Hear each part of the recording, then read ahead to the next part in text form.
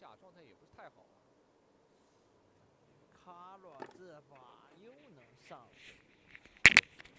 别上了吧，我觉得从鱼饲的角度别上了。是我也不想让他上，我不想让卡尔上，也不想让 MAD 上，但是他这位置确实很好。对，谁来针对一下？不行，其他队你就给他装了。All right. Hello. Hello. Hello. Anyone here? 哎呀， Anyone here in the chat? 玩到决赛圈了呀！啊，对，这个圈儿肯定要决赛圈了。这西部的这28还进不去，还不好进。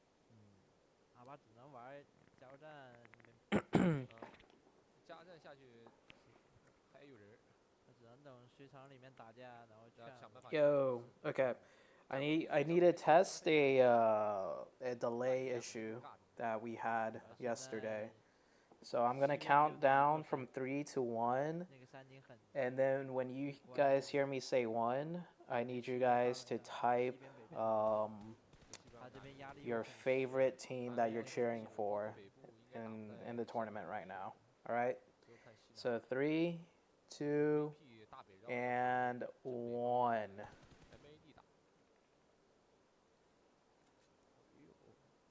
MAD 已经是率先放倒一个。 Okay. 还在抽啊 Okay. 就盯着28不放了。 Okay, let's test that one more time. 抽的也行。 This time I want you guys to type in your Nova XQF isn't okay, anyways. I need you guys to type in your favorite food. Okay, so I'm gonna count down from 3, and when I get to 1, type in your guys' favorite food. I need to test the delay on the stream. And then I'm also gonna count afterwards, so you guys could see how delayed it is for me to respond to you guys, alright? Okay, so 3, 2, 1. 1, Mississippi, 2, Mississippi, 3, Mississippi, 4, Mississippi, 5, Mississippi, 6. Okay, alright. It's not too bad. It takes like 5 to 6 seconds for you guys to hear what I say. I think yesterday it was like, yeah, yesterday was way worse, if I remember correctly. Okay, so it's a little bit better today.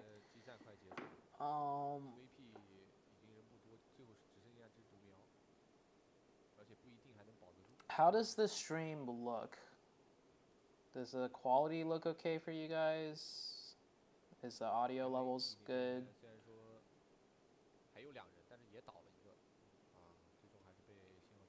Thank you guys for helping me out, by the way. I appreciate it. 祝你们好运，不留遗憾，全力以赴。相信自己，相信队友，世界赛加油！希望。No, the face cam. 红豆 PL 龙光 ，TT 加油 I went to sleep ！TT 加油！ after the stream and woke up at like 7 p.m. my time. I'm making excuses. I totally could have woke up at 7, drove somewhere and bought a cam, but I didn't. I will definitely have it for group stage, 100%. I promise to you guys I will have it by group stage. No excuses. Yeah. I'll post it on Instagram too, on my Instagram story when I get the camera. So yeah.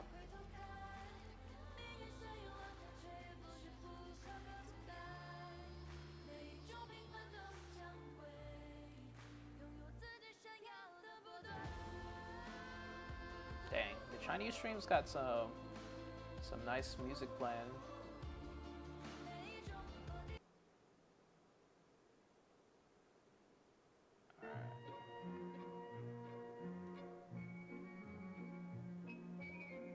You doing the PMGC and then disappearing again for a year?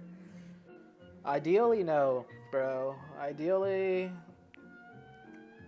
I want to be active again on like streaming. Well, not streaming specifically, but like I want to start doing content again. So I'll probably be streaming more too, though. Just because, you know, I enjoy it. But yeah. The plan is not to disappear. Because when I'm gone, when I have been gone or disappeared, I've just been trying to figure out life, to be honest with you guys. But yeah, and I think my calling is something related to social media, like doing content.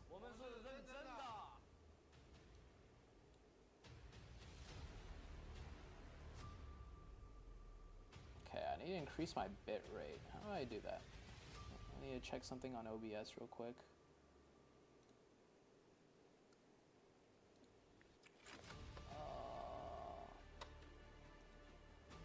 6,800.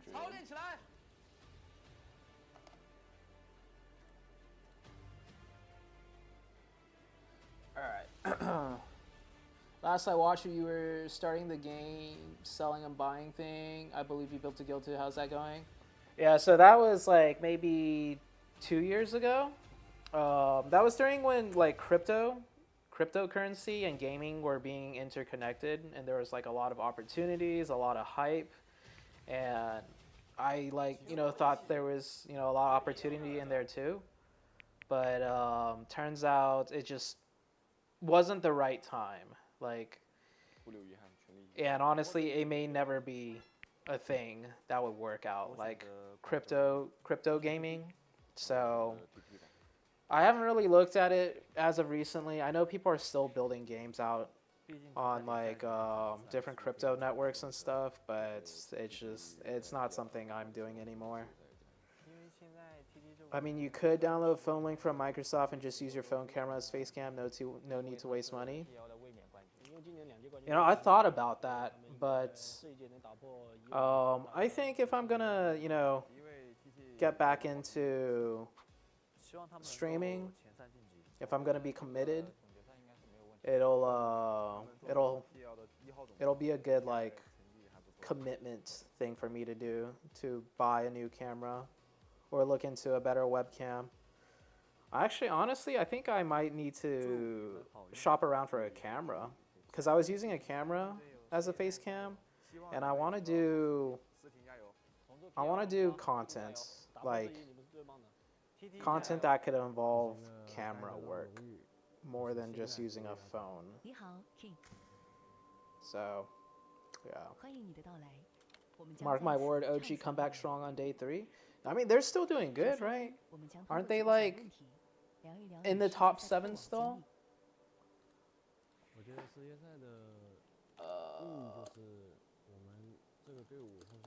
Let's take a look.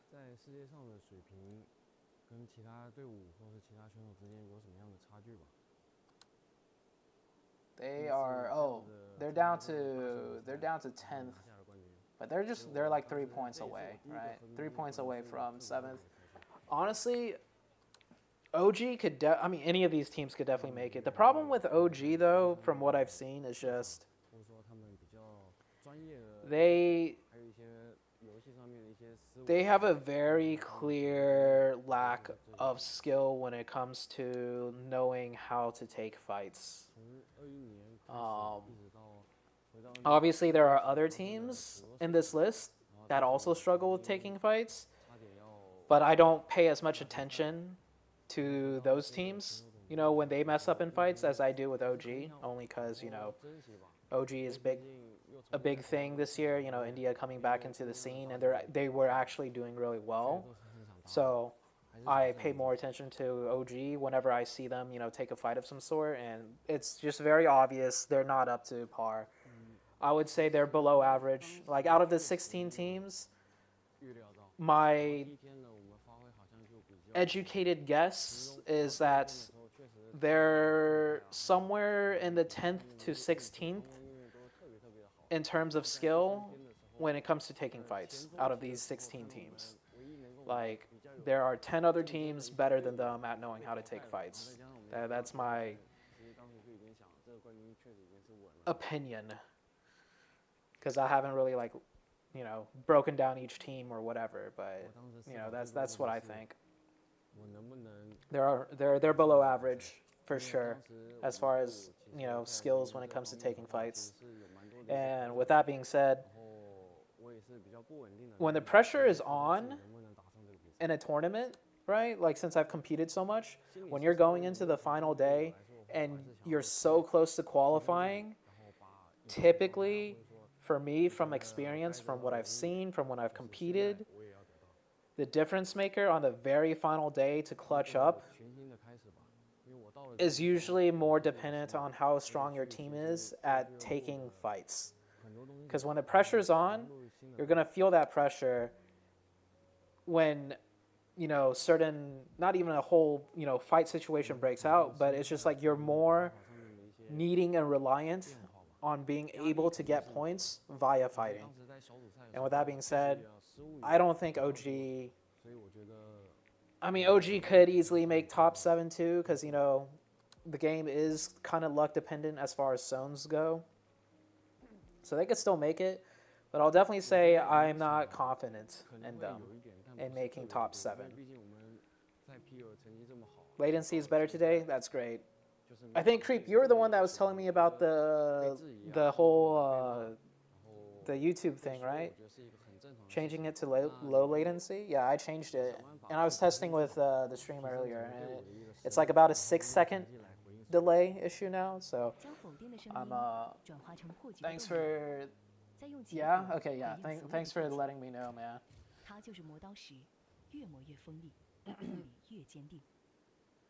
I have some natural stuffs I want to share to you. It might sound a bit cringy, but you'll see the difference. What do you mean by natural stuffs?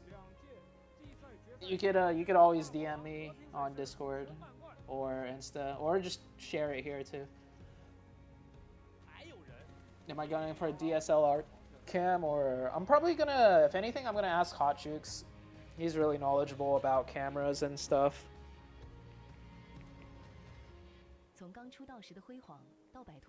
Yeah, I just want to know why you and Emma aren't together. You seem pretty happy. Yeah, sure. I'll share. Emma and I are still really good friends. She's living in LA still, but I moved back to Houston, and I'm living with my parents. But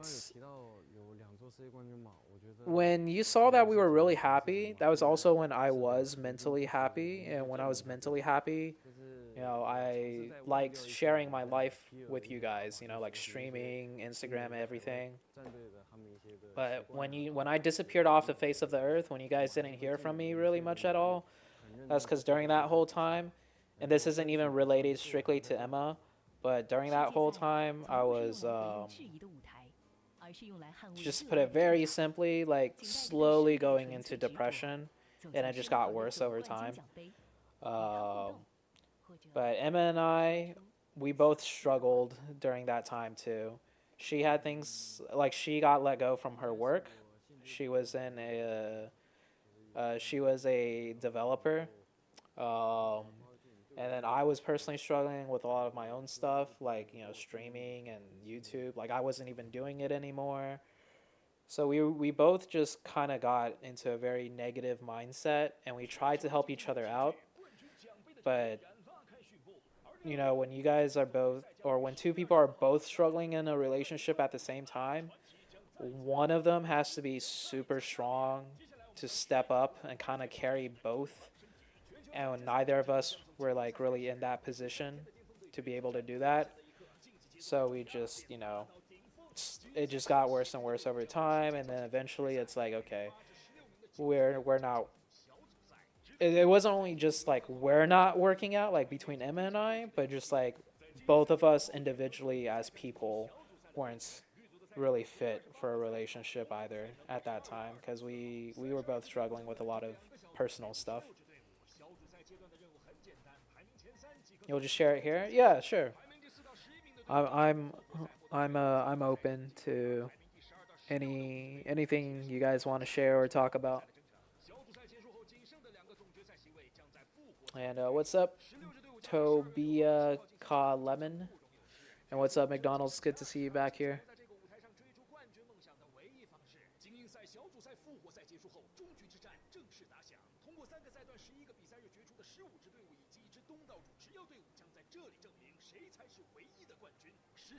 The industry standard is canon fight. Oh shit. What is, okay, so when I say I want to get a camera for content, I'm talking like like, you know, those just Instagram influencers, I guess, that just, you know, kind of do like selfie looking esque videos. It just looks like good quality.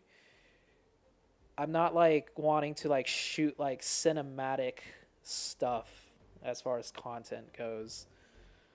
I don't know if like they're using the industry standard like you mentioned, but I'd imagine like that's for like shooting cinematic, like heavy footage for heavy, like, you know, editing and stuff. Holy, ZooTay is back. Yep. Is back. I've officially evolved to in the time off. Shit, life is like that, man. I'm going through a lot of mental and physical shit myself. Hope things get better for all of us. Yeah, dude. Amen to that. 100% agree, man.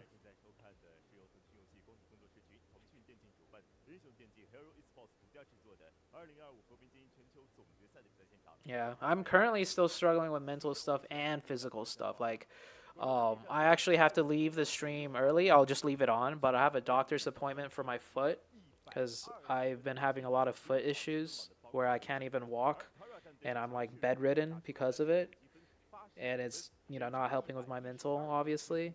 Right now I can walk, but I have to be very careful or else it'll get worse again.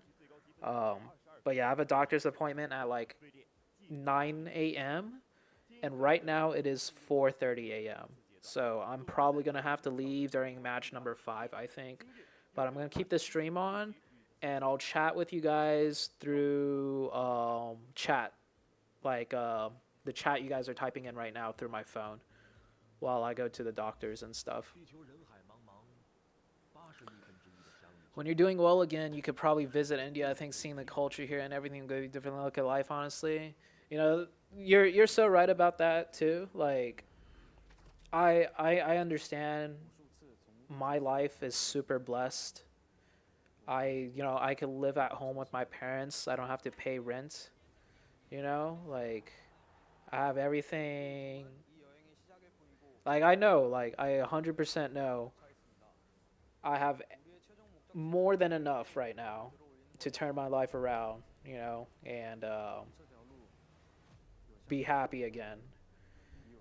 But, you know, it's easier said than done, but I do realize, you know, it's totally within my control. I just need to lock in, to put it very simply. If you practice retention along with a yoga, Mula Bandha, you'll be able to redirect the energy upwards towards your brain after a few weeks.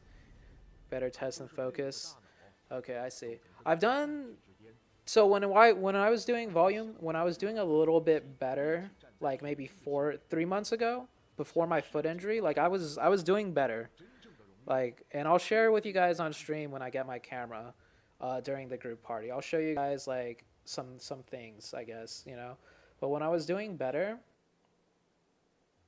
I did practice like meditation to a certain degree. Like 10 minutes out of my day, I would just, after I did my workout, like I'm not even working out anymore again because of my foot, but you know, I would do some meditation and stuff, and yeah, like I know what I need to do to get better. And honestly, starting to stream again, even though I didn't feel like I was ready to stream or, you know, put myself out there again, because, you know, I'm not really in a great mental state. I think just doing it yesterday, just launching up the stream, I think it was a really good, really big, important, small baby step for me. Because, yeah. I'm also able to talk about things with you guys. Like, I don't really have close friends. I'm a very introverted person. So, like, I don't talk to people too often, but honestly, when I stream with you guys, like, even when I was, you know, doing well, I was able to talk about, you know, a lot of personal stuff with you all, because I think you guys all are, like, you know, really mature, really understanding of stuff. What caused the injury? So my foot injury happened like 6 years ago when I was breakdancing. It was like a breakdancing related injury with my foot. And it's one of those injuries where it's very prone to getting re-injured again. The really shitty thing about my foot injury, though, is that I've re-injured it again, like maybe 3 times now, since 6 years ago. And each time I injure it, I'm not able to walk for like a month to 2 months. Like it'd get better, and maybe 2 weeks in, I could walk a little bit again, but then it just get worse. And the injury itself, what causes the injury, since the breakdancing one, is just walking. If I walk around a little bit too much in a day, or like I just put pressure on my foot, throughout the day a little bit too weird or whatever, the injury flares up, and like it lasts like months. Like my current foot injury that I'm dealing with, it started 2 months ago. My current foot injury, it started 2 months ago, and it got better, it got worse, it got better, it got worse. And just like last week, it got worse to the point where I couldn't walk again. And now I can walk on it, but I have to walk with a really weird like limp kind of. And I'm try to limit walking as much as possible, obviously. And yeah, Rose is here. Hey Rose, good to see you in here. Okay. Since the chats, I'm gonna read the chat like one by one, like down from the top. So Creep said, yeah, I thought so. You could just get an Insta360, so it's a pretty expensive camera. Streams 3 normal vid face cam, very verse. Okay, I'll keep that. I'll check that one out. Insta360. Thanks for all the suggestions, Creep. Volume says, but you'll need to redirect this energy towards your work. It's a bit hard, but you can. Yeah. Hey Rose. Yeah. No, I'm not leaving. I don't know what I was talking about when you popped in, but I'm not leaving unless if you're talking to someone else in the chat.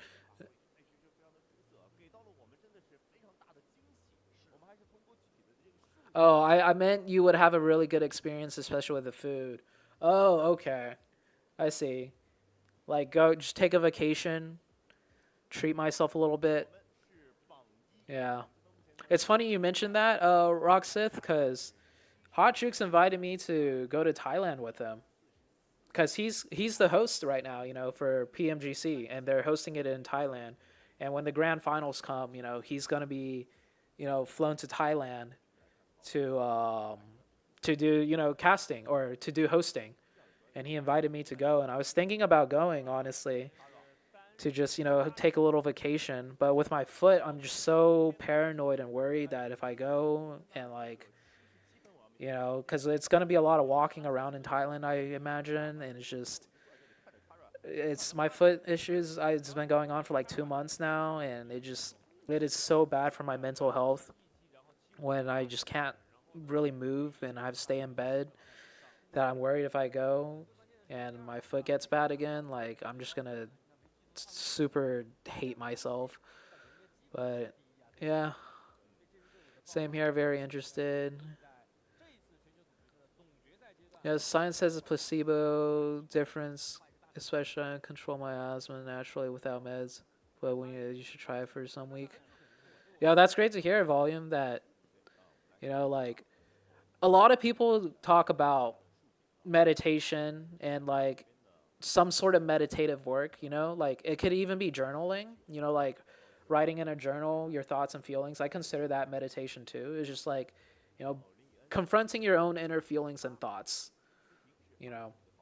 That's what I consider meditation. And yeah, like you hear it everywhere. Meditation is really good for you, but I feel like very few people actually utilize it. So it's great to hear that you tried it and you found it, some benefit from it to a degree, because it's not easy.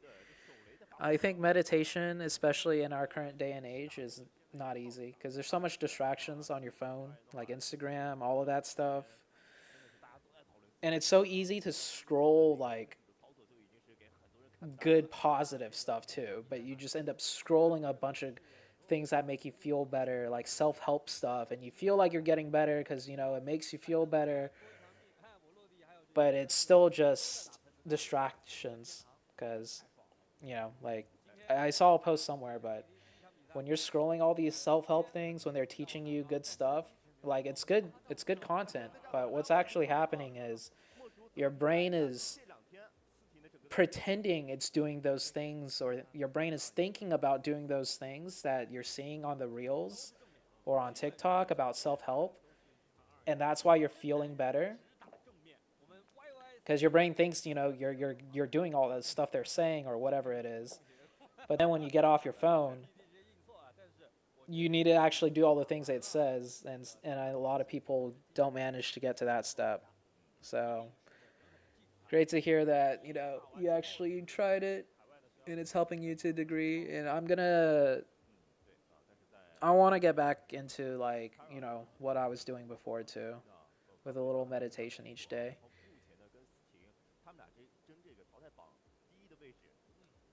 Yeah, Lost Phoenix, I completely agree with you, man.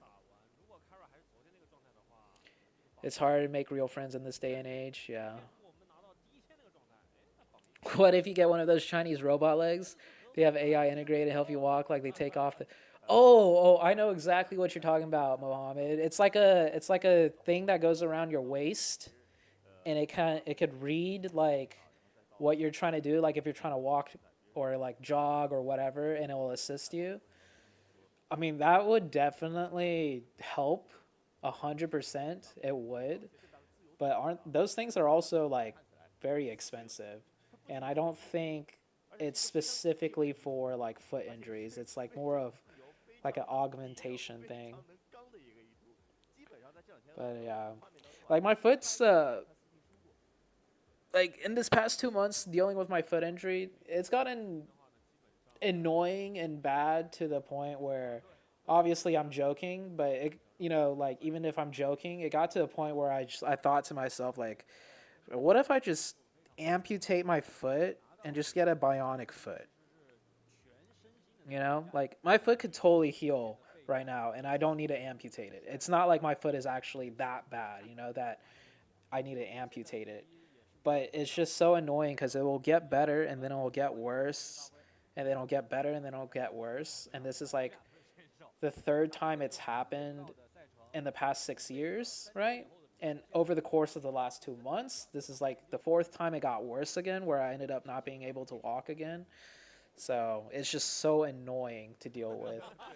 And when you have a very annoying physical problem with your body where it gets better and gets worse, it gets better, it gets worse, it's also very mentally depressing to deal with.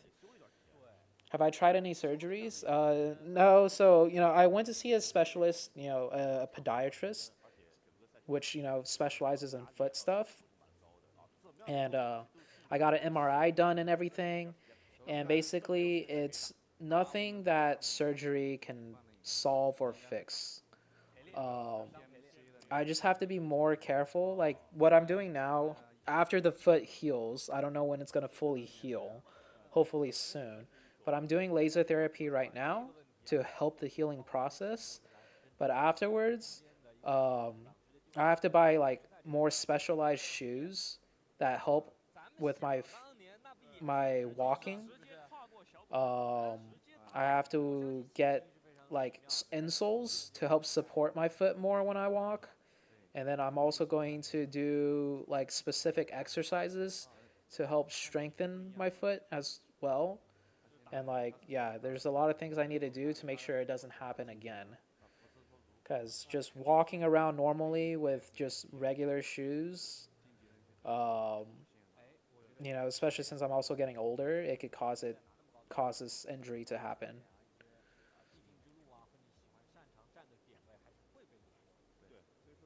Yeah, what's up, Jerry?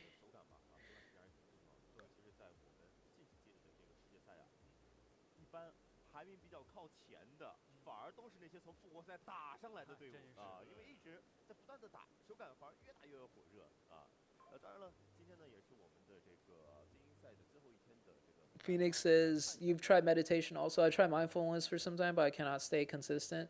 Yeah, staying consistent is hard too, with things like meditation or journaling or even working out. I mean, consistency is the most difficult thing in life in general. They have exoskeletons for elderly. It's on a website link. Those are the ones Chinese hike tourism was talking about. Oh, yeah. I need to activate Nightbot again. I need to figure that out.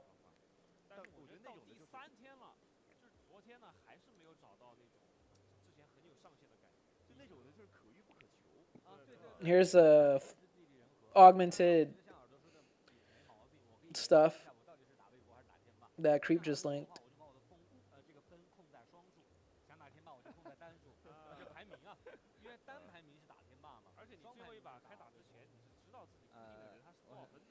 Yeah, if I were to go on a hike, like uphill and stuff, I would definitely need one of these.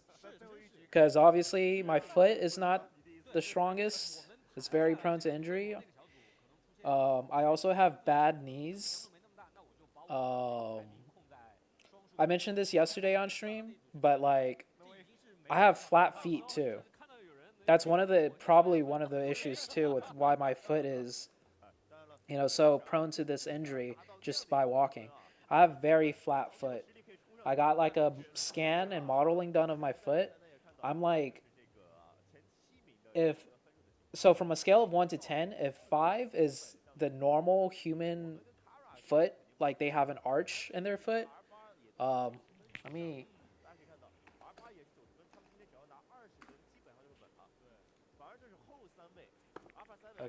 I'm showing feet on stream, but like this would be like a 1. There is like no arch. You're supposed to have like here's a good diagram. Yeah, here's a good diagram. So normal people. So let's say if this is a 5, right? Normal arch in their foot, and this is a 1. I got a model of my foot done and stuff, and I'm at from I guess, okay, if this is a 5 and this is a 1, right? From a scale of 1 to 5, I'm like at a 1.5. So I have flat feet. And if you don't know what flat feet is, it's just let's see.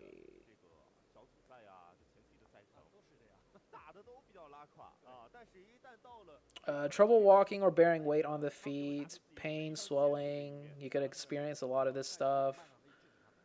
Yeah. Anyways, so I have flat feet, so I need to get special shoes for my foot and everything else, and blah blah blah. And I also have an issue with my ankle, and my ankle on the outside. There's a tendon in your guys' foot. Maybe one of you guys might have this. Probably not, but I forgot what it is. Tendon on outside ankle keeps popping out. What is it called? Yeah, I think this is what it's called. Perennial tendon subluxation.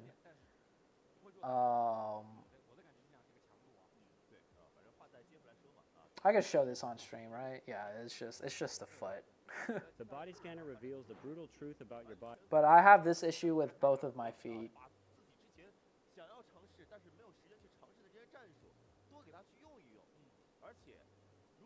Or the tendon, yeah, there's a tendon. It's supposed to sit under this bone right here.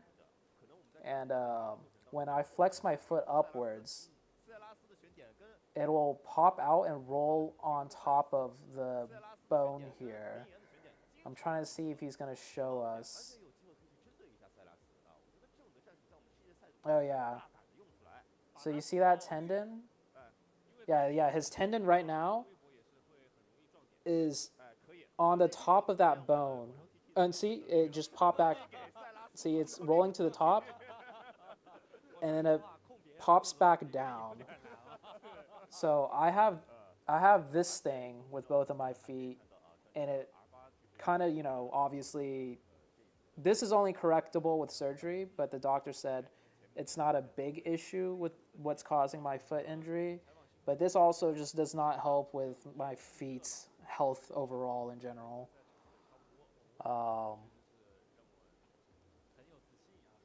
Yeah.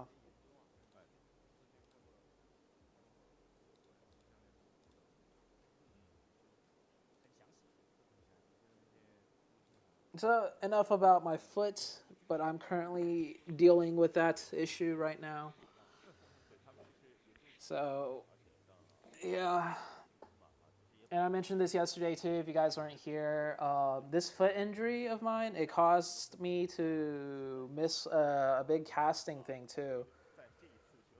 Like, the very next day, I was supposed to fly to some country to do casting for PUBG Mobile. I forgot what event it was. But literally the day before, I was doing a lot of walking around. And my foot got bad to the point where I couldn't walk again for like 2 to 3 months. Like, I was still living with Emma, and I was still together with Emma at the time. And Emma's in the chat. I think she has better memory than I do. My memory sucks ass. I can't recall stuff for the life of me, but Dubai no, it wasn't that big. I mean, it might have, honestly, dude, it might have been. I was getting flown out to do something. The Saudi Arabia one was when I lost my passport. The one in Riyadh was when I lost my passport. Anyways, but yeah, this foot issue, like, this was like maybe 2 years back or something like that. Yeah, my foot got bad to the point where I couldn't walk for like 2 months afterwards, and I also missed out on a big casting gig because of that. So yeah, and now my foot's injured again, so it's just like, it's a very chronic issue, and it's because of all those stuff I just showed you guys. Like, I have flat foot, my tendon pops out of my feet, and how do you lose your passport? Because I'm an idiot. So yeah, I lost my passport. So I had my passport flying out of the US. There was a layover in some European country before I get my connecting flight to into Riyadh. And during that connecting flight part of the thing, I lost my passport.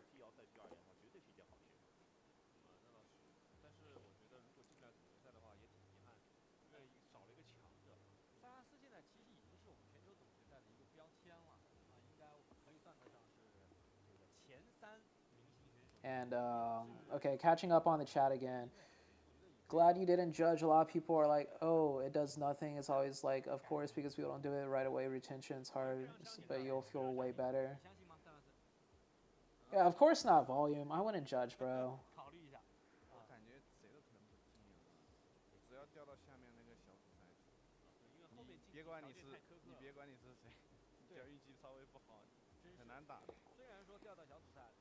The only thing I'm bad with, like, streaming-wise, like reading your guys' comments, and if you guys share something or want to talk about something, is that I read something, and I tend to yap a lot, and like right now, there's not a lot of you guys here, right?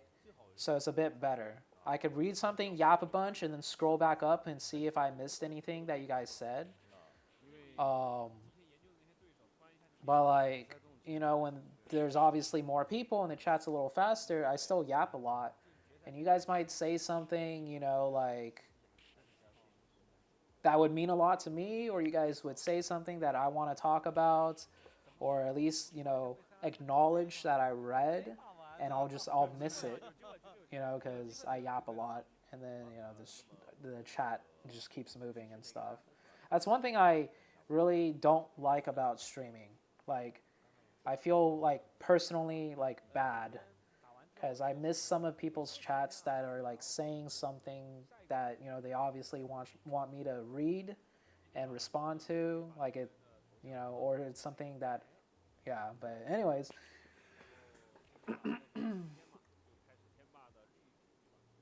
Happens. First time I came to the U.S., I left my passport and everything during the first security check. Security was kind enough to return it. Oh, that's good.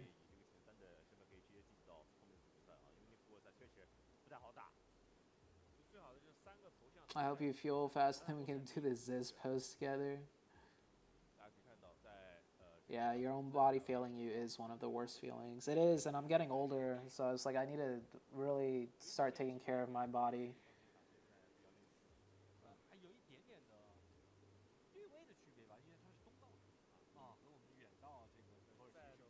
Emma's just memeing me now. Where am I from? I was born in the U.S. Both my parents are Chinese. One time you went to the airport to fly home. Yeah. Yeah, I'm the most, like, dumb, careless person. Like, I lose things all the time. Like, I lost my passport. And then, I was booking a flight. And, honestly, let me show you guys something. I think I could, before the match starts, right? I booked the flight in the wrong month.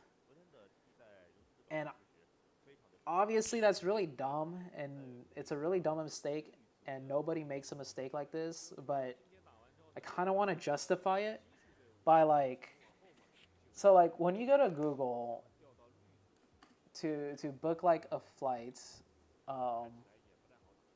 let's say I'm trying to book a flight for next month, or, okay, so Juke's invited me to go to Thailand, right? If I were to go, I would fly on December 10th, something like that, right? So, trying to recreate how I ended up booking my flight on the wrong month. How did that happen?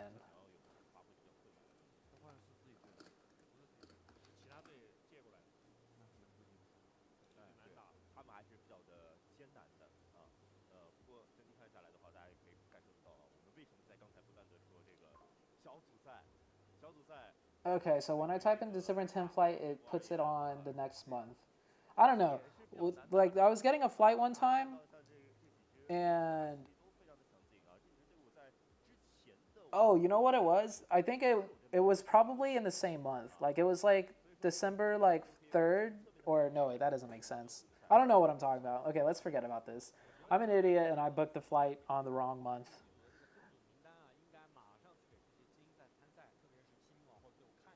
Yeah. I live in Houston, guys. If you could somehow find out where I live just from Houston, then great. Journaling and keeping reminders / to-do list might help you. Yeah, when I was doing well, like maybe like 3 months ago before my foot injury kind of screwed everything up, I was journaling. And I was keeping track of, like, what I was doing each day. Like, I'll show you guys on stream, like, when I get my camera. But yeah, group stage starts this weekend. I'll be streaming them too. Maybe not all of the days, because it is a lot, and it is 5 a.m. right now. I don't know if it's good for me to keep this kind of sleep schedule up. But, yeah, like, I'll show you guys. I had a calendar that I was, like, keeping track of how I was doing each day and everything. Your sister lives in Beaumont? Like, that sounds really familiar. As in, like, that's a place that's close to me. Like, your sister is in the U.S.?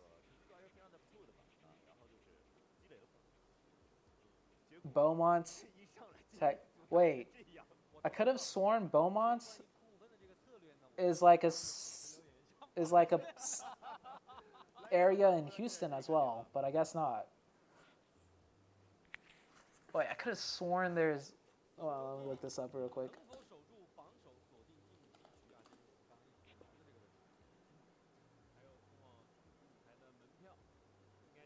Oh, okay. Oh, okay. It is in Texas. It's a bit far from Houston, though. I thought it was like I thought it was like an area in Houston too, but okay. What's up, Swords or Swish? Sorry, I read your name wrong. Sleep early, get up early, and stream every day. Just get back on the grind, right?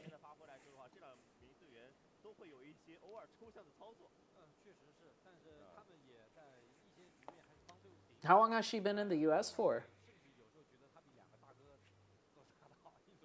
And I hope your sister's, you know, enjoying life in the U.S.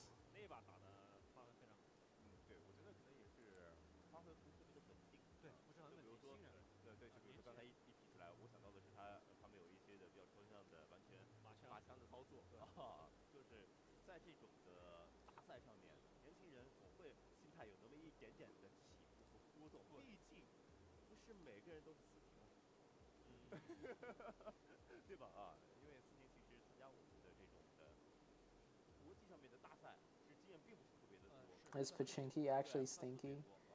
Okay, let's put this on in the background. And they've never been able to do really great in terms of eliminations because short, I think day one they got what, a second place with 3 elims. But Rondo, Hot Jukes, it's all about the eliminations. How's life? Anything new? And they have 76 points. Nothing new worth sharing. Right now, I'm just trying to figure out life again.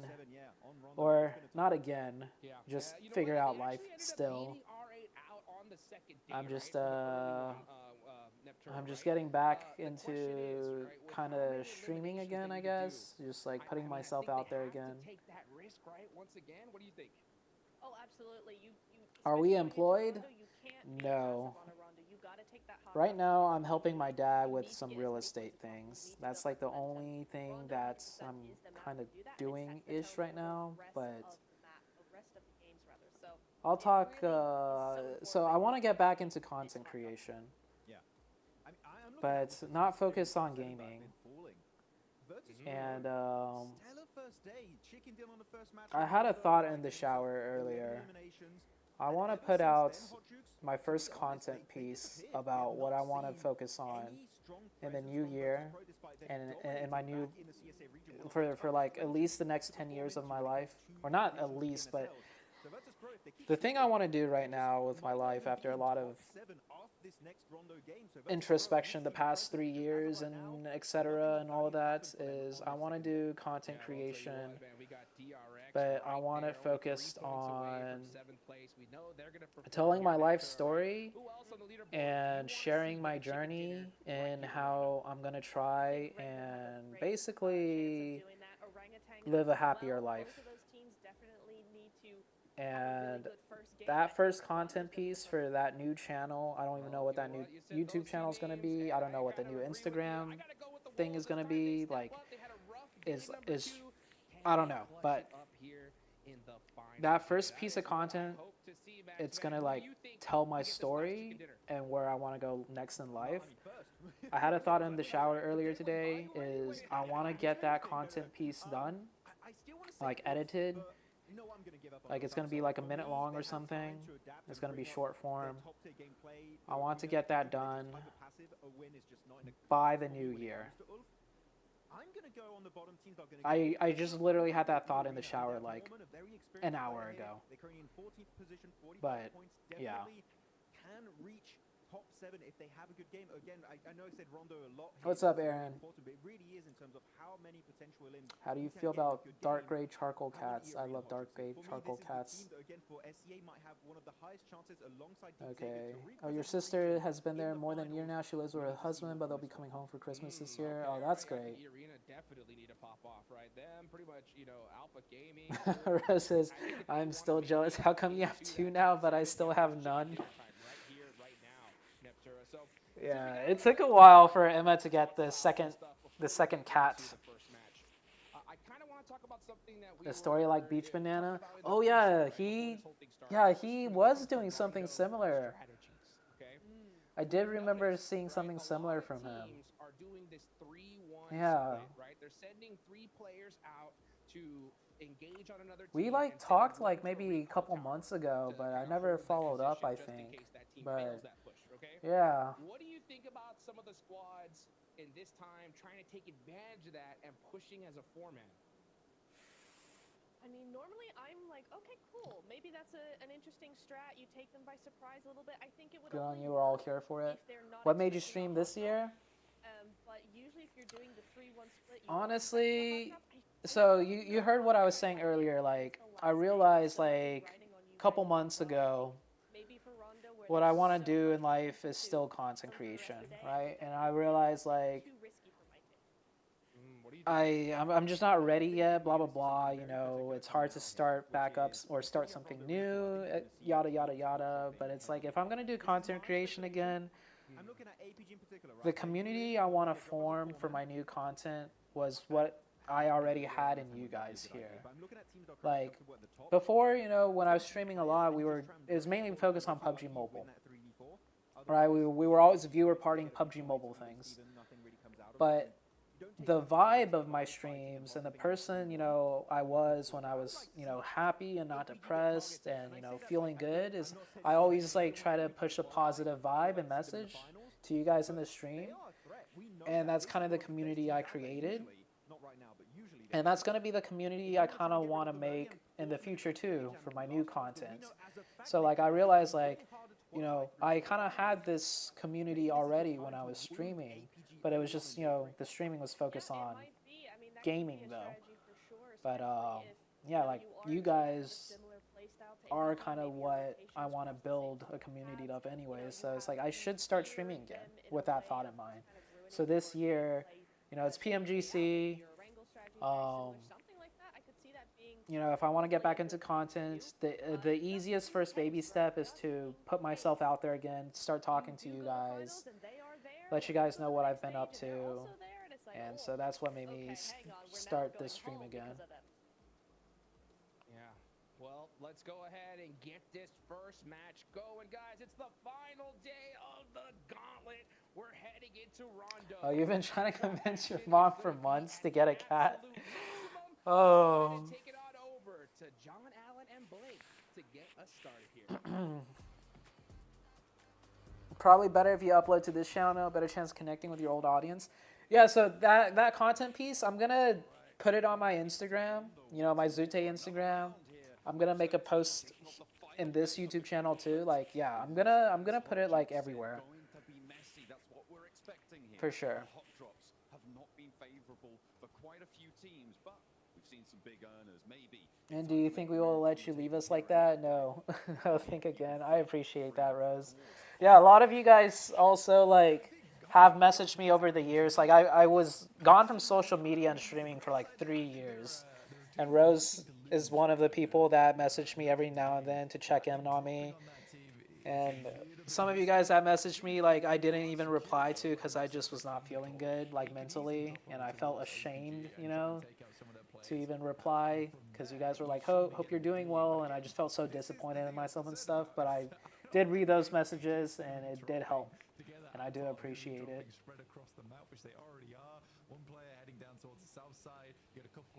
Okay, we're getting into match number 1. Finally. It didn't quite work out for them there because the circle didn't head up this way, but it does give them a ton of pressure on this side of the map. But already things are cracking on here in day 3 as we get our first knock of the tournament. Okay, yo, do you guys think Wolves is going to make top 7? As well, we've got looks like 3 or 4 teams maybe trying to find some points. I'm looking at the off angles as well coming on. Will NA make it into the grand finals of an international tournament? Really very far away. I think it's been like years since NA has made it to the grand finals. That's unfortunate on the elimination feed there. Like 4 or 5 plus years, I think. I don't know the stats, but someone could find it. Face cam? My camera's broken. I'll get a replacement camera by group stage. Glad to see ZooTay back. Miss the Jukes and ZooTay casting duo. Yeah, those are fun times. APG clutch? I mean, APG, bro, I don't think APG's making it. Oh, Hixor takes some shots, takes some damage, but he pulls up. He's got that nade, so it's worth. Ooh.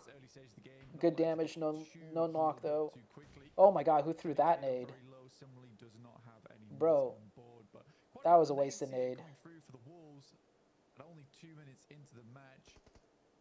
E-Arena, I think that there was a lot of talk about how this team is incredibly strong, very frightening team to go up against over in SCA, but here in the Gauntlet, they just Oh. really have not been displaying. We're making the push. Good shots, good damage, good suppressive fire. Ooh, he got caught on the cross. They do get the trade. Down on the cross, playing off his teammate. Tony K goes down low on the All right, far side. nice. Good points for Wolves. Good points for Wolves. Another spray forces him out wide, and now Rectum Kaya are going to have that third party angle. Did someone say ABGs? Oh my gosh. There with the M249.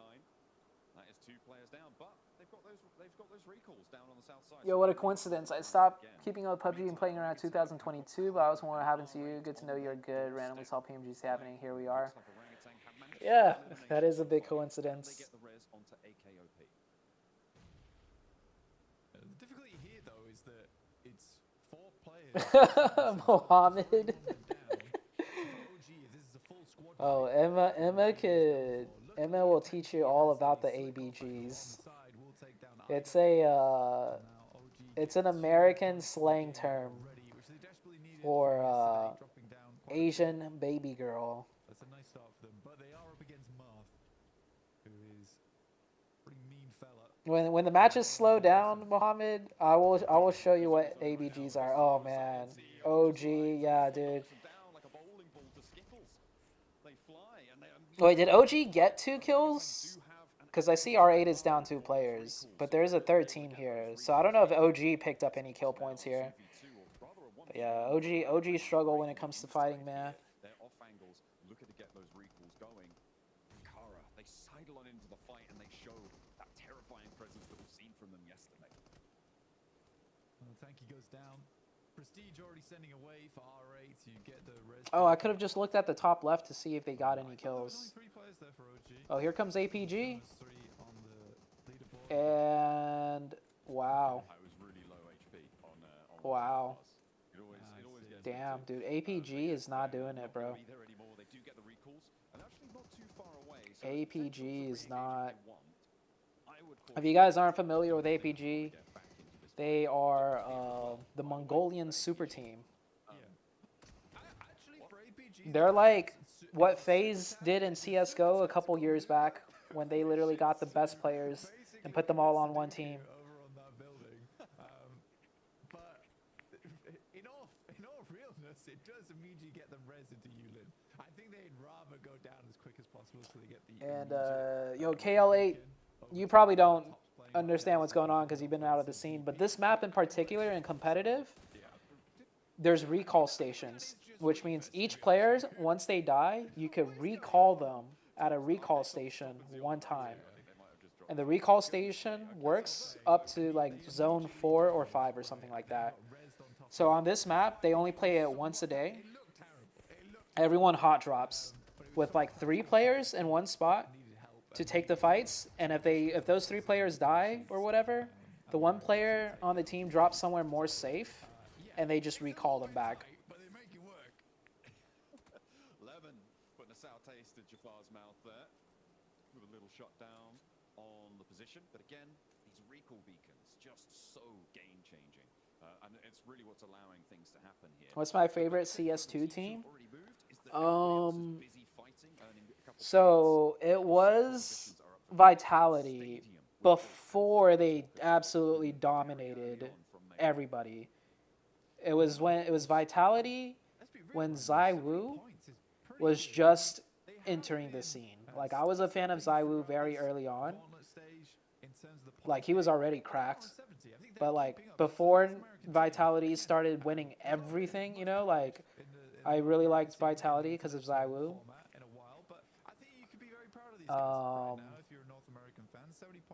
Yeah, and I'm still a fan of them now, but you know, when they literally won like I don't know how many tournaments in a row, they won like an insane amount of tournaments in a row, like never been done before.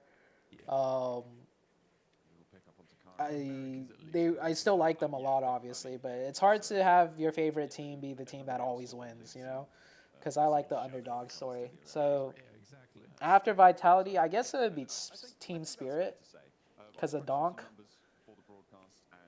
Yeah. And I don't keep up with CS2 as much anymore right now. On this same map rotation, which includes Rondo, crucially. And in general, 7th place averaged out to just over 113. I guess if I had to pick a team right now, it'd still be Spirit or Team Falcons. Just because Team Falcons are finally starting to do something this year. Even though they've spent so much fucking money on their players and they've done absolutely nothing with all that money spent for the longest time. Going to be pretty tricky actually today to make that up from a 70, so maybe we'll see that go a little bit lower. Taking no sighting, so the big hitter on the team down for Thunder Talk. Kara gets a recall. Oh, what's this zone? What is this? Does anyone in the chat know? OG consistently rotating A little like away small circle of static. Is that like a red zone on this map or something? take shots, but they keep heading west. More concerned with getting in the circle here at this point in time. Circle moves it towards the northwest side. So this is the EMP first time we've zone? really What seen is this that? portion of the map, in quite a while here for Rondo. I've seen EMP grenades on PUBG PC. But what's an EMP zone? Still coming through thick and fast. Only one player down. Scopes and vehicles don't work in that zone. Just get eliminated. Oh, interesting. That's weird. Back up, 'cause it's all the way away. Not in this fight at all. It's all up to AJ and Xi'an if they want to try. Is it random? Like it randomly pops up, kind of like how a red zone works? AJ with another pop at it. Scarface relocates to the left corner here. FaZe is the reason since Rob's left, not good at all. Yeah, I liked FaZe too at some point. Look at what he could do to Thunder Talk. Okay, I see. AJ knows about it, and then Oh man. Oh no, they took way too long in this 2v1. was worried about. 4 Alpha 7 to come on through. Tries to steal the point away for Scarface, but he's putting himself in the firing line of Alpha 7 as well as they sidle on in yet again. Oh, To make their the presence Molly. on this fight. Scarface Molotov on the door. Oh, damn. Okay. But no, the burn was good. And it's into the sightlines. Well played. Yeah, very, very. Wait, is that TT like dead? Oh no, they're not dead. He got recalled. Okay. In terms of the run out, so good understanding of the map as well. And now he gets to look over towards Regman Kai is currently playing alongside with Ulf on this scenic view, mountainside. Mad Bull's playing this game really quite slowly though on the northeast, still waiting to make their move. And Kara continues to harass over towards OG. It's not really working out for either team on this one. I think OG just wants to disengage from this, but Kara is really not giving up at all. It's only 2 of their players. I think both the players. Damn, that guy didn't take a lick of damage. I don't know why Kara as a 2-man is chasing down the 4-man squad from OG. It's very interesting. And they've got the recalls coming through, so see if they can keep this one going down. We'll have to wait and see how that pans out. Oh, geez, what happened here? Damn, Kara is. Uh-oh, CEO. I mean, he did them dirty earlier. It looks like they want to do it again. Dude, here. Kara popped off Situation yesterday, why and they their were chasing momentum them is so down. strong. They smell blood in the water. Those flushes come through thick and fast. CEO. Do I like this shotgun meta? Still, the recall beacons are here though, Blank. And it's still Um, for Orangutan to get their team back up. But it's a bit of a mission now. The recall beacon's much less accessible as the zones start to shrink. Nah, not as much. To a blue zone recall. I think that's what WizGod's going for now. I like the UMP meta From Kara. when like the UMP was the best close range weapon, It was just 2 players. like M4 UMP. Moving away from them. Again, I think for Kara, fair enough. Oh, that Ulf player was in a 1v3 with TT? Dang, I wasn't paying enough attention. I just saw it was like the 1v2 the whole time. Bit odd, in my opinion. I like in close range when the UMP was the gun that people use, because I feel like the UMP, like, you had to be able to trace your target, you know, rather than just spamming the shotgun, pre-firing, and it's like just one pump, and if you hit them, they're dead, right? Like, I feel like it's too, yeah. A little bit closer to that north side of Jiaotin that you were talking about. Orangutan being currently the only occupant. I feel like I'd be happy with shotgun meta if the shotgun firing rate was like the pump shotgun only, you know? But when you have things like the DBS and like the S12K, I feel like it's just It's too. on that road. It's too stupid. Difficult to maneuver, but they're safe for the time being. 7 on the northwest edge. I actually quite like this spot from them. They get to control a lot of area down towards the south side. A lot of open ground, a lot of good sidelines for them.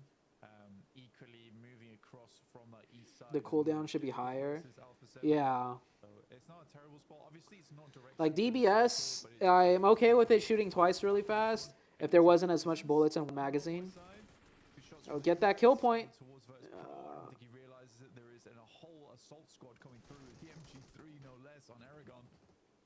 I do like how they changed the cars though. You can switch seats and shoot out of it while it moves a little bit more. That's cool. As they trek on into the west side of the blue zone, although they have had their fair share of I'll put it this way: as far as meta goes, I like the way PUBG PC has it. a little bit further Like, from available. increase the recoil on all the ARs, Run him down, and they're not decrease the damage over range on all the ARs. gonna leave them on one. I know this is a mobile game, so you can make the recoil, like, obviously not as high as the PC version, right? Because it's a mobile game. Like, you want to make it more casual, player friendly. You don't have the recoil that high. Like, maybe have, like, He's good to go. yeah, just increase the recoil on all the ARs. Decrease the damage over range on all the ARs. That way, the mini Finish on one player. Now, or long range weapons Prestige immediately are more valuable. half is down, so this is a bit of a test for the So rest what of a the players fight. here as the blue continues to envelop. All right, let's see what. Okay, Wolves are in a good spot. APG, Ulf. They will go down. Where's TT at? TT all the way in the blue zone. Okay. Pro no longer playing. APG in the meantime up against Red. Oh, I know what TT is gonna do. I saw this zone on day one. Or is this the same zone? Maybe not.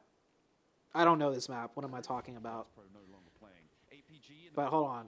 down after Just in case, they're going to swing in this way and play this side and then go up through here. this full squad. See That was a different map. That was a different area on the map the other day, though. APG. Okay, what I missed? APG in the meantime up against. You can see a lot of. Two of them immediately go down. A rescue mission necessary now. Holy fuck, how does Ziol make it across there? Bro, Silas. Healing can be done, and Wild and Loxy are not long. Open up as y'all. Then the best way to describe it is is most of the time. But I think combinations they can push this further Alright. in the position they're in. But I think at this point in time, you're probably more concerned with. And I think that at 7. Okay, we're caught up. Sort of slow the game down a little bit, get maybe 3 or 6 more limbs on the game, and that's great. You know, that's going to put you in a position for the rest of the PC don't got Bugattis and Teslas, though. the end of yesterday, the APG needed a massive game on Rondo for me to even consider Later, everyone complaining about DMR is no skill. This year, India and Japan versus Korea at BMI will fun. Hoping WatchParty next year. Yeah, I didn't watch that. No, they won't. Zone damage is too much. They need to play to get the nearest edge. Okay. With again a solid performance, but Oh yeah, they changed the zone damage. Blue zone does way more damage now. Earlier on, I forgot about that. it's very likely that they're going to be okay here on the bubble. It's pretty unthinkable that they would drop down. Okay, that's good to know. Fast enough, or rather the other teams around them. Hang on a minute. Tune back in with this fight. APG and Orangutan on multiple fronts here. Doc having a crack at it. Oh dear, that's not gone well for Orangutan. Both of their 1v1s do fall by the wayside. Now Kara, they're still ever present in these engagements. Damn, Doc. Those are ones that The bob and weave, landing the spray. in and out.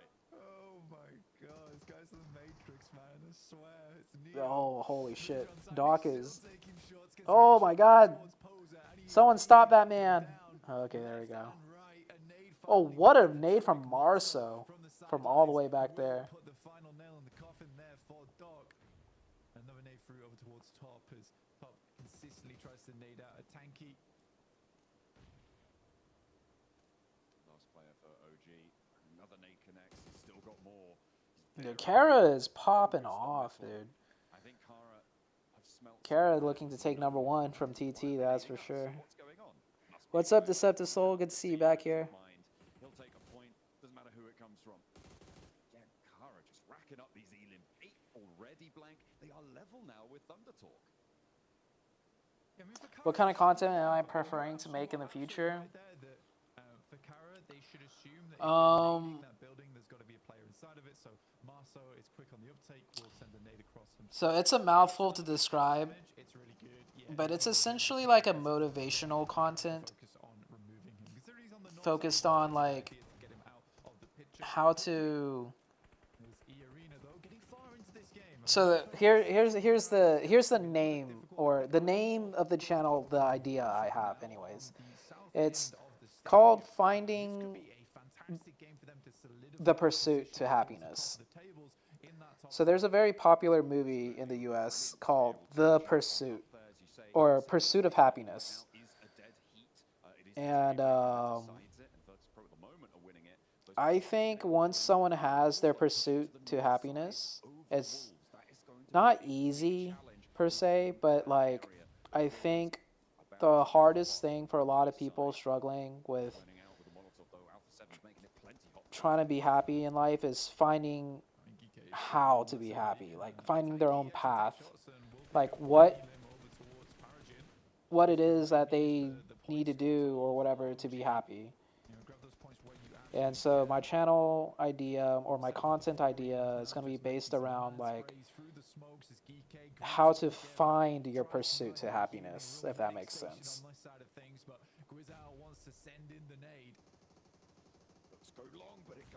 Your geek is so dead. Now just the one player for Alpha 7 to roll down, and he goes straight through the smoke. Blind as a bat, but on with the senses. Hearing with echolocation on that one, able to run them through. Alpha 7 pick up a squad wipe. Another team goes down. Tanky just diverts. Damn, OG is getting battered. Kara spotted that run out. Yes, they did. Yeah, I think they. Well, it's Ulf actually who sees it. That will be OG going down here in 9th. Quite a few teams underneath them as well, looking to chase. You got Ulf, GS, E-Arena, Regnum Kai, but they're only on 2 players. They had a fairly strong position, but Ulf was able to pretty much dismount them off that earlier on. That and the fact that APG took down 2 of their players. How do you guys feel about this map, by the way, as like a competitive map? I think that APG is one of the teams that It looks pretty fun and pretty competitive, but I've seen people's opinion in the map that it's like really random and very like RNG focused.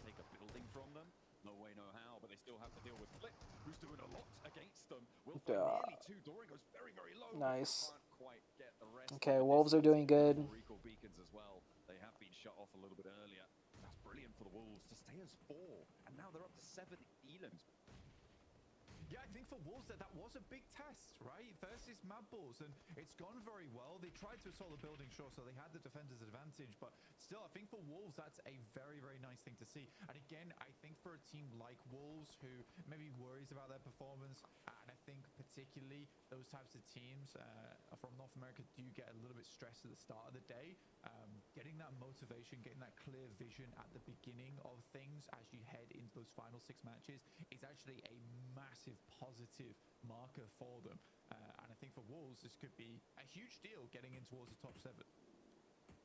Absolutely.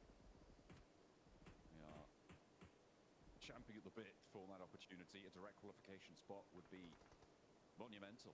This is going to be a big game for Wolves and A7 here. North American team that exists, and they are doing the best. Obviously Kara too, but I mean they don't need it. I feel like Kara is pretty safe in the top 7 position. If Kara takes this top position, bro, dude, Shotgun's so stupid. How are you allowed to miss that many shots in a row, point blank, and still get a knock?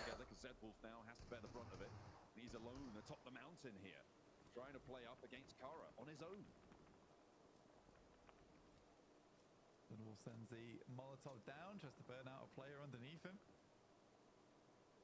Right now, things are getting hairy. I think that, Ulf, high ground, these 2 things go hand in hand at lower time. Yeah, Kara's doing really well. Taking 2 team fights at the same time. They have that position set up really well. They can make this work as well. It does feel like a lot of specific things things have to line up. Damn, dude, Kara In the is... meantime, we have these nades barreling towards Kara, creating small craters in the ground as GS attempt to assault this position. They're desperate to get out of the blue here, John. Zed Wolf solo hold against Kara. He's got that immediate smoke pot, got the shotgun around the corner, but can't quite land it. Steps a little bit funny on the rock, twists an ankle, can't connect. Second chance, maybe. Damn. Now there's two of them, and there's the backlines to deal with as Holy well. fuck, this Busy team there as popped Kara off yesterday, and solo they're up the just hill and look to try and popping challenge off the today. away. In first place now with 123 points. You thought Kara were done yesterday? It's not the case. 11 elims on this game, 123 points. Thundertalk need to reclaim their position at the top of the tables here, John.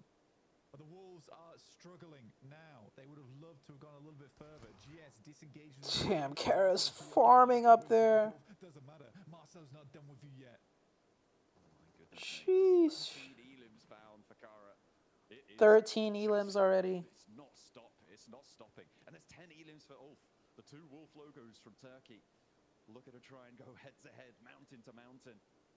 Who will be the king of the hill at the end of it, though? Ulf far more central. Alpha 7 with a decent run up, but they're playing as 3, and it's open ground towards Ulf. It's honestly, I think that the biggest threat here is Alpha 7, and the fact that they can backstab on this one, because I think Ulf's going to be very preoccupied with Kara. But this is where I want to see the follow-through. I need to see the follow-through come through from Ulf here. I really do like this team. I think in the past I was very disappointed with them because This guy's dead. Scarface is an awesome player, one of the best long-range. Yep, go out to the blue zone. Game. Aaron's such a cool up-and-comer, very, very skilled. Ketch was MVP multiple times in the past, and you got Solus, who's just been around for donkey's years at this point, all the way back on Digital Athletics. So I think for Ulf, I want to see some follow-through here, because I think they found some renewed invigoration over towards PMSL EU. Let's see that continue here. That's what we're looking for. Is he gonna make it into the next zone alive and stay alive? Low behind the bumper of that I'm vehicle. surprised he's still here. Yeah, it's pretty crazy, but I don't imagine he's getting too much further. I wonder if people know about his position, though. That's what I'm worried about. The teams not thinking about a solo on this angle. Yeah, I mean, there's been a lot of hiding from Thundertalk over the past day, I would say. Can A7 make this breach? There was a sudden change in performance on the Erangel versus OG, where they started just roaming around. The OG were able to take them out. So I'm not Huh? sure. What's Ulf doing? Why are they backing up so much? They kind of felt like they'd done enough, and then. Oh, they're trying to avoid the nades from the smoke. Okay, I see. Goose is able to find sighting on that angle, though, and we'll take him down. I feel like that kind of was too easy for A7 to get this close. But let's see what happens now. Very difficult hold for Ulf right now. A battle on two fronts. 7 have made the crash actually up towards this hilltop. A difficult Like, I haven't been in comp in a while, but through. that looked like the wrong play. Like, I understand they're using the smokes to get closer, and then they could easily nade the guy on the top ridge. But I don't feel like that was played correctly. Just backing up and letting A7 get up close like that easily? Already up, but Obscure is playing anchor. Scarface wants to stop him from doing just that. There he goes with the blue zone at his back. Needs to win that spray trade. Forces Scarface off the angle. And can't go down to the blue here. Alpha 7 can't afford to lose it. Okay, looks like they're gonna hold him still. Alright, maybe that was the right play. I don't know. Looking for something, but no, one of them pulls. The next shot coming through, and the shotgun starts to rain hell from above. Xi'an not done just yet. He drops for a second, but Damn, Ulf with 13 kills now. Ulf versus Kara. EMEA versus EMEA, right? It's a quick finish as well. I mean, they needed that over towards Alpha 7. Yes, they lose one. What's player, up, set the Emma? scores nicely. Ketch has been waiting for this push for This the mount longest is like a time. ripoff of the Erangel one. Oh yeah, the giant Mount Everest. It's funny you compare it to like a ripoff. Amount of space to play with on this eastern Oh, side. Wolves need this win for sure. This position on the hillside is very, very strong and will remain strong for the next minute or so.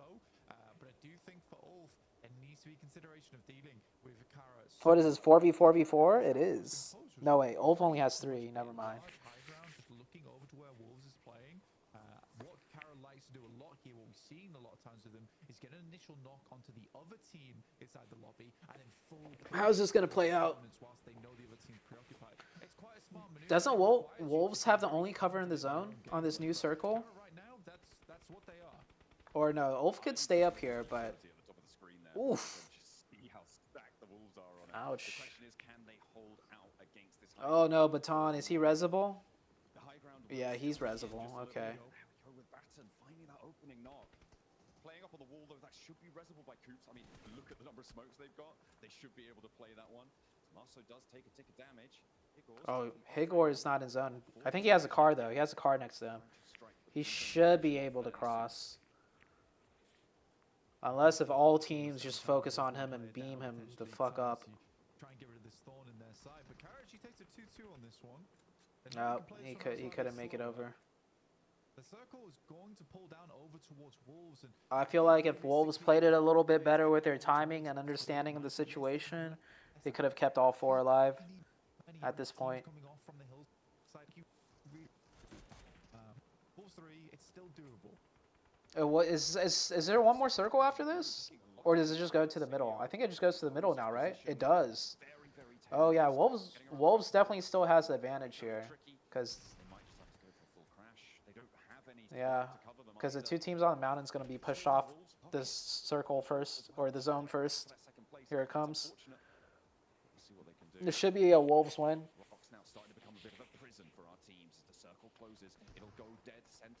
Yep, there we go, 2 knocks. Right in front of the wall doorstep. That's what you're looking for. The spray down, Coops and Doran open up the cannons. And there is the backup as well. CEO flushed away. And now it's 2 players for Kara. Looking for Solus, looking for Aaron. Looking to try and stop them from getting anything more done. But no, Kara denied. As it is going to be just 1 player. He hits the deck. Marso under pressure. All right. Oh, don't peek too early, bro. You got the zone. Just wait until they're running down the mountain.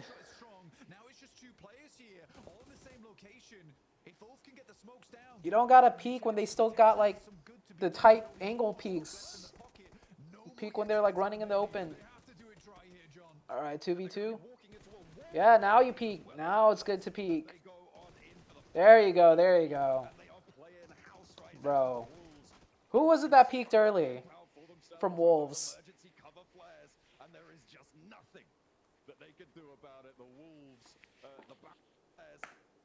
Who was that? It was Doran. Isn't Doran the IGL? Wait. No, it's Higzord or Doran's the IGL. I forgot who was who, but yeah, bro, like this was such a bad peek by Doran.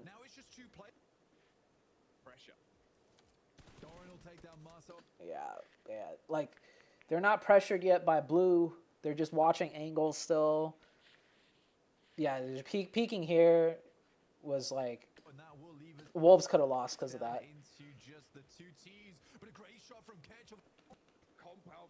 Huge game for Wolves though. Let's go NA. Doran's IGL. Okay.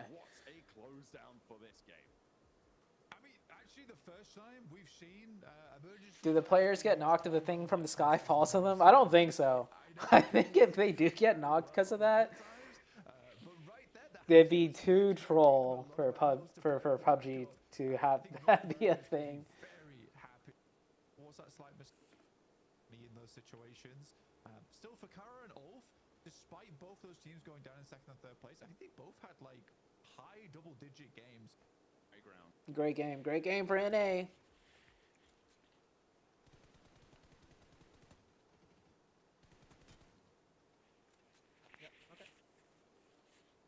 Emergency cover flares finally being used as they should.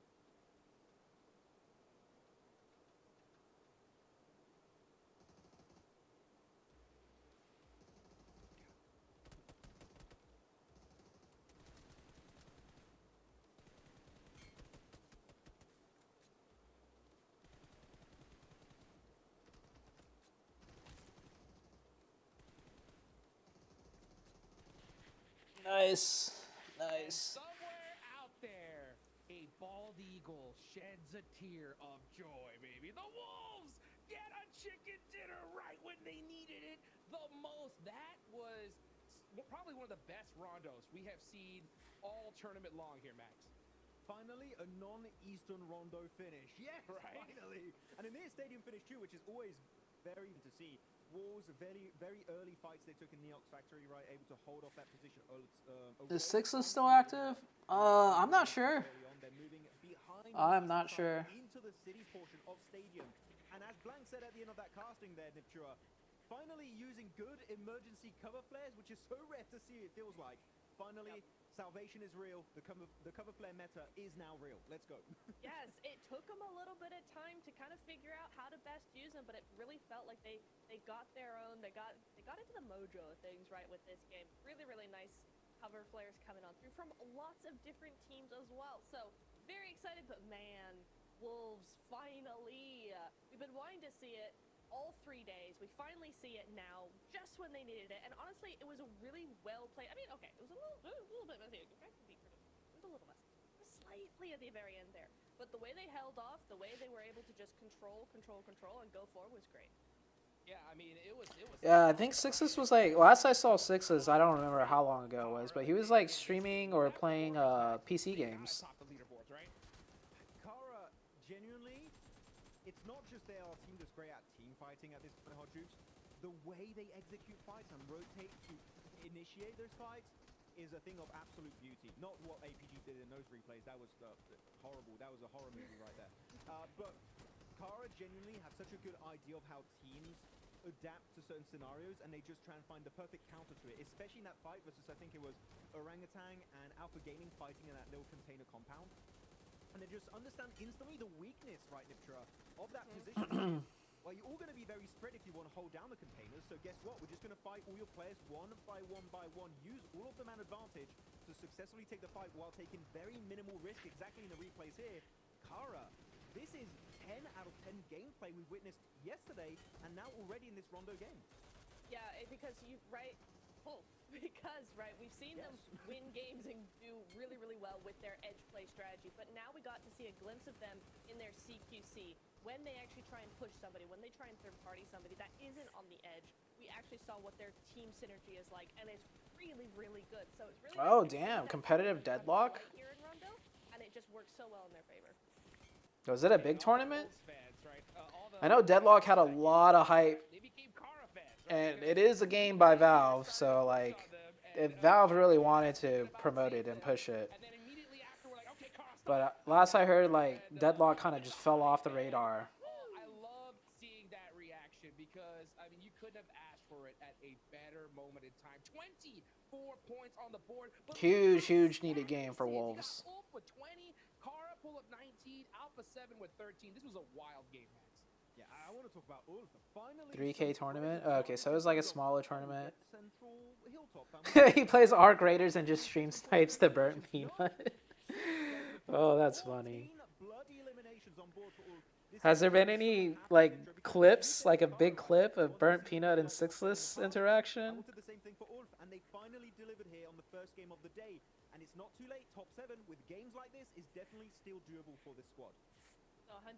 And I feel like they really learned a little bit of a lesson from yesterday's Rondo, right? Because they had the high ground, they got sandwiched between two different teams, and they went the full-on passive approach. This time, they were not passive at all. They found themselves in the same situation, and they did what they needed to do. So really, really well done to them. As we can also congratulate Doran.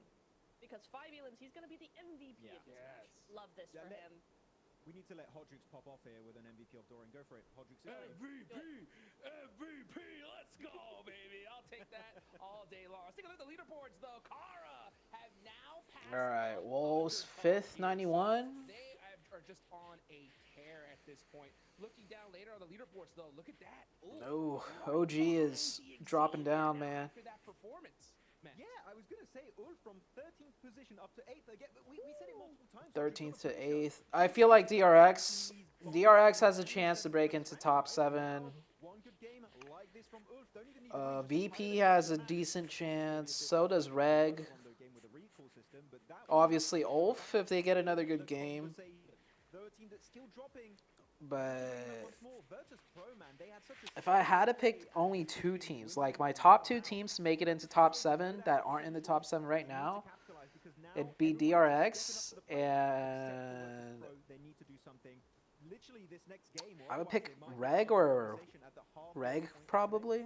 Yeah, I mean, it's totally possible. By the way, you know, you saw the Wolves, right? They were in 8th place. They jumped all the way to 5th right there, knocking some teams He down. showed a And clip on his that's the stream 2 crazy days thing ago, about but this hasn't section, posted the right? clips. It's how Okay. fast this lobby is. Everybody is hunting down one of those 7 slots. It's going to get tighter and tighter as it gets closer to the end of the day here for that last position, right?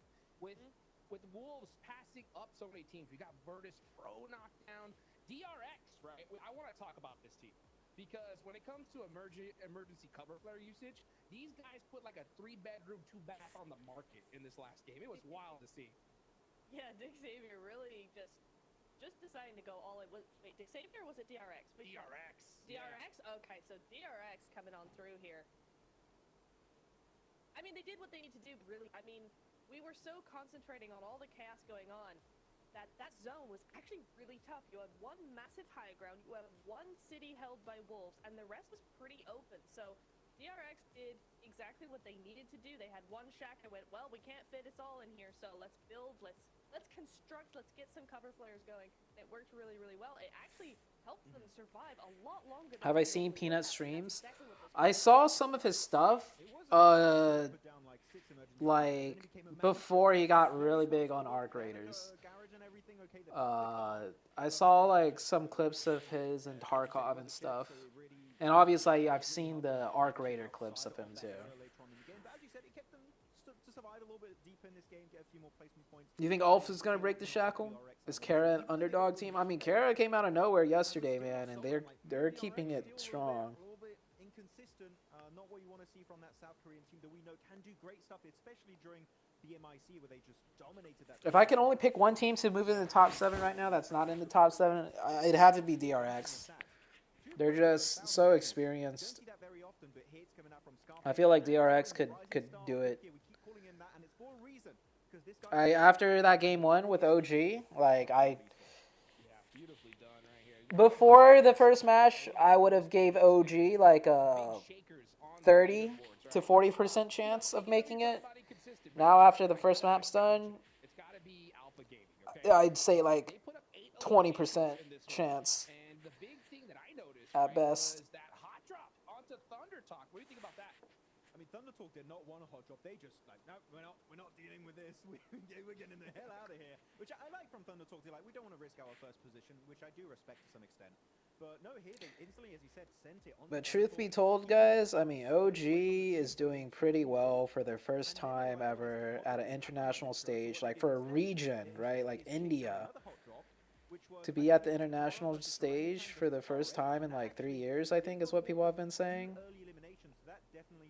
That is, they're doing pretty good. BP as well. Remember when they actually got the recall and then BP were there suddenly and they got a few points on BP as well. So I really liked how they were playing and I love the energy we're seeing from them. They just got cut short there. A couple of weird plays coming through just meant that they weren't able to survive probably as long as they wanted to. But I like the energy we're seeing from them. They're like being very, very aggressive straight out the gate, just running around trying to farm points. And that's what they really need to do if they want to be still top 7 at the end of the day. I would have to say, tell me if you guys agree or not, but we were saying APG prank. They're so sweaty right now in game.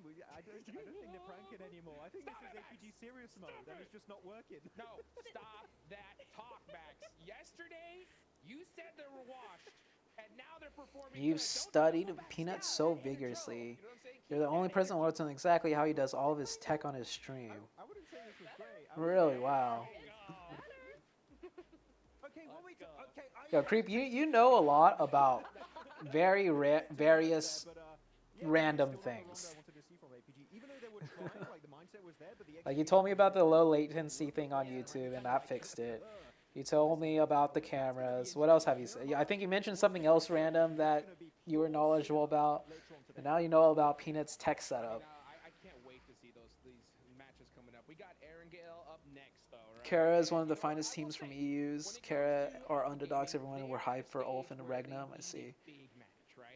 Where's my 5 times European champs Kitsune?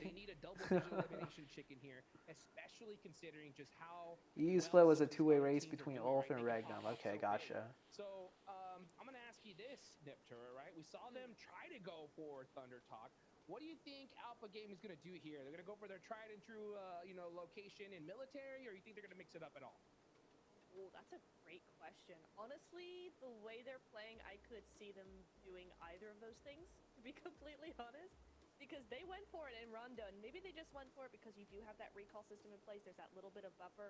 Erangel is a little bit more serious, a little bit more, one shot only. So I feel like they're probably, okay, you know what? I've got it. They're going to go for their original drop. They're going to still do that, but they're going to rotate so quickly.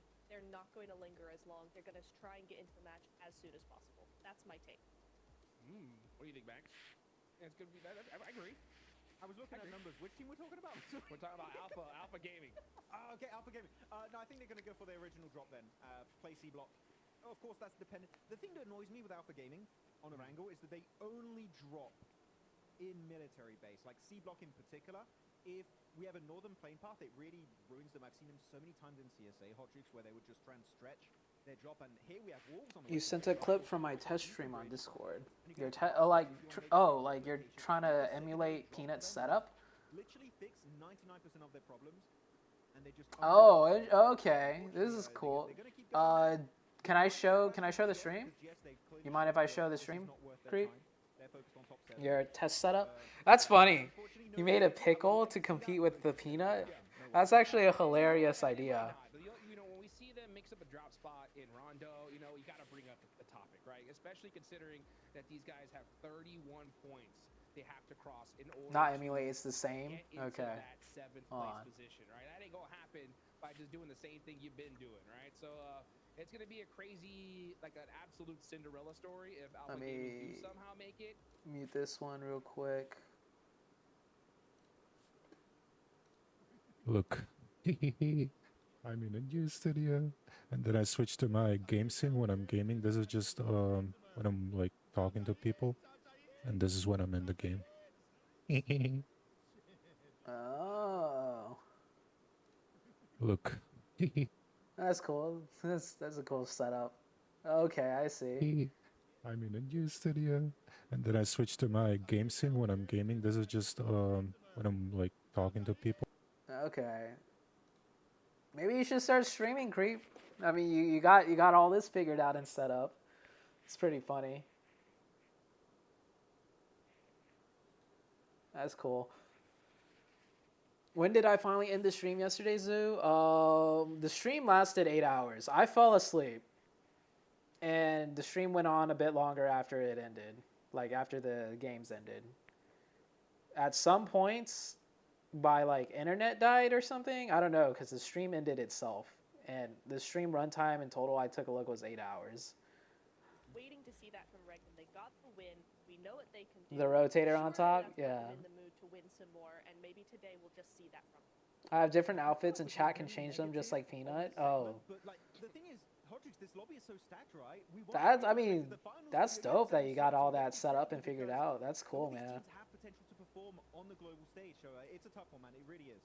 It really is, and it's especially tough for EA and Alpha Gaming. You got to get a chicken dinner right here, right now, or it's pretty much all over. Let's get Eric Gale started and send it on over to Blank and John Allen.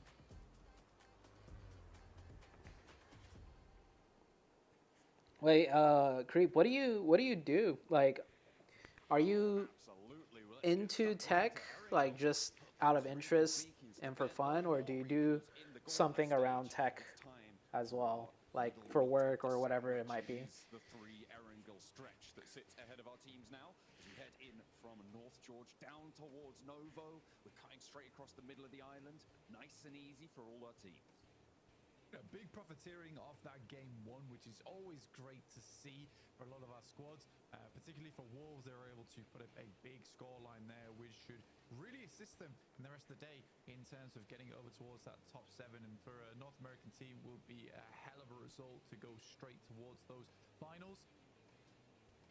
Like Max was saying, APG dropping down towards Millie base in C block. It is tough. I mean, any team that plays Millie base always does struggle. I mean, we remember way back in the day with Stalwart, who played Nova of Neuer a lot, and that sort of worked because the playstyle of the game was very edge focused. As opposed You're to just eager to find out how people do stuff and recreate it, but you're too lazy to actually do stuff. Ah, okay, I see. Gotcha. Play edge play. It's not really the case anymore, and I think that APG does definitely get cut out a lot of the time, especially because they're not winning a lot of these fights either. So it is a tough position to be in. There's been a lot of ego challenges already on Rondo from APG, and I think Max is absolutely right in terms of them sweating, but it makes sense, and they have to do it right now if they want to catch up. Geek, on the other hand, I think that they are really struggling right now, and it's more likely they're heading over to, I think it's less more than likely, it's definite that they're going to be heading over towards those group stages. But it's so packed towards the middle of the tables. I mean, you can see the points totals here. It's absolutely crazy the way things are lining up, with there only being 11-point difference, 9-point difference, sorry, between OG as well as DX. So it's a bit crazy. I was right the first time. It's second guess myself. Yeah, you got to make sure you're getting those number differences on and into the mix. At the moment, we're still looking at the high 100. Before this match starts to ramp up, I'm gonna go grab some water real quick. The more stacked the lobby gets, I'll be right back, guys. the more stacked the lobby gets, especially in the middle, generally you see that bubble start to get a little bit lower down, but it's really difficult to predict in the middle of a lobby. It's very, very volatile. Yeah, I think that, again, and it happened over in PMSL EU, where because the lobby was so strong, it was hard to predict where that cutoff was going to be, just because there were so many teams vying for it. And the same could be said here. I think there's only really one team right now that's really massively lagging behind, and that is Geek, down in 16th. I think everyone else is really trying to pump those numbers up towards that top side. I guess you could say E-Arena and APG as well have fallen behind quite a bit. They have some big work the next 5 games to make up the difference. But realistic for E-Arena and APG, it is a chicken dinner, right? It is a chicken dinner to get back up towards that middle of the pack. So we'll wait and see. We'll wait and see. Because right now, anyone can make it back in towards that top 7. I think round about that 3rd game of the day, it's where things are going to start to solidify a little bit more. And we are hopefully going to see that from them, but I'm not holding my breath, to be honest. At the moment, Wolves riding high off of their victory in the last match. Hopefully, they can keep things going. We caught up with them over on the stage. 7, what have you got for us? Welcome back to a quick report with the 7WG. I'm joined by the USA, because Wolves just got a win. Igor, earlier we were talking about the changes that you were going to be implementing into Wolves. You were saying you guys got to be playing more together. It worked out wonders. What are you going to be looking to do to continue on this performance? Right now you're 15 points ahead of 8th place. Yeah, we just need to keep it up, the energy. Like our communication was good this match. Like you said, we played together, like a block, you know. So it worked so well in this match. I think we're gonna stick to it to the 5 more matches. Oh, I'm hoping it happens, because I want to see an NA team in the finals, baby.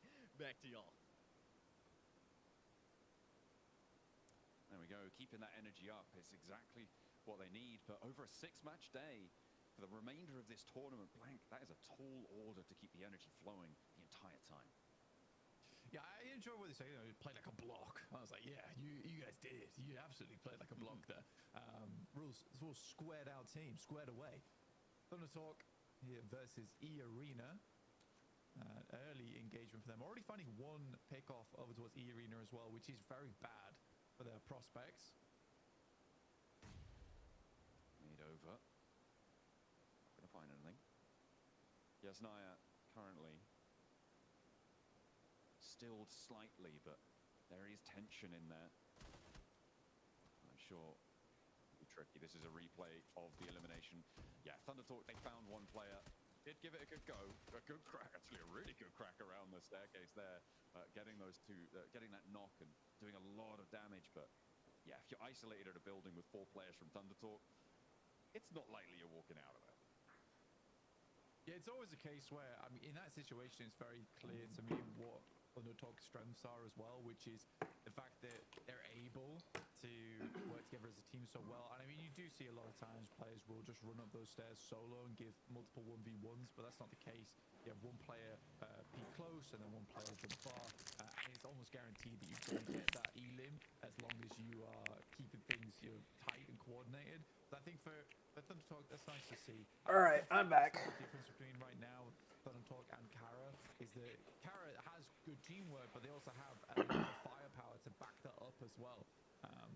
And that's the thing that Thunder Talk is going to definitely struggle with over in those finals, is whether they can increase that firepower a little bit more. I think it's almost funny where Thunder Talk has played such a good game, but I think that Thunder Talk actually would have loved to go through to group stages and last chance just to get more experience, right? I got some French fries too that I'm gonna be munching on. You get a lot more practice on the big stage. Always important to go into the finals with as much confidence as you can find, and I mean, maybe that's the way to do it. Maybe not. Oh damn! PG Ooh! will try and farm some points here. Oh, come on, Top. Too long, but the wall just about saves him as he gets the bead onto Top. Top has to divert away. Prime Top PG, though, very nails a solid double on the headshot right there. and they'll give it up. They don't want the points from GK. They're going to head on into the zone, get a little bit closer to center. Wasn't it Top the mini god? Which Mongolian player was known as like the mini 14 god? Was it Zyol or Top? Or was it another Mongolian player? That's a guy, right? I'm pretty sure that's a guy. But I think giving up the ghost on that one's not a terrible idea for APG. It was Top? What they're struggling with right now is getting towards center circle. Yeah, dude. I feel like Prime Top, dude, nails a double headshot right there. Getting there nice and early is a great idea for them. Regnum Kaya in the way right now of... Granted, that wall was a little glitchy. Like, he was aiming above the wall, but the bullet still went to the wall, but still. Where they've been struggling and playing on the edge. So seeing them get towards the center here nice and early is definitely going to be useful for them. Regnum Kaya having that bit of a lack of performance here in the Gauntlet stages. They are the champions coming from their region. They have won plenty of global titles before, but it's just not being put together in the same way. That infusion of Zedwolf that we saw this season for them. Prime Zoo would have nailed a double headshot. Join up with the other three. I mean, it went very well for them back in I actually did have a pretty high headshot percentage rate in competitive when I was playing comp. When you looked at the headshot percentage rate between all the players. to establish the same sorts of holds that they were doing before in the regional stages. No, Reefus goes down again. Genuinely, this is the biggest problem with APG right now. It's just careless gameplay overall. DRX take a knock over towards Kaiksei. And Zedwolf will blow the vehicle and get the elim off the back of that. I think that for Regnum Kaya, the biggest thing for this team right now is I still don't think Zedwolf's quite found his place in the team. And I think that towards the end of PMSL EU is playing a really good off-angle playstyle, but then you're sort of taking that away from Silas. And genuinely, I do think that as good as Silas is, I think he might need to step back a little bit and allow Zedwolf to do that a little bit more. Because Silas is a great scout. He's a great IGL. He's a great fragger. He's a great off-angle player. And I think that delegation might be key for Silas at this point in time, because just because he can do it all doesn't mean he has to do it all. He is undeniably one of the all-time greats of PUBG Mobile, one of the most decorated players we've got in the scene. One of the longest-term faces. I'm sure if you've been watching international level PUBG Mobile for a while, you'll have seen him before, but you're right, it is not just about what he could do, it's about what the players around him are doing as well. Give some of that over potentially. R8 a little bit further north on the east side of Rosok as our circles close down to the Top 3 player from NA for sure. Chicanery around the river are going to be fairly I appreciate that. The east edge currently mainly controlled by OG. You do have DXAVIA just across the road from them, which could be a problem if they need to move forwards. Yeah, it's a pretty empty area that they're currently in. My prime competitive days, the glory days. But a lot of these positions on the north rotate as well as the south rotate are already taken up, so making those pushes is going to be a little bit difficult. Quite like Madball's position right now on the northeast side of Pachinki. This is a good spot to be playing in. A lot of options for them going forward, especially with a lot of teams not over towards their western side. Most rotated on the east, actually. So I think for map balls, it's pretty free and clear for a lot of this game.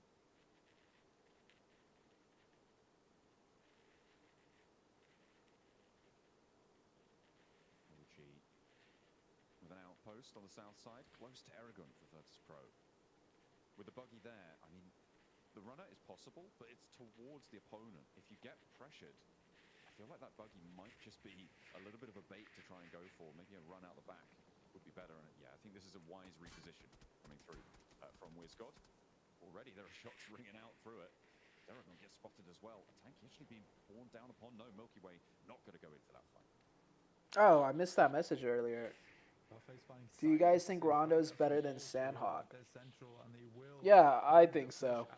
How did I miss that message? My bad, volume. Rondo definitely looks better than Sandhawk. Way better. Sandhawk was such a fucking... Too much proning in the grass, too. Like, it's just...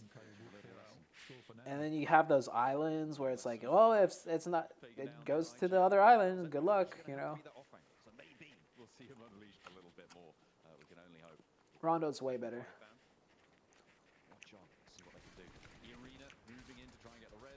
Ooh. He tries to take shots, but doesn't realize the threat is a lot closer to home. Mapball's taking out most of those elims, by the way. DXavier denied quite a bit there, actually. And they do continue to take shots from GK across the way. Maybe a little bit overzealous pushing in like that. OG smell blood in the water and will be sending across. Blow up that car. Run down over towards Paragon. I like that attempt by Wolves to see if they get third party real quick, find some, steal some kills. Off the back of that third party. Moving up, they are going to be moving towards Ulf if they want to go any further north. Ulf, remember, they lost a player early, so they are down one. Could potentially be an opening advantage. Actually, okay, they're darting straight across the road, straight between school and the compounds to the southwest. They're playing out in the open fields now, Blank. They're playing this ditch that... I mean, if you've played in these headshot hills for any amount of time, you're very familiar with them. That border that lies to the south side will protect them a little bit from mad balls. The question is how long and how tenable will it be as teams crunch in on the area? Yeah, another quick rotate from them as well, from the other two players. They got the anchor down, and then they pull the rest of the team across to them. I think that was a fairly decent play coming through from OG as well. I mean, they see that DXavier's under threat. They immediately roll over that way. They can see that a lot of that area has been taken. It was multiple teams going down, so they assume that area was fairly OG... They just push across. OG has 1 kill point so far. I think for Mad Balls, they have the slightly better position here, and it looks like they're not... Sandhawk rotations were abysmal. As they send Lemon up front. Yeah, 100% agree with that. Lemon's most famous areas of the map as well. Sandhawk rotations were a fucking nightmare. If you're OG, you're going to be slightly worried about those coming towards you. He's flexing out to that northeast side of things. Next circle popping in just a few seconds. Ooh, well. OG gets zoned. And actually, this favors the teams out on the north side and OG as well. I really like this zone. On this circle with the position they've got. Okay, I know, like, every time a certain circle pops up, I'm like, ooh, I like this zone. I say that a lot. But when I was playing competitively and active, this was one of the zones I enjoyed playing in more than other zones on Erangel. Yeah, it's a really good spot for OG now. One of the best spots, in fact. A lot of cover to be had. A little bit of smoke will have to be expended, but Wolves make a crash on towards the seaside, which is going to absolutely lock down the Mad Balls. They won't be making that cross. They'll have to get rid of the walls early, so the expenditure of nades is needed. This is very fortuitous for OG now.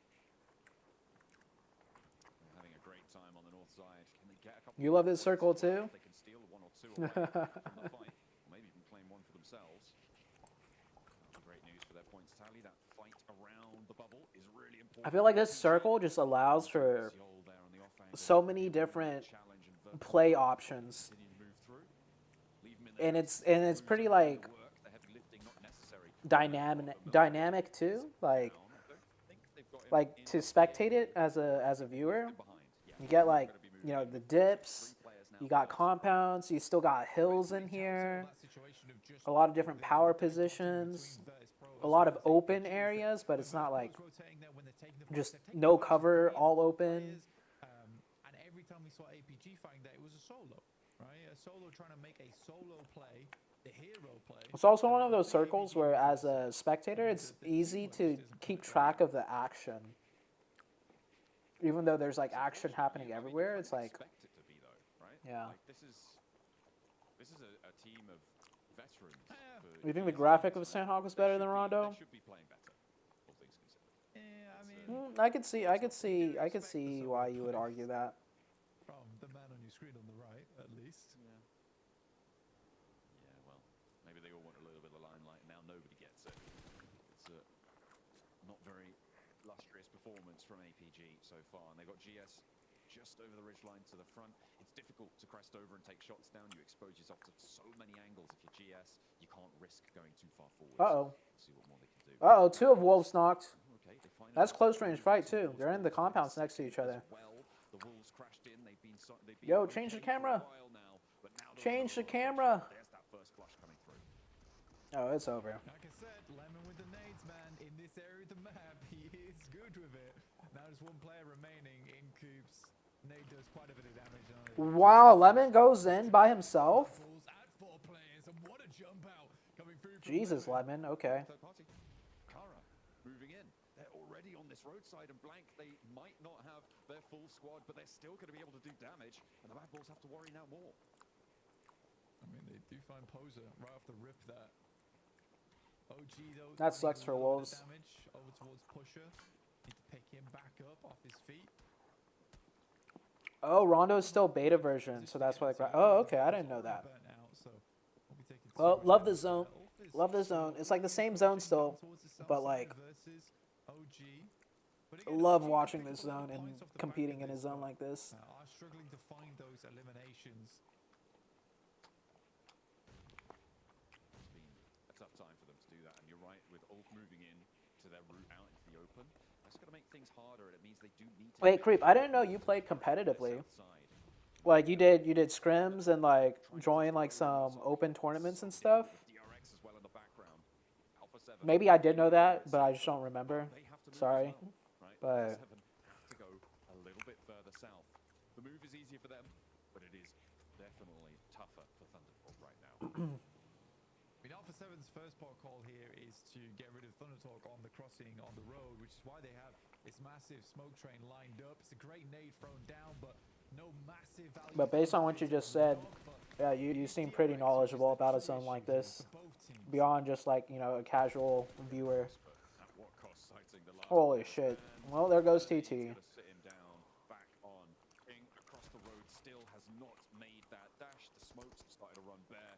Alpha 7. DRX though, the major profit makers there. Reckon Kaya as well. Hang on a minute. They're chiming in. They've got Wild and Zed Wolf on the flank. They've pushed them out of school up to the north with Loxy holding down the west cut. Let's see what they can do. Mad Bulls. They have to deal with Kara, but CEO is able to claim a point. Looks for more as well. With the auto shot, he pops the reload. Oh! They'll find the nade on in for Pusher as well as they turn the corner. Oh my days. 1v4. With the shotgun, of course. CEO once again the big earner on the team, looking to put more points on the table. Nade down the stairs, already 2. The shotgun's so stupid. CEO, Chief Elimination Officer, Kara, have their front man. He's dropping down the stairs. He wants to take the fight in. No, backing off. He's giving them the slip. Take the fight, CEO. Fuck him. Pretty crazy. Level 1 vest. Level 1 helmet. They've moved on in. You can see Levi's now up on the lineup. Got Lambor as well on the south. They need to push through. Go for the 1v4. Sits on these buildings. The only respite is. You got nothing to lose. I mean, you're fucking. You guys are first place here, like guaranteed top 7 at 133 points. Again, I feel at this point in time, you do want more points, and a lot of these points are just being siphoned by teams that keep rocking up towards this location. I think OG would much rather hold on to the warehouse here, it seems, rather than clearing out this position. Wait, you coached? Shots from the side down. That's Loxy. That's a very. I kind of recall something about this now. Now that you mentioned you coached them, I think I have a faint recollection of you mentioning this.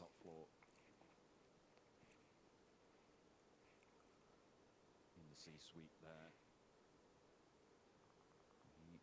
On execute with Fate, with 6, Telly, and you don't remember the other player. Okay. That was like right after I left execute, I think, right? That lineup. That was like right after I left execute, or like at least within a year after I left execute, I feel like.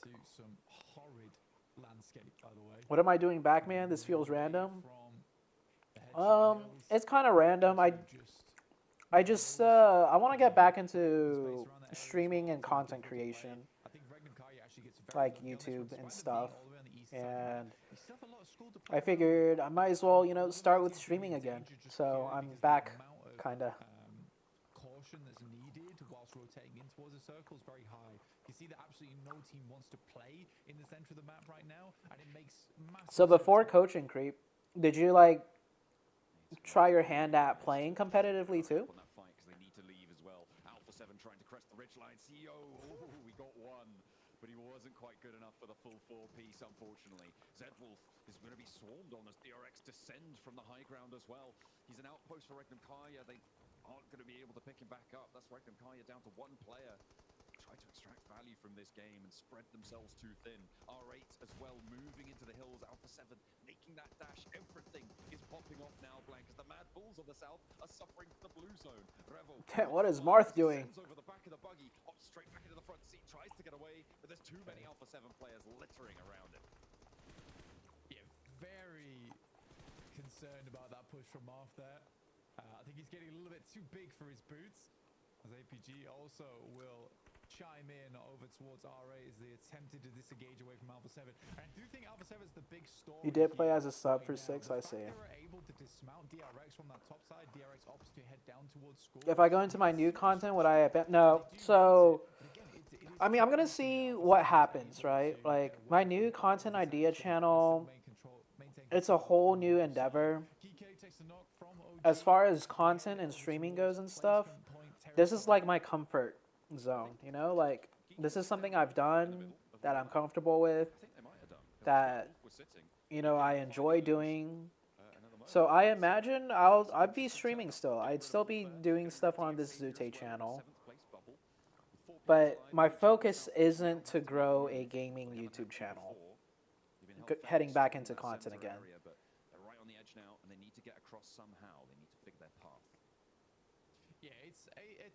But, you know, if I'm going to be socially active, like on social media and stuff again, and, you know, I don't imagine I would abandon this channel. Like, viewer parties don't, honestly, realistically take up that much time, you know, like, big tournaments don't happen that often, so, yeah. Alpha 7 is playing this fantastic. Nobody playing the middle because nobody can. It is a death sentence to move out into the open. Alpha 7, probably the team with maybe the best shot taking this one. Good luck, man. I don't want to do anything on PUBG anymore, but I had to say hi since you're back. Hope you find success. Appreciate it, man. I appreciate the words of encouragement and the good luck. I don't know if you follow my Instagram. Maybe you can follow my Instagram because I will be posting, like when I do my first content piece that I have planned for my new channel, that, you know, I want to do this, like, basically for me, it's like I realize I'm 30 right now. I'm helping my dad right now with some real estate stuff. I realize, like, am I going to pursue real estate now full time and 10 years from now be 40-something-year-old doing real estate, or like, because obviously one of my dreams was always content. That's why I did gaming, that's why I did YouTube streaming, and I really thought about it. If I could pick something, I would want to do something along content and interacting with people on social media, you know, kind of how I grew, like I grew this channel and stuff. So my new content idea, my new, you know, focus for the new year and stuff, like hopefully, fingers crossed, like that's what I want to build towards and work towards. I'll be posting on my personal, or not my personal, my ZooTay Instagram when I do post that content and channel and stuff. So if you want to follow, or like if you're just curious to see if I end up doing it, even, you know, like it's big talk.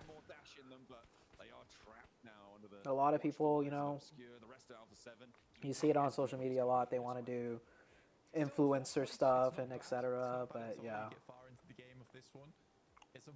we will be back for a yearly review every PMGC match. Over on the south side of the map.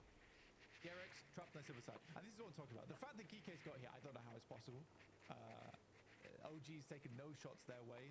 Understandably so, because they are struggling themselves at the moment. Has OG gotten any kill points, really? But yeah, you could. I don't think you can count.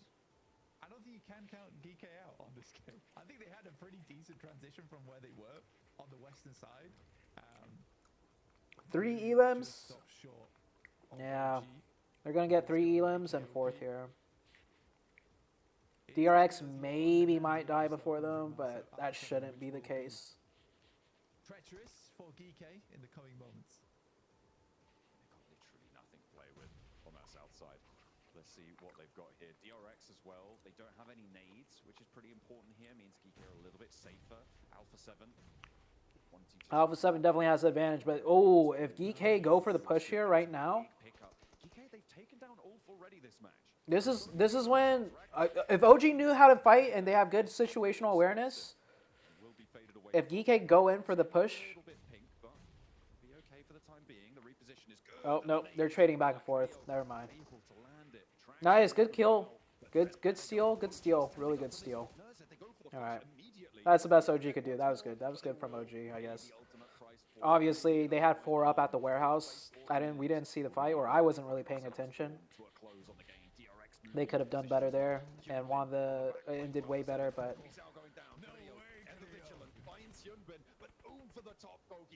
They look for more into the fold. They go Alpha 7 down to 1. The flank out from so easy looks for a shot on the sideline. Damn, Geeke, okay. And it's Geeke with 2 versus 1 from Alpha 7, and they shut it all down. Geeke from the bottom of the tables. Finally, a breath of life. And now they don't look so bad anymore. All right, Geeke from last place. Chicken dinner. They still got a long way to go. Said at the beginning of the game that they were massively lagging behind everyone else, but you know, at least they can. If they end Gauntlet in top 7, it'll be insane. But if they end top 7 out of it, at least they can say that they weren't the worst team. By the way, Creep, didn't you have to play for 6 a lot? Because I heard 6less would like not show up to scrims or practices pretty often. I think I heard that from Fate himself. Or I heard it just like through the grapevine. Miraculous turnaround in the open field. A crash. A full 4v4 against Ulf, who we saw have that performance in that last game. They were able to win it out. They transitioned into the open field. Geek wasn't supposed to be in Gauntlet. Gen G had visa issues. Oh, I see. Damn, Gen G was supposed to be in here? That's a shame.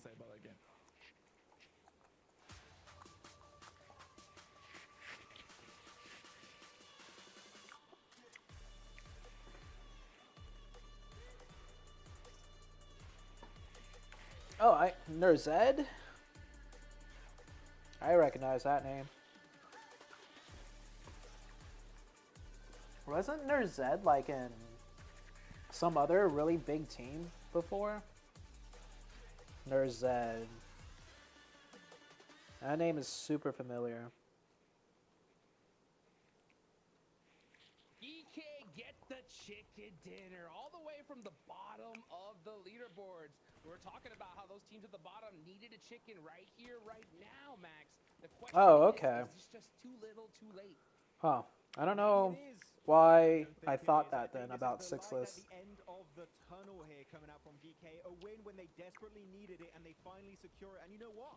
The plays here were so aggressive, so confident from Geeke, looking like a completely different squad. I see. Compared to what we saw in the first 2 days of the Gauntlet. But there's one play in particular I know you're very passionate about. That send on the ridge here was the big game winner. Oh, Gen G won by that much and they couldn't get visas? God damn, dude, that sucks. They were not worried about OG behind them at all. Not at all, because they were looking at A7, back turned around. OG were nothing to them because A7, they knew that the moment that OG tried to take any shots onto Geekay, A7 would have their back because they would just shoot over the top. So it's a really well thought out play to actually go just send straight to the middle over to A7 rather. He took stuff very seriously. Okay, I see. Maybe I'm thinking like there was a period in time where 6 didn't take things seriously. That might have been when I was still competing before executing and stuff. I think it might have been the period of time, and I might be even completely wrong because I have a terrible memory. But it might have been like the time or the time where Sixus was doing really good with C9 still, and then he made that India post, and then just a lot of backlash, and Sixus just kind of like was like, fuck this shit. And then he might have been on a team or something where he didn't show up to scrims, or I might be completely recalling all this wrong too, though. So like, personally though, I think Sixus is a great guy. I've always supported Sixus. He was definitely controversial, but like I understood him, like as in like, you know. People might just be going through personal shit and stuff, so they act a bit like wild or whatever, but yeah. So I don't want to like talk bad about Sixus with the message that I don't like Sixus. I actually like Sixus a lot, but that's just something I recalled. They were eventually going to be forced out of this warehouse position, which was very comfortable. Like, you can even see in these replays, right? Fighting Mad Wolves, there's Wolves, there's even Xavier, getting the easiest time to pick off those fights. But then they got a little bit too passive, a little bit too complacent in that position. I think if they send on to DK, chances are this would have been an orangutan win, but this is the issue I do see with orangutan every once in a while. They're just a little bit too passive. Sometimes you got to take that gamble. You miss 100% of the shots you don't take. Orangutan. Holy shit, what a pull-up. Sixus was also, of course, one of the people that, you know, shoot me a message every now and then and see if I'm alive still even, and like what I'm up to, if I'm doing okay.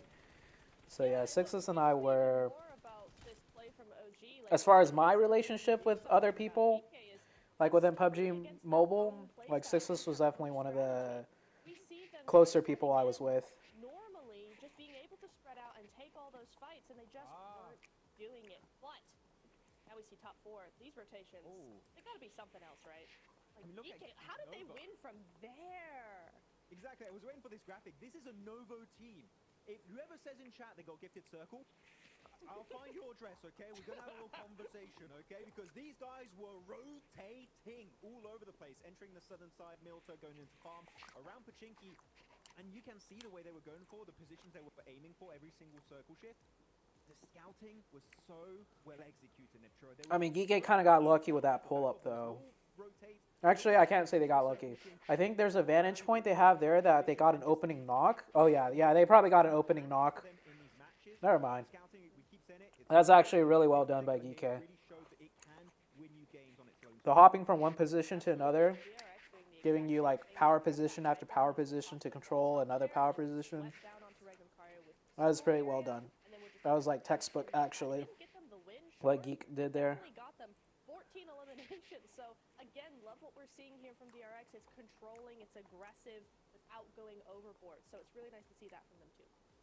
Man, that rotation from Alpha 7 too was wild. From North George all the way to Stalber, right? And then they make it on down the way. I love that graphic. Definitely breaks things down for us just how crazy these rotations are, right? I will say though, with that school field finish, Maxman, how bad do you think these players were missing those emergency cover flares, huh?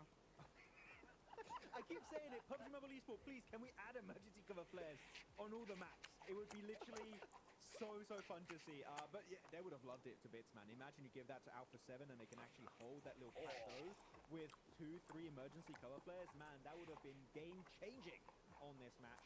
But unfortunately, it was not meant to be. And you know what was also not meant to be? E-Arena. I know I picked them at the start of the show. It's not working out. I'm sorry, E-Arena, but not seeing anything of value being brought to the table, and as of right now, they're falling even further. I remember when I had this spot with Paraboy and Mama on Paraboy stream and DM6 come play because spot was open. He's too lazy to come and play. double-digit elimination chicken dinner. or whatever the reason was he didn't come. Me personally, I'm gonna put the nail in the coffin for them. But when it comes to Geekay, right, they performed right when they needed to at the last second, Neptura. But I mean, this just has to be a start. Honestly, I think if they're gonna. All right, what are the standings now? Here going on out, I mean, just look at them, right? They go up to 15th place with 47 points. OG could still do it.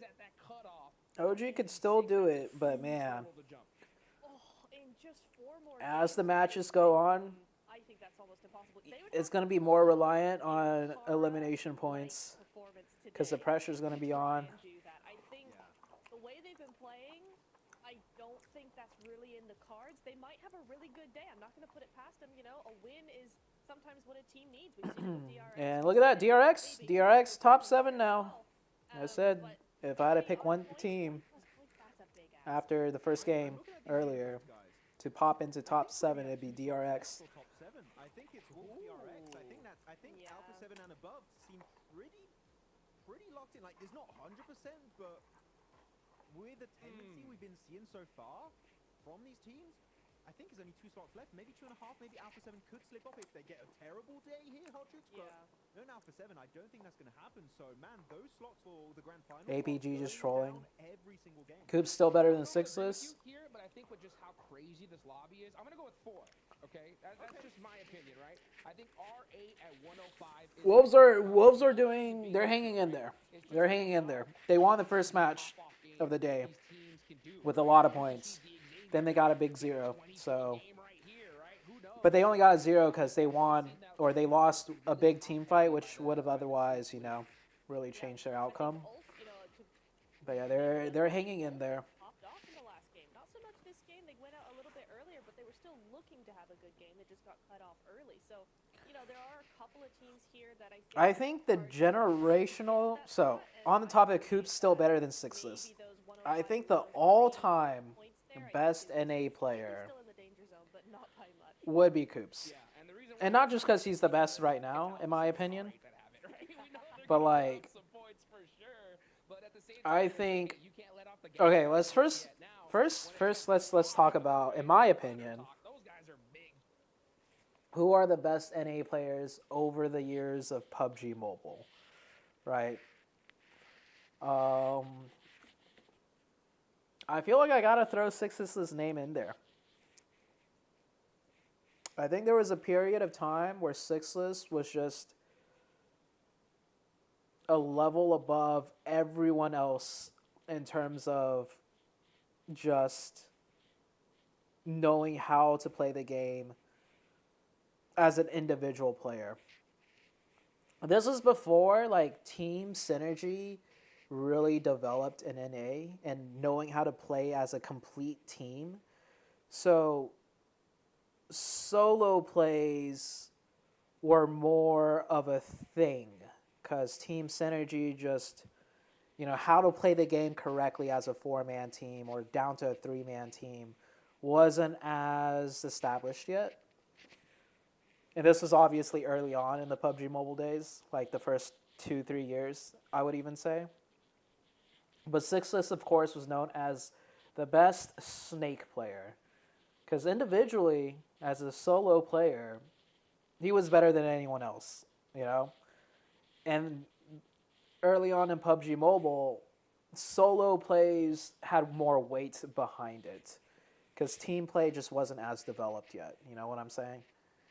So I think Sixless is definitely one of the top generational players for coming out of NA. There's Sixless and there's Beowulf. You know, obviously best IGL for a very long period of time was Beowulf. That was also during a time when strategy as far as NA is concerned was heavily lacking. Like, in my opinion, no one knew what the fuck to do. So I don't think it was hard, per se, to be a really good IGL. And then I also, like, I'm still going to throw Beowulf's name in there, of course, but I'm going to, you know, give it some caveats. I feel like Beowulf also had really good players on his team, no matter what the team iteration was. just because he was one of the early really good IGLs. So good players that came and went throughout the years early on in PUBG Mobile always surrounded Beowulf. So of course when you got really good players, IGLing also gets a lot easier, you know. So Beowulf, Sixless, and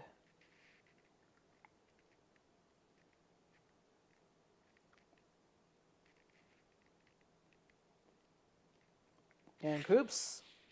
I think that's it.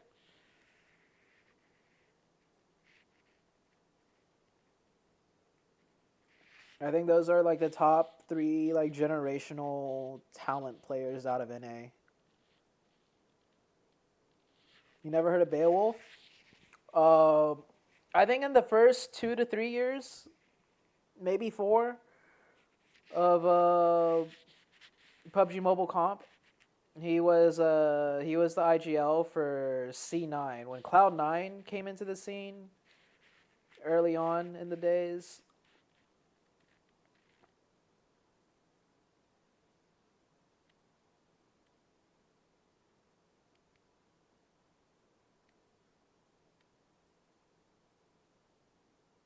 But yeah, I think that's it.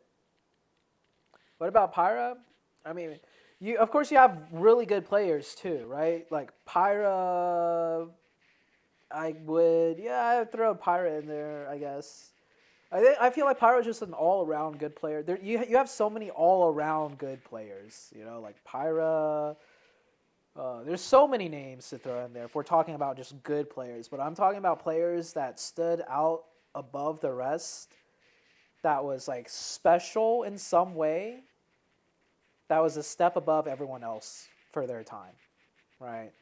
So that it'd be Beowulf, Sixless, and Coops. I think all the other players, you know, there's a lot of good players that, you know, did really well, that have put in work and etc. But then we'd have to name and consider too many names.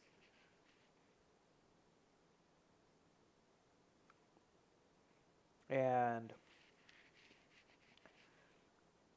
I would also kind of say, like, I kind of want to put my own name up there, to be honest. Because for me, I was an IGL. My mechanical talent, my fragging talent wasn't the best. But honestly, for me, every year I had a different team almost. You know, because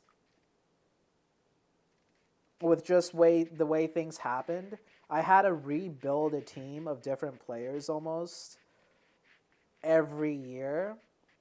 And then pretty much almost every year, I would somehow, some way,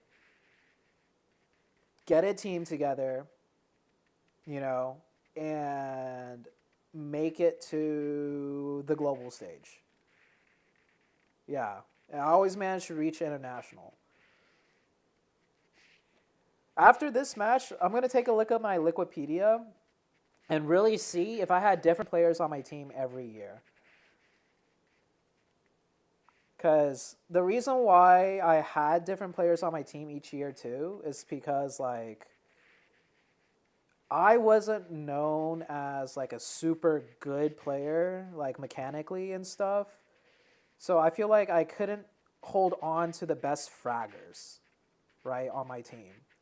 So my best fraggers each year or whatever would go on to a different team that had more like potential star power. But somehow I would always kind of manage to scrap together a team and IGL my way to the top. Now the players on my team each year, they were also good. Like, I'm not saying like I carried the teams through IGLing by any means. Like, of course, I had enough of a resume myself to pick good players and good players to join my team.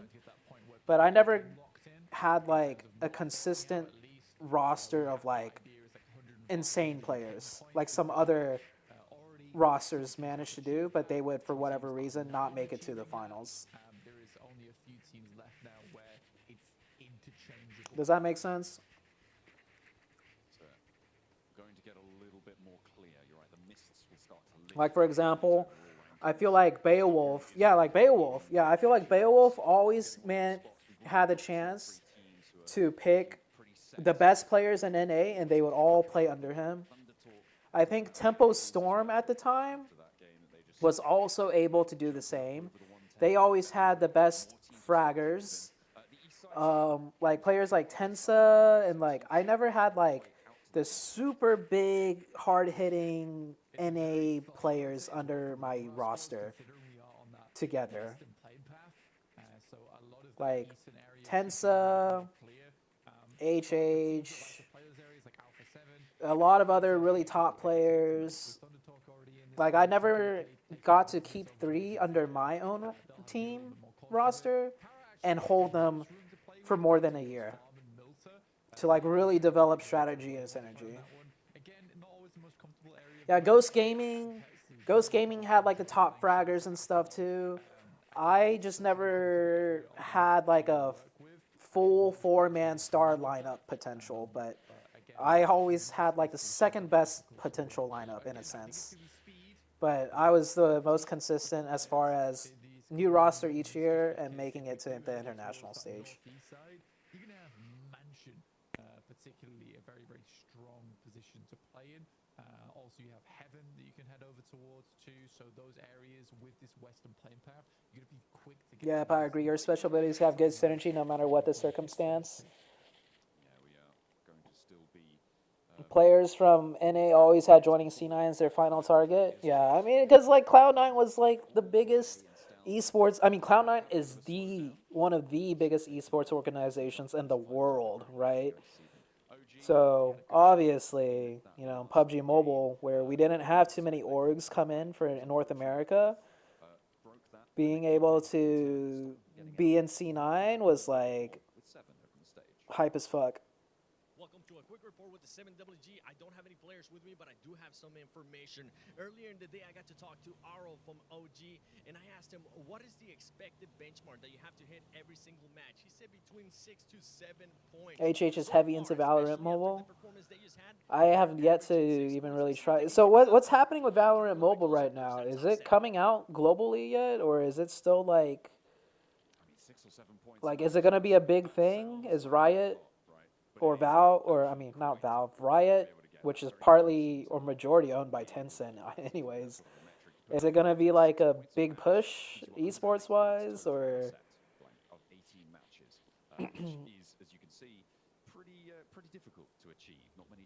You or Six, who's the better IGL? So I have played with Six. I think Sixless, like, in-game, is better at calling things for things to happen compared to me. And his overall like rotating IQ and stuff is really high too. But I just want to say, like, I feel like from a macro moving things around, how to approach strategy in different maps and stuff, I mean, I have to say I'm better because just through results, you know, like I was the IGL for my team every year that I played comp, and I made it to the international stage pretty much almost every year. So I have to say I'm better, you know, but playing in the matches when I was playing with Sixless, and he would IGL sometimes, or I've seen him IGL like on streams when I stopped playing comp and I just was watching streams. He was really clear with what to do, like giving really detailed instructions to the team, like better than I was. That's how I felt when I saw Sixless IGL and stuff. Ideal to be rotated directly next to your table competitor. It just adds to the nerves. I mean, where have I been? I haven't really been doing too much, man. Like nothing crazy, nothing special.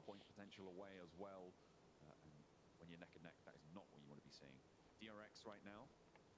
So after I stopped streaming and doing viewer parties, I was just living off of casting money. Like, I get paid a decent amount in casting, and I was just living off that money in Los Angeles. And I stopped casting not because I wanted to, but because like I fucked up. I had 2 really big fuck ups. I missed an event. Like, I was supposed to fly out the very next day to a big event to do casting, but I injured my foot really badly, and I couldn't walk for like 2 months, so I didn't take the flight. And then the other big casting opportunity that I had was like maybe a year and a half ago or something like that for Riyadh. I asked the stream yesterday what it was called. I forgot what it was called again, but it was, I think, PWC. I think it was PWC. I was selected to do PWC. I got on my plane. I flew to a country in Europe for a layover, and oh my god.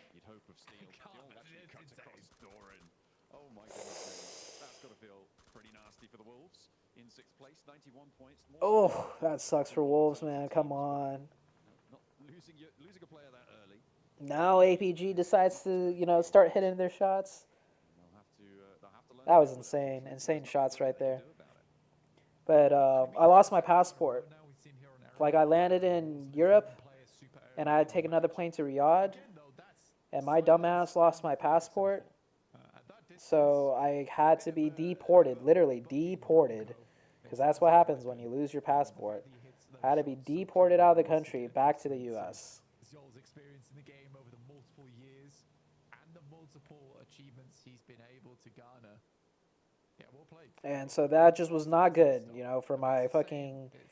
And that was back-to-back events, too. Back-to-back LAN events that, for whatever reason, I had to drop out of last second. And so I, dug my own grave. So, I think I did one more smaller online tournament after that.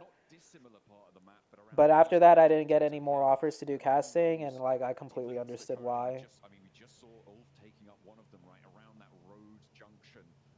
Is going to be a major feature moving forwards of this game. And Virtus Pro, probably one of the slower teams to be able to make it in there. Val Mobile had 120 million pre-reg on Chinese App Store. Oh, they held a PEL tournament out of China already. That's cool. But there are no news on the global release yet. Gotcha. I think DRX has enough time to do it in, so they're confirming on both positions. But the anchor point has been found. No players there, so DRX is like, well, sure, I guess we'll pick this up. You've got OG over on their north side, though, who are trying to clear a similar area. You see Aru wrapping around the side. DRX very close to him, but the shots aren't ringing out just yet. Yeah. But I don't know, it might have been for the best that I didn't do casting anymore. Because after I didn't have casting anymore, I wasn't making any money. So it's like it made me need to find something to do. And so I think I stopped doing casting like a year and a half, no, maybe almost 2 years now. So it's like I finally hit a point where it's like I need to figure out something in my life. Because I stopped streaming for a long time, and I was just like taking easy casting gigs to coast my way through life, Like, I was definitely blessed to have casting, and I deserved it too, Like, I played the game competitively for so long. I knew the game in and out. I was, a presence in social media, so I deserved to get the casting gig I did. But after I got casting, it paid really nicely, and it was really easy, and it didn't take too much up my time, that I just got so comfortable and complacent with my life. Like, I didn't feel a need to grind it. Like, I wanted to grind something still, but casting was such a nice safety net that I just slowly let myself go. I stopped grinding for things. I stopped having kind of ambitions for myself. And that was when I basically stopped viewer partying too. Like I told you guys, after I stopped viewer partying like 3+ years ago, I've been on a slow, steady decline in mental health. Just getting lazy with life, getting complacent with life. And casting was my safety net the whole time because I got paid. It was easy to do. It was also fun. I had a lot of fun doing it. But yeah. So maybe it was for the best, you know, that I fucked up and I'm no longer getting casting deals because now I can't just coast by and rely on it. Ideally, best case scenario is I did casting, and for the other like 200+ days in a year where I had free time because casting doesn't take that much time, I grinded my YouTube, my socials, or I did a new YouTube venture of content of some sort or whatever, stayed on top of my mental health, streamed still with you guys, built up my community, spread positive vibes, you know, create a nice community for everyone to like kind of, you know, vibe out, uplift each other. Ideally, that's what I should have done, but, you know, like, shit happens, I guess. And I've always lacked self-discipline, like, growing up. Even till now, I lack self-discipline. So, yeah, I got lazy. Fell off. What is it called nowadays? I think it's still called falling off, right? Where people are like, bro fell off. That's basically what happened to me. I just fell off, man. But now I'm trying to, you know, build my way back up. And streaming these little small viewer parties again is like a small step. So I appreciate, you know, every one of you that's in here. I know I fell off. My streams aren't as fun or entertaining without all the people that I used to have, like for PEL and everything. But it means a lot that you guys are still here. And oh shit. They don't know WizGod isn't. Oh, now they do. Okay, nicely played. Okay.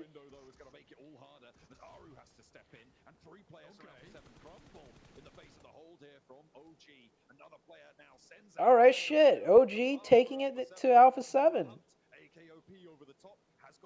I don't know about pushing. Like, I get you need points. But, pushing out into the blue zone when the zone is about to shift. So this is what I mean. I said this multiple times before the stream started. OG, coming into the last day, as the games come to an end where there's less and less games, it's going to be more reliant on kill points. And teams that aren't good at fighting or fighting awareness, they're going to feel that pressure the most. And it's going to cause them to make mistakes. And they're going to end up taking fights that they shouldn't take. Just like that one player did, pushing the last Alpha 7 player. I get it. It's 4v1. You really need points. You know Alpha 7 only has one player up. You know where he is. You have 4 players up. I get it. Like, you want to get that point. But that was a mistake. That was a mistake made because of the pressure I talked about before the start of the day. That OG is going to feel. Hey, Rose, thank you. I really appreciate that, Rose. Thunder Talk gets swept up. Only 2 players left now for the team. The Arena able to profit a little bit off the back of that one with 2 points. I think the major profit that they'll find is actually the lack of teams in their area anymore. They can move along Potato Hill, move a little bit closer towards Regnum Kaya and really take control of this western side of the circle. The rotation after may be a little bit trickier. Yep, exactly, Creep. Now they're all going to die because of that. They lost the timing to rotate in on the zone shift. Yeah, They lost a player on top of that to make a way to fight into the zone. They lost time because that one player caused the team to kind of be like, oh shit, we're not rotating? Like, what are you doing? Because he needed people to cover him. And yeah, now they're all stuck in the blue and they're going to die. Out of the blue here. So, not looking great. This could have been their game. OG had the drop, he had the circle on their side, but that shift back to the west has been treacherous for them. They were able to handle Alpha 7, but GS really playing spoiler to the approach on the northern edge, and GS will make out over towards DX. And now in the crash goes. Jafar sending straight into the middle. Immediately Paragin puts him down. No threat now, so it's a single front fight. The nade finds him. Ooh, nice. Well, and that's a brilliant start to the hold as Levi's turns the corner. That's still so dumb how strong shotguns are at close range like that, man. And I like it does take mechanical skill. Ooh. It does take mechanical skill to pull off those little quick small crouch peeks with a shotgun. But like it's just what's the counterplay to that? You just pre-fire that opening and hope you time the peek for when they peek into you? I just feel like it's too like it takes skill, don't get me wrong. So I don't want to be like it's so broken and easy, you know, shotguns are too OP. Like, it takes skill still. And if you're using a shotgun and other players using a shotgun, you know, it's an equal match. But it's not as nice, man. It just doesn't look as nice as doing it with a UMP, like the UMP meta days. I feel like the UMP meta days allowed for more back and forth. It took like a higher skill ceiling. More chances for outplay. But now shotgun is just like you just spam the shotgun, man. Counterplay is isolation or just numbers trade. Yeah, I mean, I totally get what you're saying, Creep. And you've been a long time viewer. You know I always like I always go down to the nitty-gritty of like anything has strategy to it, even if it's like broken or whatever. Because if it's broken and if the other team could use broken things too, you're on an even playing field. Like, I totally get it. I've always been a huge like believer in that type of thinking or method, but still, I don't like the way the shotgun meta plays out still.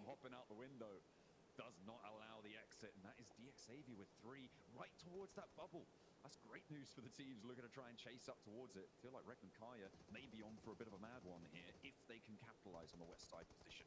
Pusher with Amori though, knocking on the door, and Mad Balls now have another challenge. Yeah, for R8 is a much more difficult fight in terms of the health pools available to Mad Balls, but already done a hell it sucks ass. Yeah. First aid kits can't keep being applied to the players and getting them back help and healthy. This is good chip. Back when close range was SMGs, I feel like that took way more skill, and it was so much more exciting to watch, man.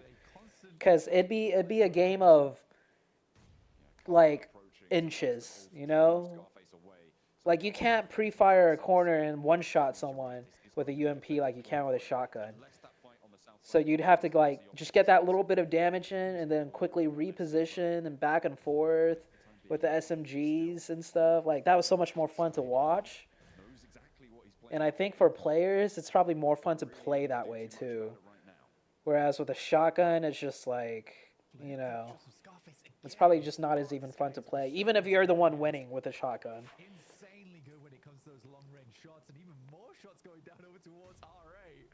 He's just making sure both these teams are battered and bruised by the time they leave this building. Lemon's got to hold it down here. Lemon's in a crucial position. Lemon seems to... Oh, man. How did he get caught? Did they know he was there? How did he get caught like that? Maybe he was prone the wrong way and his foot was sticking out. This isn't before Scarface once again tells Marth that you can't be stepping out on the outside. I mean, so far, I've seen Lemon be like a top player. I don't know how he just got caught up like that. Might have had a good time of it, but tried to lose a player or two. Pusher on the inside here now, though, as we go into the kitchen, looking to try and cook up a meal, but it's not going to happen. It's cold as a bone, and R8 will be taking them on down. Marth is the loss. Hold on, I want to see real quick. How did he get caught like that? Towards Zaka, dodging nades in the, down to it. Definitely Okay, he. get a single knock over towards it. Oh. As well. So if it came down Wait, but Amori didn't know he was there, did he? I think maybe he did. Damn, that sucks. Is it the lemon from Navi? I'm not sure. I don't know. Strong game here. They couldn't keep just getting those small ones and then hope for a big game to come in the future. Getting those placement points would be very nice. They start to push over towards DRX. The lovely shot from QXZ will pin them down for the time being. An APG off in the distance as well is an ever-looming threat for the Wolves. Oh, well, there he goes. Oh, it's APG again. Of course it's APG again. Oh. How many kills did Wolves get there? 0? Is that another 0-pointer? Damn, back-to-back 0-pointers.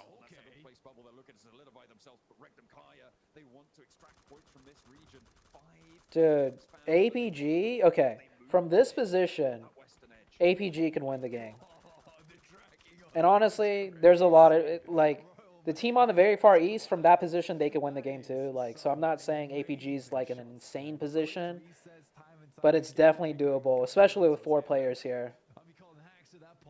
If they play it, like, really correctly, they can win the game. Obviously, Ulf can also win the game from this position.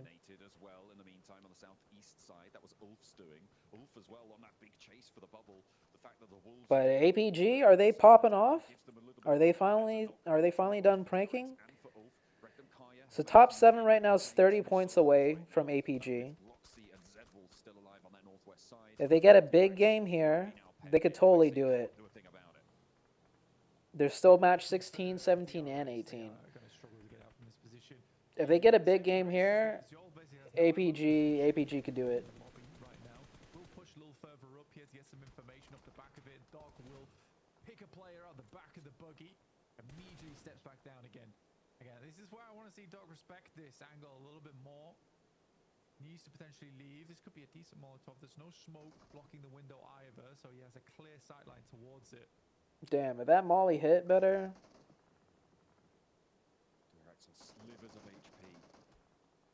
Oh no, top.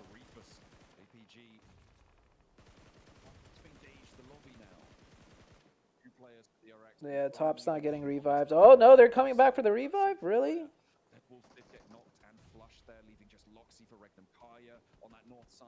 They need to put pressure first. Yeah, Xi'an and Rufus needs to put pressure. And then maybe he could go back for the revive. Yeah, that's well done. That's well done. That's well done by APG. Redirect the players to put pressure on where you got knocked from. And then maybe get the revive once the pressure is applied. How he should have rotated back towards the team. Doc knew that angle was available. I just don't think Top was told about it. Because otherwise there's no way he would have made that aggressive pushback that way. I'm not sure. I'm not sure. I couldn't give you the specifics, but it's just frustrating to watch that. I mean, we just talked about it. But now APG down to just 3 players. But first one in a while. Oh, never mind. They thirsted him. This whole time I thought there was a chance for a revive. I didn't see that they thirsted him. My bad. Whoops. I didn't catch that they thirsted him. They're trying to convert off a really strong rondo as well. My bad. I'm just I was just, you know, maybe a little biased. Hoping for APG comeback. To the later parts of the day, we're going to be getting across the halfway line of the day after this match. So going into the final 3, it's going to feel good being in the top 7. But that buffer, building more and more on top of it. That's what teams are looking to do now. DRX, their last player, prestige bearing down upon him. Mori keeping his head down. Gotta feel bad for DRX. Far right as well, even if they get third place here. It's not a huge amount of eliminations, but that should see them safe.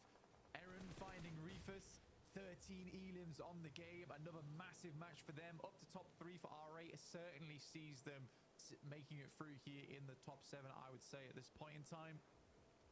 Now Ulf looks to readdress the circle. R8 still slinging on both sides here. And Murray and Prestige playing both corners. They regroup though. An immediate send back in. No, hang on a minute. They're diverting it once more. They can't make up their minds. I mean, they're just getting that scouting info. They know nobody's pushing north just yet. APG and Ulf holding each other in a stalemate on this big flat plateau that sits in the middle. The nade is good from Amori, and that catches Yol. Alpha Gaming getting rid of that roadblock for Ulf might actually allow them to push across more effectively. R8 may just unwittingly spell their own demise. But you take a second place though. Let's see how far they can go off the back of it. But again, they control the entirety of the northern edge. Eren picks up another for his troubles and now sees Doc as well. That's 15 elims. They can just clear out the last 2 players from R8. It will be a 27-point game, which will shoot them soaring towards the top of the tables here, John. They'll be over that 100-point mark if they're able to do it, Blank, I think. Very, very close. It might just be short, but that is an incredible resurgence for Ulf in the 2 big games that they've had today. And it just goes to show you how close these tables have always been. In every I think the best thing about it is just watching Ulf play their game, right? Eren with these great angles that he's got towards players and taking one-on-one fights with some of the best players in the squad. And Scarface on those incredibly long angles, causing casualties towards teams that might have assaulted them later. Do I still get down to Hotchukes? Yeah, Hotchukes and I still keep in touch. He lives in a city very close to me. It's like a 3-hour drive from where I live right now. So I actually hung out with him for a bit, like maybe a month ago. With a lackluster performance so far, they weren't able to convert on this game, but there's an answer. Amori doesn't want to go any further, draws a line in the sand, but he has to pull it back as the warpath is being driven right now. Eren in the passenger seat, slinging them around the hilltops, but he's going to be pulled out the side. Interesting. Still sending off across the way, and now they've left themselves in a 1v2 blank. You're from Houston? Oh shit. Yeah, that's where I live right now. I'm in Houston right now. And Amori with a big chance for R8. A massive ego challenge in the vehicle. Made little to no sense at the time after Scarface went down. They could have played this out a little bit slower. No utility on the side of R8 right now, other than one stun grenade. But for one player, that might just be enough. R8 continues to take momentum here, picking up strong positions. Molotov towards the tree, not allowing Murray to get too close just yet. But just behind it, he's clear and free. Stun grenade goes out towards Kedge. Blasts right in his face, and that's going to delay him. He just has to go blind on this one. He's got one nade, but he's not going to have any time to play around with it. And that is R8 taking home the chicken dinner against all the odds there. What a find coming through from R8. Ulf looked like they had that in the bag. They were on a tear. They had the numbers. But they hop into that convertible, and they got too big for their boots, Blank. I don't know what that was. I mean, there's some giant's feet on those boots because they weren't fitting at all. I don't know what Ulf was thinking in that scenario. I mean, that does get them a lot of points, but it's not the 27-point game they were going for. They lost out on 2 elims as well off the back of that, so it's even worse for wear. For R8, though, a game that would see them sort of safe now sees them very safe. They are going to feel pretty good about that one. A 6-point swing on the reverse side. What we were expecting, that 27, down now towards that 21 point, which is not a small game by any stretch of the imagination. Still, it's got to feel a little bit galling coming through from Ulf. They were not able to find it. In the end, it was R8 to sneak it away right from under their noses.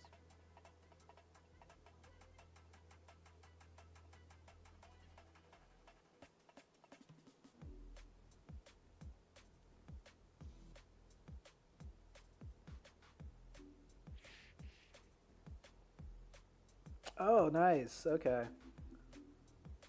I'm down like in the Sugarland area.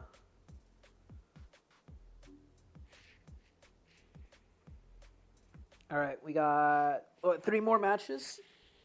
And I have a doctor's appointment in 2 hours. Right at the right time, but then they go for the most bold drive play towards the end. And if they would have had an S12K, it would have worked, okay? But they didn't have it, and they were taken out by R8. R8 get the chicken dinner in this one, Max. And with this chicken, I mean, that's got to lock in their position, right? Yeah, I mean, you said there were 4 positions possibly remaining in top 7, Hodjukes. I think it's now just 3 remaining. It's dwindling every single match, but really good stuff coming up from R8. And that was all off the back, by the way, of that successful Northern fight against Madball. Was able to clear off that position, and then all the other teams are fighting for the high ground positions. And R8 are just left alone to survive, make it easily into the later stages, even though they do lose some players a little bit early on in this match, such as Ida and Marth. Prestige, Amori, that was more than enough, Nipchura, to wrap up this paramount game that they desperately needed to be in the finals. And with this game, I'm going to say it, they're 100% in for the biggest stage of this year's PMGC. I 100% agree. They are in, they are ready to go, and you could see them celebrating that fact as well right after the game, because they know as well they have gotten in, they are safe, they are good to go. Because this is exactly what they needed, right? Because so far today, they've been looking a little bit, you know, uncertain. So this win just really cementing that, and, you know, just being a breath of fresh air and just like, okay, we can relax now is really, really good for them. But I've got to say, Max, Ulf coming in hot, just missing out on the win. But man, the points they're racking up today is insane. You know what? If we don't see Ulf get a win, but they get these high elimination counts compared to what we saw day 1, day, I'm fine with this. I'm right? It's going to be enough Hodges to push them up in top 7. So you know what? Would it be nice to see them actually get the win? Yes, but this is currently more than enough to keep them in the conversation and make it work out. So you know what, Ulf? Keep it going. This is the right change of pace that we needed to see. And you know what? They're striking while the iron is hot on day 3. Needed. That is the right word. By the way, those headshots from Joel were just absolutely insane. We're definitely going to touch on that that OG Alpha 7 push. I think that was really interesting, but I want to just really harp on Ulf, man. Ulf in this day, right? On the final day, they were in 13th place, right? At the start of the day here. With this performance, Max, I think that just might have put them in especially in contention for one of those 7 spots.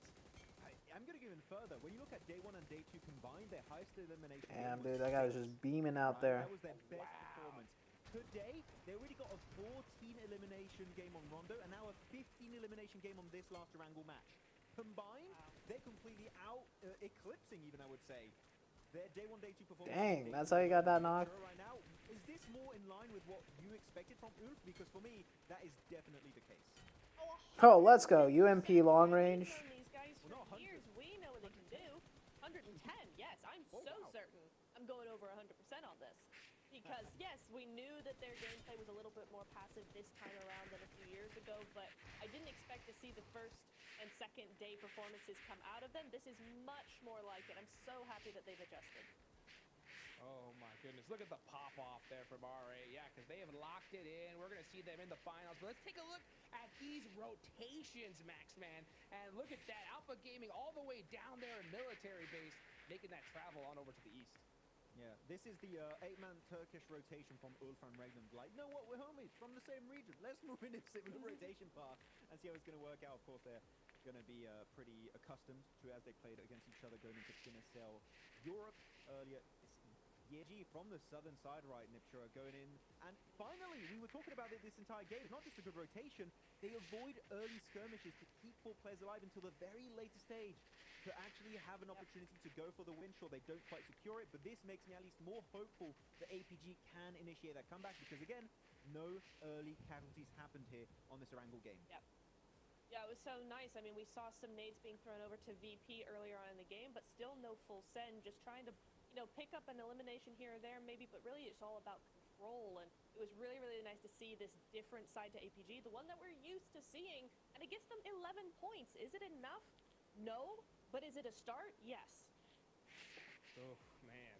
Honestly, that start needed to happen a few games ago. They are really far behind, you know. So, but it's good to see them make it towards the end game, and not to mention, you know, Zola. Oh, Wolves only got 1 placement point. First on to Doran, right? By the way, you know, Wolves back-to-back donuts. What? I mean, actually, they got 1 placement point. Okay, right? So it's not a back-to-back 0-point games. We'll take that. But I mean, come on, Max, right? They win Rondo, and then 0-point game, 1-point game, and now we're seeing teams pop off. I mean, these leaderboards are getting real scary. Is there any game I play right now? I've actually been playing a lot of Path of Exile. I don't know if any of you guys play it or know it, but Path of Exile 2, that's basically my jam. Normally we see him more as a setup off angle player, but no, he keeps on performing. Very happy with Amori in particular here, Nipcho. He just keeps putting up the numbers and helping them secure again their position in the top 7 as they now climb in 3rd position just behind Thundertalk R8. Again, locked in. We're going to have a MENA team here for the grand finals. Yeah, there is no way they drop down now. With just 3 games left, they are set. Mapples as well, picking up the pace here in the last day to just keep ahead of the rest of the lobby. So some really, really nice stuff going in here, dude. I mean, this is absolutely crazy. You can just see those leaderboards. Ulf making it into that top 7 position all the way from 13th place.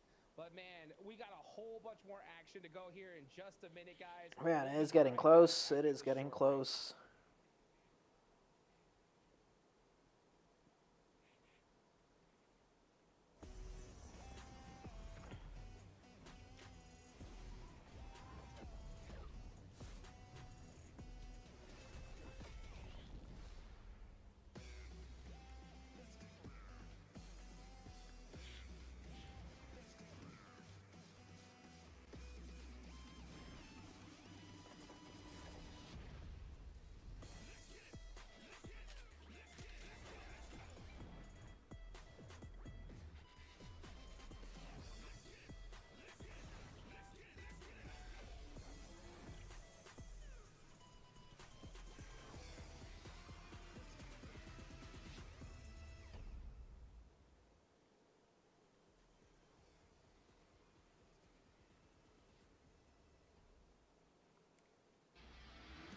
Racing experience.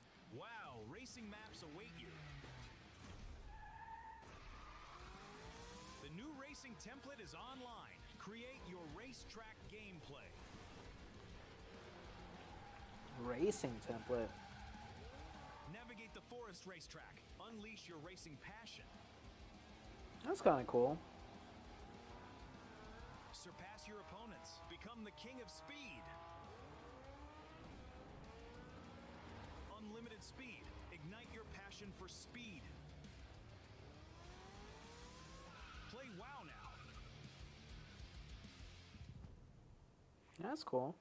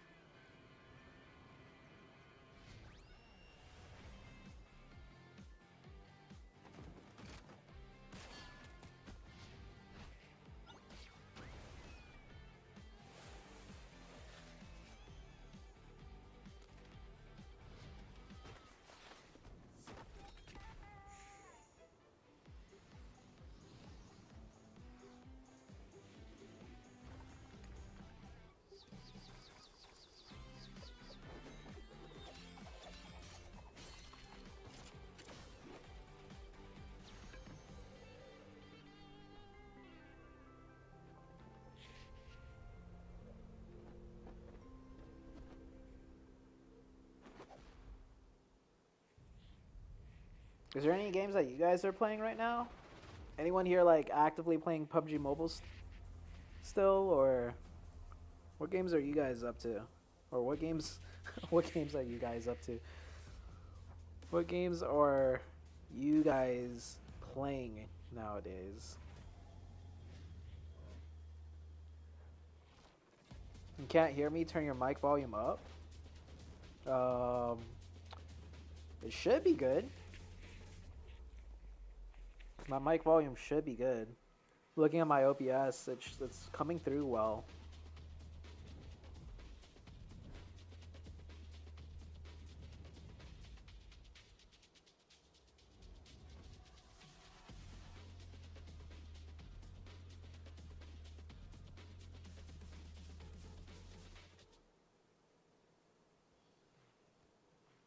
Hello, hello, mic test. Can you hear me? Clash of Clans? Okay. Gentlemen, I'm here with Petch, one of the veteran players currently at PMGC. This man's been playing for 6 It's crazy. Clash of Clans made a huge comeback, no? When Jinxie started streaming it and stuff. Like, it's like a mainstream game now again. You guys have 30 eliminations, especially in the yesterday in Erangel, you guys were able to get good placement points, but now it's a completely different team. What tactical changes have you guys have made to be able to put up such a great performance, especially with Illims? Dün Erengel'de sıralamalarda puan kazandınız, pek elim puanı kazanmadınız. Bugün Erengel'e ne taktik olarak ya da mental olarak bir değişim yaptınız ki puanları topladınız? Aslında yaptığımız değişiklik yok. Sadece oyun sonuna 4 kaldı. You're currently not playing anything PC's broken? Used to play and stream lots of sim racing and VR stuff. Okay. Bir şekilde yani bir And ekstra Val şeyler Mobile when it came çıkartabiliyoruz. out. Oh, dude, what happened to your PC, bro? How's it broken? So technically we don't have any tactics. We just aiming to at least try to reach the top 4 of each match. And I think this overall it will balance our gameplay through the matches. I'm happy to hear that. I mean, right now you're in 6th place, so I'm pretty sure you're gonna be feeling confident. Now we're gonna talk about Aaron because Aaron just joined the squad in October. He was able to put up a good amount of eliminations just this last match.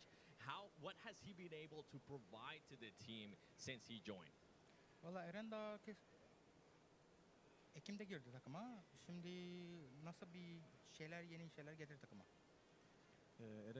Eren geldiği dönemde çok fazla alışma sürecimiz olmamıştı ama bizim antrenmanlarımız daha çok resmi turnuvalarda oldu. İyi geldi, güzel geldi. İnşallah da böyle devam ederiz. So when Eren came, actually we didn't take that much for us to get used to him, but mostly we trained through the tournaments with him because the last minute he joined. But it was a good feeling. Yeah, the game also started listening to the actual player base. That helped improve the game a lot more. Oh, okay, that's cool. I don't know. I don't have the money right now to get it checked. I think my PSU died, but it could have been anything. Motherboard. Damn, that sucks, bro. Yani burada bence herkes çok güçlü. Özellikle söyleyebileceğim bir takım yok. Bilmiyorum yani. Dang, dude.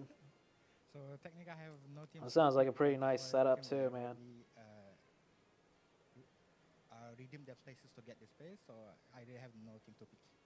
Look at this man giving that political answer. I appreciate it. Thank you so much, Ketch. I can't wait to see what's going to be happening in the last 3 games as we're going to be, at the end of the day, sending the top 7 teams to the grand finals.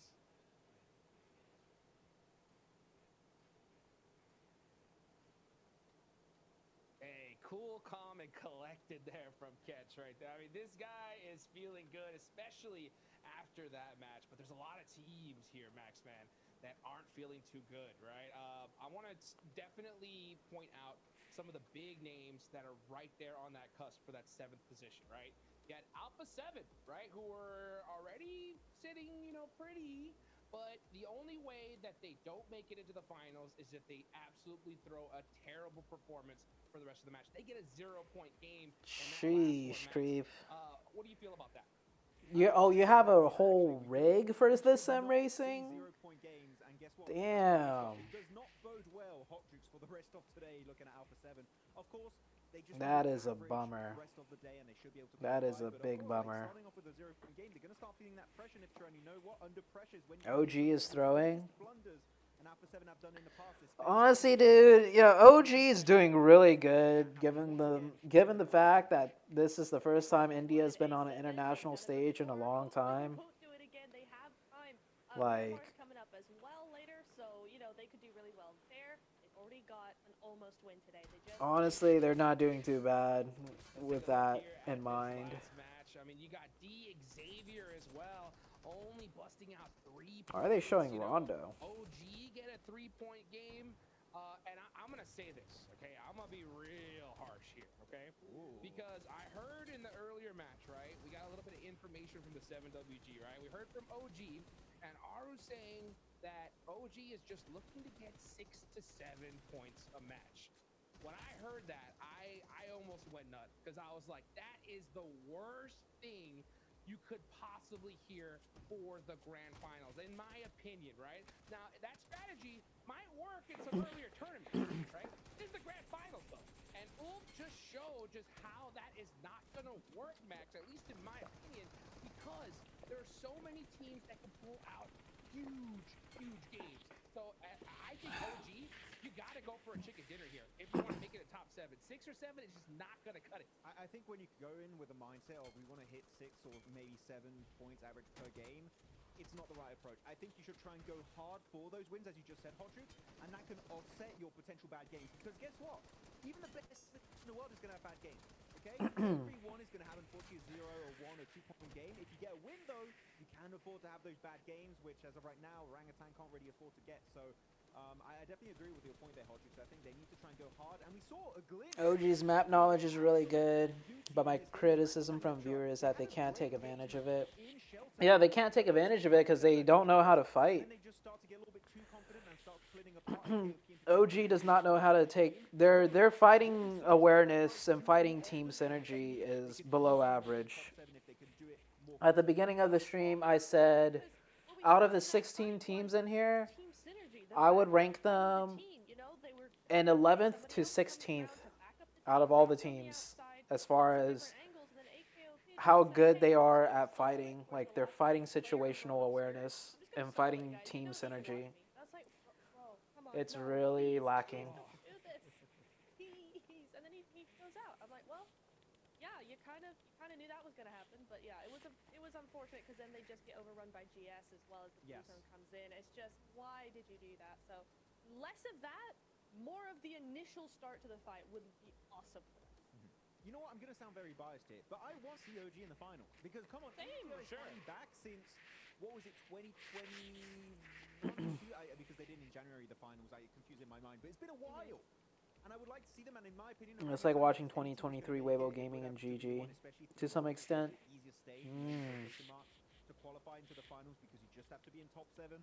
So we need to see a change of pace here, Hodrick, if we want to see that dream come to reality for the big old monkeys. Let's go. Yeah, let's go, man. It's a dream I definitely want to see happen. I'll tell you what, though. I mean, you got D Xavier right above them. You got Regnum Karya, VP right below you, okay? And right now, OG sitting in 10th place with 80 points. That cutoff position, that 7th place, DRX is currently holding it with 93. So they're already 13 points behind here with not a lot of matches left today. So when it comes to OG, if you're going to make that dream happen, honestly, it's going to happen with eliminations. 6 or 7 points a game ain't going to cut it, Neptura. What do you think we need to see from OG in this next match here, right? In order for you to feel comfortable for them going into the grand finals? I need to see them just be more proactive. They're being reactive, not proactive. And they have really good mid-game. They've figured out how they want to play the mid-game. Certainly in the last 2 Wrangles, we've seen some really good mid-game strategies from them. It's just getting them to the end game and then fighting that end game is where they're falling down. And so they just need to be more proactive. They need to think ahead a little bit more because the way the rest of these teams are playing, they were like 2 points, 3 points away from top 7 now. But as you just said, they're now 13 points away. So the rest of the lobby is not going to wait for them. I mean, you don't want to be that team in 8th place. Did APG stop throwing? You know, 7th place. I mean, they did a little bit better last match, but not enough to kind of be talking about them. Good old-fashioned $53,000 and that ticket to the grand finals. Actually, they kind of threw last match too. They had a chance to win the last match, but they did one crucial mistake. And it kind of cost them a potential win because they made it to the late game. Wolves here, Maxman. Time to wake up, right? Time to wake up here now. Of course you would say that, Hodge. Of course you would be the one, please. Hodge, please. Wolves, make it to the final. Don't tease me with that, Rondo, right? Don't tease me with it, right? I mean, I was so excited that 0-point game, 1-point game right after, right? I mean, honestly, I'm going to be happy with 7 points from them on this one, right? What's up with them? I mean, they're on the cusp right now. I mean, looking at the leaderboards currently on my screen, I'm seeing Wolves that have 92 points. Above them, DRX 93. Right above that is 98 points from Ulf. They're currently on a bit of a momentum kind of build-up towards the second half of today. If they can keep it going, it's going to be hard to deny that position away from them in top 7. So yeah, I think it's Wolves now, it's down to them. I think 2021-22 PMGC was peak. Navi A needs to play more insane strategies, especially during Chinese domination. Yeah, I think like as teams got better, playing in a very aggressive strategy just didn't work as well, because when other teams are better, there's less teams that you could take advantage of. So I think the super aggressive strats aren't as good anymore or as viable because other teams are just better at dealing with it. And also, I think the shotgun meta has changed things a little bit too, as far as how aggressive a team can consistently be and come out on top. Because I feel like shotguns have made it a little like too punishing if you mess up even like a fraction, right? As someone from India, I really don't like how much the casters and analysts talk about them.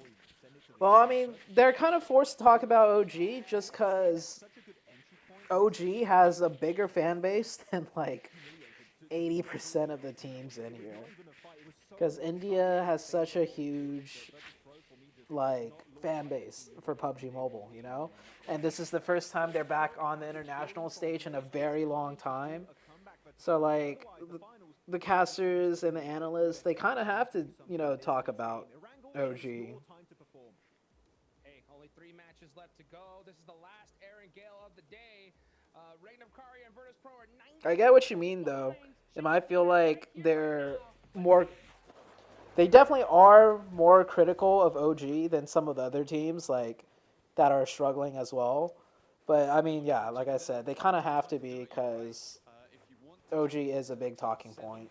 Make sure that you've got that direct ticket to the grand final stage. Then it is all about getting these points in here and now, because the number of slots available is ever dwindling. Not many left remaining now for teams to pick up and grab as we head further and further towards the end of the Gauntlet. We're starting on a eastern playing path with this one, getting players that drop down towards Sosnovka out nice and early, says GK towards APG. It's wild to me Kasune never won a world championship. Such a disappointment. I mean, dude, winning a world championship is fucking hard, man. It is. Especially in a battle royale game. Dude, someone just got knifed. APG. Between the shoulder blades on that one. Looking to reload the VSS there. It's the only weapon you got. APG. Jafar with the pan as well. APG popping off. Superior for APG. It's all up to Jafar to see what he could do. APG finally popping off, maybe? Team's got the M4, sure, but he's also got 4 players from APG to deal with. The question is, can he connect, or does he just get out of there? See on the cams. They are leaving it up to him. A little bit of a worry that that's how the game starts. Of course, you can't get yourself back up now. Oh, they are chasing him down?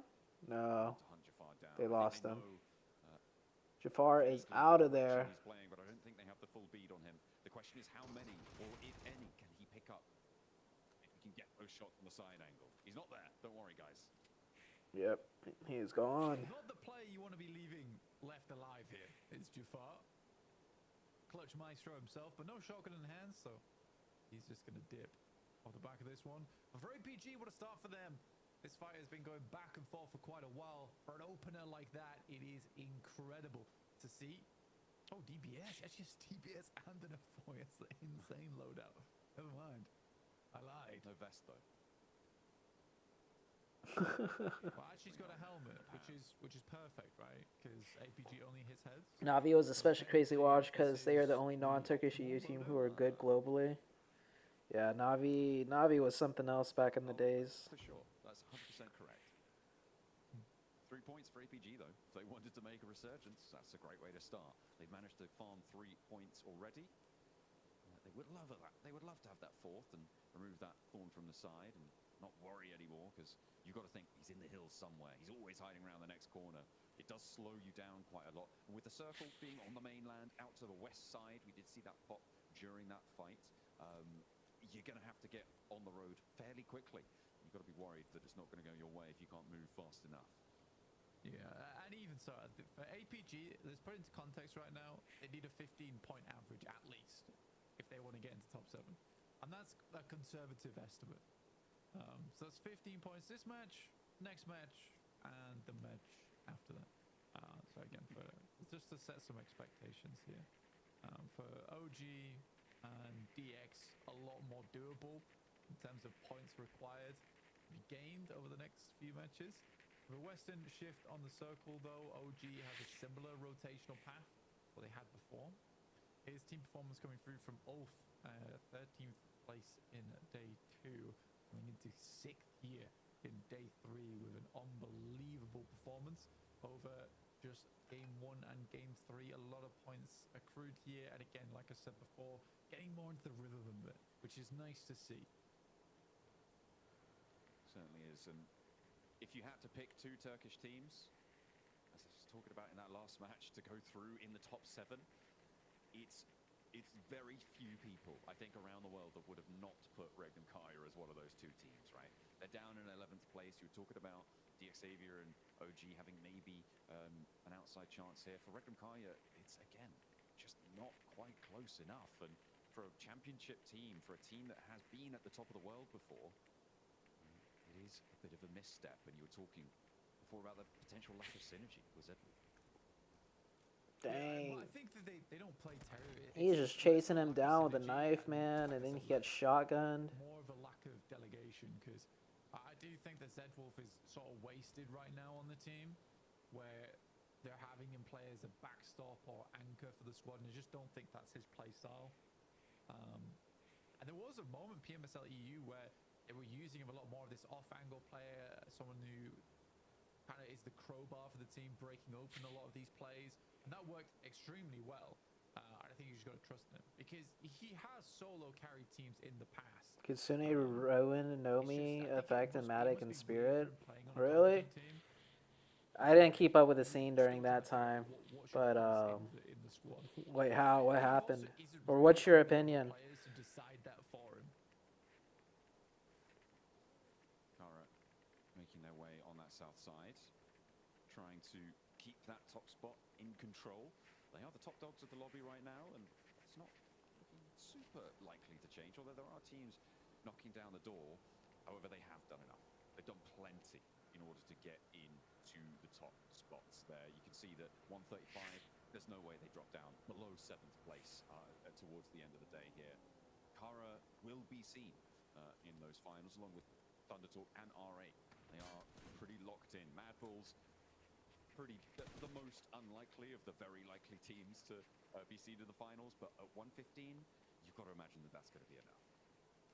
Ooh, Thundertalk and Kara going at it. But in the meantime, we're going to take a little recap with 7 over on the stage. Spirit didn't make it to PMSL. Fall by a lot. Kitsune washed and couldn't accept it. And yet Kitsune don't even want to be a coach. Oh. Where you can actually hunt down a squad. Are you going to do it? And he looked around and he said yes. He didn't want to specify which team it was though. So John and Blank, can we take any guesses? Maybe DRX? Maybe Alpha 7? I don't know, because there's a lot of teams trying to make it to top 7 and it's very tight in that department. He's making songs on SoundCloud now? Interesting. I mean, it is all really to play for. That's an interesting pivot from esports to music. Seem to be fairly safe. 103 with 3 matches to play. You expect them to be able to get 7 points over the rest of the day, and could potentially stretch all the way out, getting up to that 120 mark, right? I think the volatility really sits in the 2 teams beneath them, from 6th place down to 10th, and then an outside chance of down to 12th. Below that, nah, I'm not backing it. No, I think for RA, targeted plays, you probably would want to target Alpha 7, right? Because they share a lot of your rotational paths. But you're also definitely correct in terms of it's a team that's hard to push out at this point in time, right? Especially this being the last Erangel, we didn't see too much aggression from RA their way. So I don't know. We'll wait and see. Maybe they'll bring out something special on our next match. Miramar special over on the desert. Of course, we haven't seen our 2 Miramars at the end of the day. And things do change in terms of dynamics there. Have to wait a little bit. Kara losing 2 players in opening salvo on the match. Not ideal. OG moving past Ulf now. And Ulf, as we all know, have been on the tear today. Dangerous territory. Circle shift as well, Glenn. This is nasty over to the west side of Everest, over towards Hospital, and this is going to get messy over towards it. Oh, nice. A new circle. I don't feel like we've seen any real repeated Erangel circles so far this Gauntlet stage. Gameplay for them, but this is bad news for Wolves. I mean, a 3rd time in a row, sort of inexcusable at this point.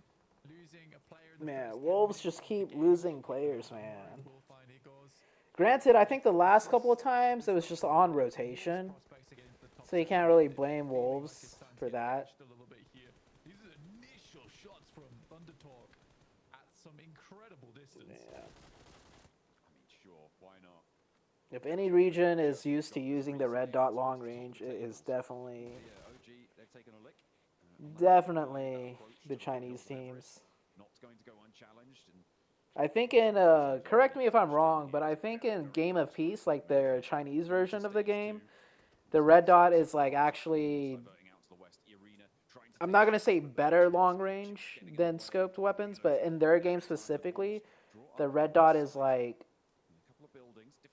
yeah, I remember this correctly. It's like really good to use the red dot long range. At the moment, gives them some options in the future, but the main thing is safety. Like better than the global version of PUBG Mobile. Because I remember when I was watching a lot of PEL, they would literally be using the red dot long range. I think if they had a scope, like a 4X or something, they would still use the 4X instead. But I just remember it's actually easier to beam with a red dot long range than, you know, in Game of Peace or Game 4 Peace, which is the Chinese version of PUBG Mobile, than the global version of PUBG Mobile. You're right. A new ground in the lobby. The areas to the south of Georgia. It's not that red dot is better, the scope are worse at spraying. Over towards that swamp area as well, right on the south edge. Let's see where we end up. Mad Bulls atop the mountain right now, with all 4 of their players alive, I believe, at the top there. Oh, I need to catch up on some of the chat. Everyone else playing around in the foothills. Technically very good, but awful gun skill nowadays. You can't have IGL with bad gun skill. He posts his songs on his story. Wasn't Kitsune still looking for a team, but nobody picked him up this split? Not even SG or NA wants Kitsune. Let's put it like this. Kitsune as good as left the scene. Start learning Arabic, buddy. Okay, that makes sense. Not sure now. It's not a red dot. Okay. It's definitely harder to spray 3x or 4x on Game for Peace, so they practice more the red dot. Oh, okay. But some teams still use the 4x to spray, especially on Miramar. Gotcha. Oh dear, that's not where you want to be drawing short. Can't part there, mate. Aragon. Have to take It's because their scopes are harder to use due to more unpredictable recoil. Oh, okay. And you guys are so knowledgeable. With 2 players left trying to face off against them. Oof, a big nade over to towards the top there does actually manage to get. Oh, wait, I was reading chat. Is this a Mount Everest circle? It looks like it. Stay alive. They lose Solus, but they'll keep on as 3 on the south edge. I mean, 4 elims is great for Ulf, honestly. Red dot and 2x are really busted in Game for Peace, though. I see. Need a little bit more right on the game now. Even over the next 2 matches, they need probably like a 4 or 5 point average to see themselves safe. This is a wild rotate from the Wolves, by the way, getting over towards this eastern shank. It's not very safe whatsoever, but it is playable. It's very much a survival type maneuver. The Wolves are going to need some circle blessing from that position. Get as far as you can. I call this the goat hill because it's shaped like a goat. Okay. West coast, they need to move up north or east or That's so fun. Where's IHC? Yeah, seeing good players like, say, Hua Hua, QZ, and Xing are able to hit burst shots in Game for Peace. Oh, okay. To move there, and the arena set up to your north and the buildings up that direction. Where do you go at this point if you're Geeky? You have to take a fight. The question is which one? For Geeke, it's a really horrible option of do you swing through the fields, which as you know is going to be a ton of sight lines looking over towards the west side, or do you try and take one of these fights over towards the north? And that's sort of your option. I mean, Wolves massively cut down on their losses there by getting that early rotate in. Making this rotate now would be really quite dangerous. Defense does find Coops though on the outside. So that's a 1 down for Wolves already. Good shots from Aaron over towards Geeke. I mean, they're having flashbacks to last time on the Erangel open ground where Geeke rolled up on them and Ulf went crumbling. Unfortunately, this time they find them at the start and they've established already that line. There are a lot more spread, a lot of different situations to unfold here. Scarface may be in danger here, but Arena actually could tag on for a third party, make the life a little bit trickier on that southwest side. 3 teams. Where's the circle gonna go? It could go anywhere, so we could go into the George Pole crates, we could go into George Pole City, we could go Hardship, Mount Everest. Ooh, right on top of Wolves. To be honest, trying to play out from this area though, down towards the south. This is gonna be interesting. I don't think. Well, I don't know if Wolves are gonna. Maybe Wolves could steal a couple kills here and there with a circle like that. Maybe, I don't know. Hospital called it. Yeah. A med off quick enough, and he absolutely does. And that is Geeke out, and 7 elims right now for Ulf. They are going further beyond. Just great to see. Hope Order wins PMGC this time. Then you'll be undisputed GOAT of PUBG Mobile with 5 world championships, 3 PMGC, 2 times PMC, and he also has 1 PMHI and PL 2 times. I mean, Order is definitely. I mean, I feel like Order. Who is the world's undisputed GOAT of PUBG Mobile right now? Is it still Paraboy? Is Paraboy still considered the world undisputed GOAT? With Order being like his second. Because you can't have Paraboy without Order in the discussion, right? I think the hardcore PUBG Mobile competitive fans would pick Order over Paraboy. Almost immediately, and we'll find the flush on that one. So Ulf goes down, but 7 elims in pocket. But then again, Paraboy has just as much accolade, you know? So like now it's a way easier scenario. It's like a 3-point average that they. We got a couple Order. Godless. People now say Silas. Okay. Order. 7. And looking to try and keep themselves in because Ulf did just leapfrog them up to 105. They haven't got any elims yet, and they're playing from South George. On the border, sure. Oh, get out from underneath there. Doesn't need an inspection just yet. It's got his MOT already. He's out running over his teammate. Not friendly. But on the north side, they do have a difficult approach here up to the ridge lines around Hospital. They could maybe find that mound that sits there, but with Regan Kaya on the other side, it's a bit of a silhouette that you're going to make as you try and make your way up there. For Alpha 7, that's tricky. It's an interesting circle because there are several positions which are very dominant here, where it could hard shift over towards Hospital, Caro's compound on the west, central compound from DX Xavier. It could head over towards Carrillo for you, IGL and Fragger. It could go down towards the south side. R8's coach is Starlight, by the way. Damn, Starlight's still in the scene. Becomes very, very strong. There is a lot of different scenarios here that can take place, which drastically change the pace of the game. Credit to Starlight, man. So we'll wait and see, because I really do think it's sort of stage 5, stage 6, which is going to define how this game goes down. It's very different, that scenario we saw from OG, Geeke, and Alpha 7, where there really wasn't anywhere to play. It was super scrappy, but here there is some definitive spots on the map which are very playable.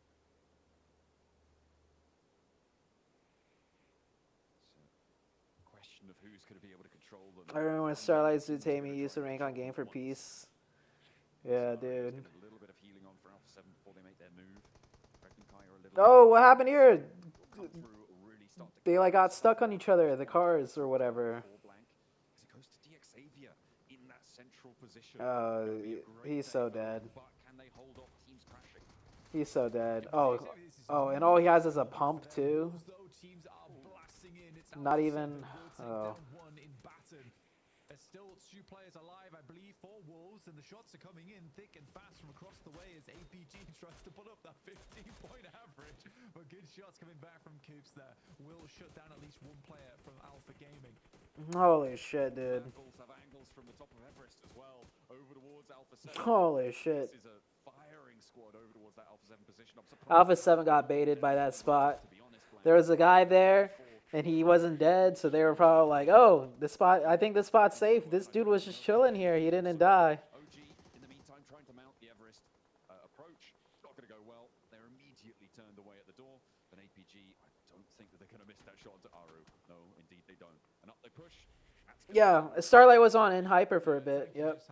I think that was the last team he was on before he moved on to coaching. It's probably a smart decision considering a lot of teams are going to pass through that position anyway, and it's close enough to DXAV that he has a little bit of support from them. So it's okay, but Thunderdog continuing to take shots over towards him, trying to see if they can find those angles. Kara right now in between them and E-Arena. Just Marso here remaining for the squad. Has nades to work with. See what you can do. Irina reluctant to go for the pushes, but they've got 2 nades cooking. Okay, Sakura's Molly able to tag him on. Gets the burn down. That is going to be Kara down. Again, they've done enough. They don't need to do any more. I feel like the Chinese teams love that compound that TT is in. But I only say that because the last time I watched a bunch of competitive is PEL. And a lot of the times, whenever that compound is in zone, this one right here, that TT was in, that compound has always just led to good games. Like for whatever team that occupied it.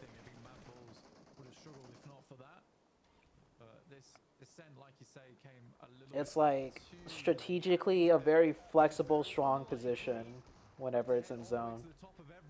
Holy shit. Oh, another nade.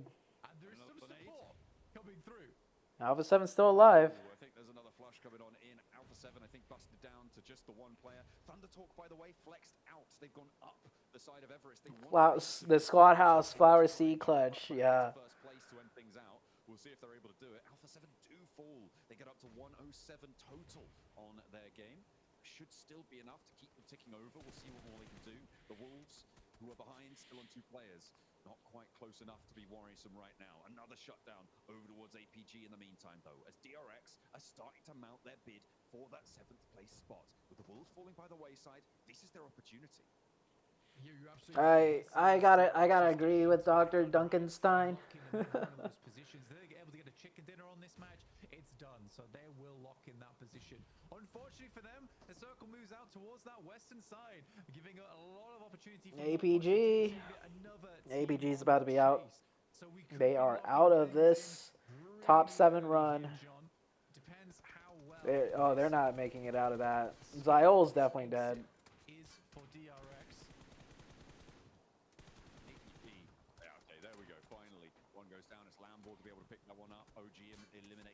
OG's gone, 0 points. Yep, OG's not making top 7. I doubt it. This flex out from Thundertalk has caused them so much trouble. Yeah, I think for Thundertalk it was a very smart decision to push up the hillside here because they had a massive amount of cover to work with. Wolves right now looking to get ahead of the guys from DRX. Yep, there goes Wolves. Is another well-placed grenade from R8. Will push R8 even further up the tables. DRX send in, but it's just 1 player, and he will be taken out fairly short in order. That's so easy down. Damn, R8 popping off right now. It's just now 1 player left on the back lines for DRX, really. There's nothing more doing. They know he's in the hills somewhere, just the question of where. Prestige is on the hunt. He's scanning that horizon. Oh, goodness me. That is going to be a nasty situation for QXZ to find himself in. And right next to Thundertalk 2, King is there rolling down, spots him, darts out the way. QXZ looks for the Nice. I like that play from TT. Go for the point. Go for the point rather than just trying to YOLO into the circle and then dying anyways with no point.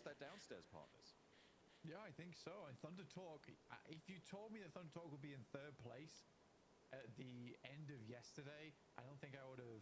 Well, at the start of yesterday, I don't think I would have believed you at all. But I think that it is. There's no way. Much of a good Oh yeah, performance yeah, R8 has been he's able to dead. put up, as well as Kara. I mean, I had a lot of hopes for R8 coming into this tournament at the beginning, and it's really nice to see that they've been one of the few. Is he trying to smoke his way to that car and then use it? Yes, Kara had like. I mean, there's a couple cars there. Incredible performance on day 2, but R8 has just been steady, consistent through day 1, day 2. He's almost there. Oh, he's out of smokes. They catch up to Kara. Oh! Shut down there, coming through. DXavier. Imagine. Looking to keep things under control now. R8 with a massive elim total here. The full 14 that could potentially try and crash into the north side of this DXavier position. Only got 3 elims in that middle spot, so we'll see what they can do. Oh, wait, they're crashing? Why? More damage. They're able to do quite a lot on the approach. What if they got circle? Am I missing? Did they get a knock? No, they didn't get an opening. Open arms to the elimination tally of DXavier. What if they, huh?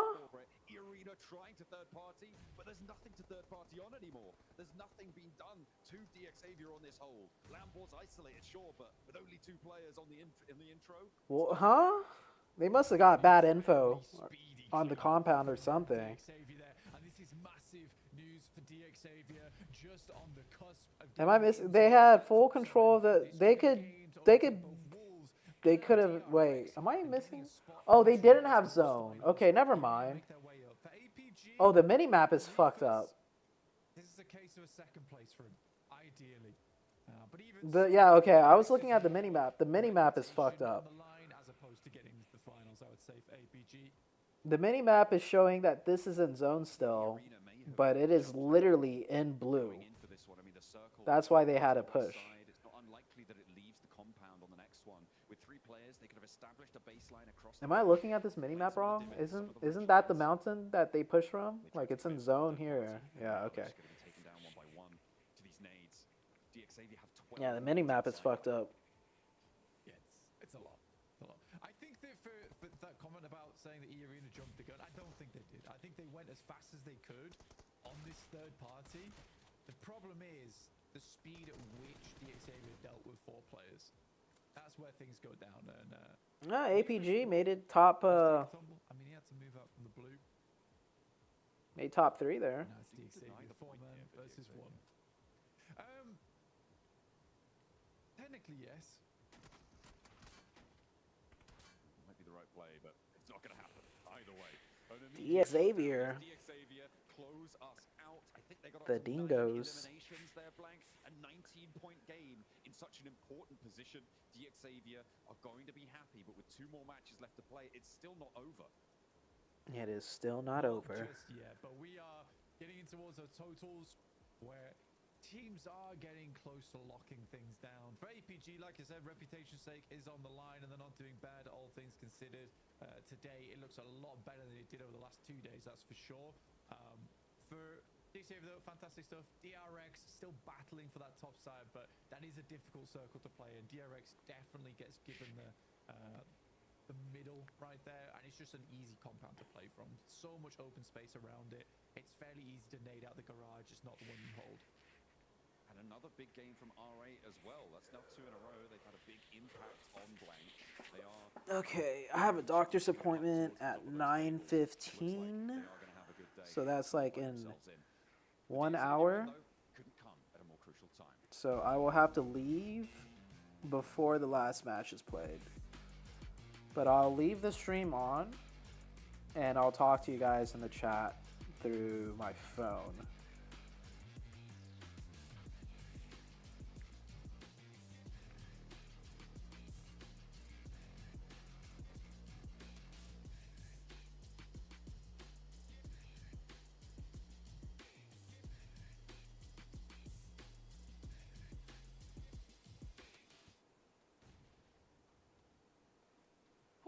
Couldn't have been at a more crucial time indeed, John, man. DXavier, they needed a big performance so bad here, Max, man. They end up rotating here to this building and clutching it up. I mean, wow, what a performance from DXavier. Yeah, they stayed here since Circle 2 in this compound, and you know what? It's been pretty good for them because we had a few player stragglers at the end sending it onto their compound, meaning they can get extra loot to keep and remain proactive in these games and make sure they were part of the conversation from start to finish. So very happy with Xavier as they take that position away. And ballsy push at the end. I was hoping we could see an MG3 clutch. Hot Juice, unfortunately, didn't quite work out for Jokov. E-Arena, there was a bit of hope for me.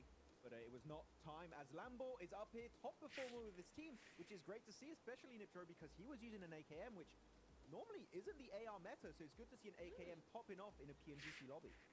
Yeah, it's really nice. We want to see a little bit of that variety, right? And if you can do it... Yeah, Pairboy, Mega Fashling model, yep. Dude is him. Really even Paragen looks like a chubby Jimmy. Okay, except for Patagen. But, you know, it is really, really good. I kind of see Jimmy, just a little bit. So it's like, you know, it's a across the board consistent gameplay, and this is exactly what they needed. I think it's exactly what we talked about, right? Going into this game of, you know, Xavier being one of those teams that it's like, hey, if you want a shot at getting into that top 7, you need to win this next game, and they did. Yeah, I mean, that's the big thing is that, you know, this lobby's so stacked. If you get a good position, any one of these teams, they're going to win it, and they're going to win it with a bunch of eliminations, right? But prior to this game, Xavier were behind DRX by 13 points, right? So they needed, actually, no, I'm sorry, 8 points, right? So they need to get 8 points in order to push themselves to the top 7, and they definitely did on this one, Neptura. So, you know, yeah, and then, of course, a hot drop. I think at this point, both those squads know they're going to the group stage. Jimmy wears the same glasses now too. Yeah. Yes. I think short answer, yes. Long answer, APG for sure are playing a lot better today. We're seeing them actually get to the end stages of the game. We're seeing them as a full squad for a lot longer. But we're seeing the stubborn side of them. They don't know when to rotate away. We've seen it in 2 Orangles now. First against Ulf, and then against up on Everest against Mad Bulls, and who else was it? DRX, a whole bunch of them were up there. Is they don't know when to leave. They keep trying to push it and push it. It's like, hey, if we can just clear it, we'll be fine. It's like, guys, you don't need to. You need to survive to the next stage. Go to a better spot, because this isn't not going to serve you. That APG dip was just not the way. Damn, okay. From that long range. Mad Bulls, there was even at one point, I think it was DRX. Some players of Orangutan just sending it around them at one point. Yeah, APG unfortunately kind of losing that steed that we were expecting to have for them in the Gauntlet. And yeah, you know what? I'm going to say GG, game over, start scrimming for the group stage, because they are out of the conversation for me personally completely. Ooh, those headshot crunches, so satisfying. The point that I really want to stress here, right? After saying that, Max, in my opinion, this next match is the most important of the tournament, right?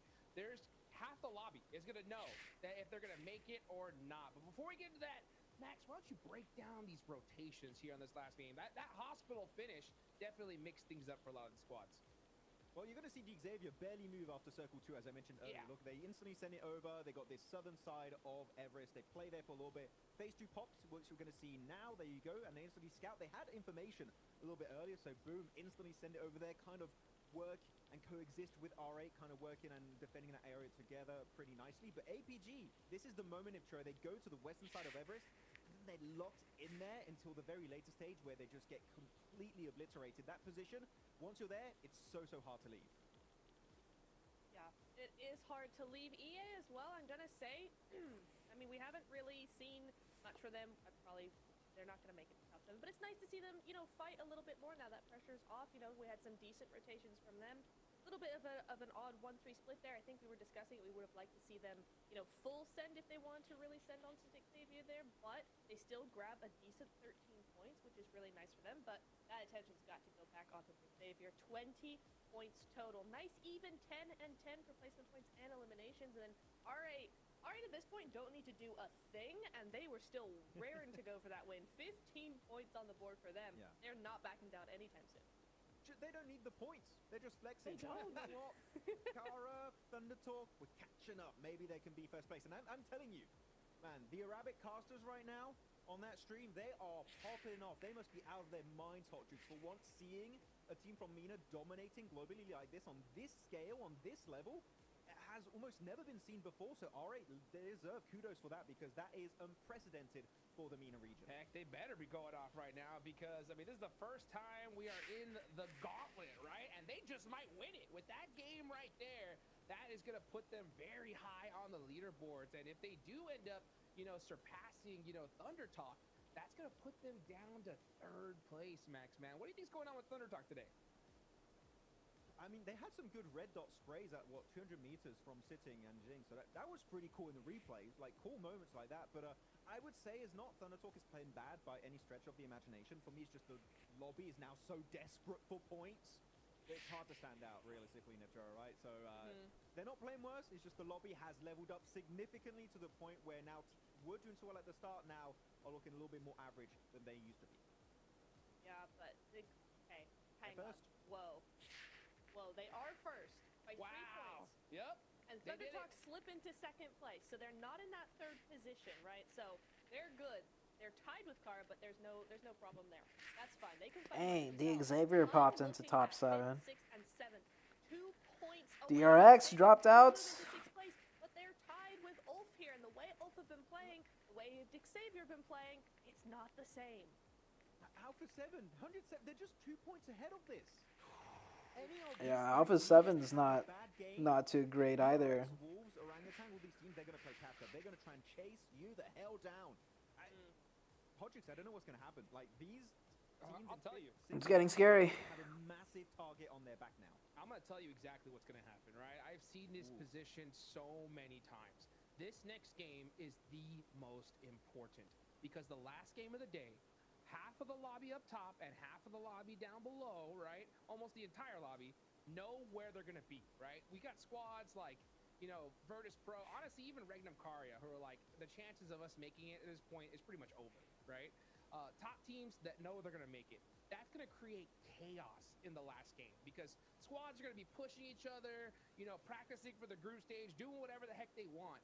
So I can't tell you how many times, Max, we've seen in the last game a squad that only needs 2 points, and they can't even get that because of how crazy it is, right? So, honestly, I'll say it right now for OG. If they don't get 10 eliminations and a chicken dinner this game, they're going to go to the group stage, 100%. Yeah. I really like that you bring this up because I've seen so many tournaments just like you where you have these teams that are so close, they're on the cusp of achieving greatness, reaching the next stage of whatever tournament they're playing in, if it's a regional tournament or a global tournament, and they just play too passive, hoping, oh, if we get to late game, it's going to be enough. No, you need to go hard or go home, and right now, for DRX, for Wolves, for Orangutan, for Regnum Karia, for Virtus Pro, it is time to strike. If you don't do anything on these 2 Miramar games, I'm going to say, I almost don't want to see you in the finals because you don't have the chops yet to be a champion.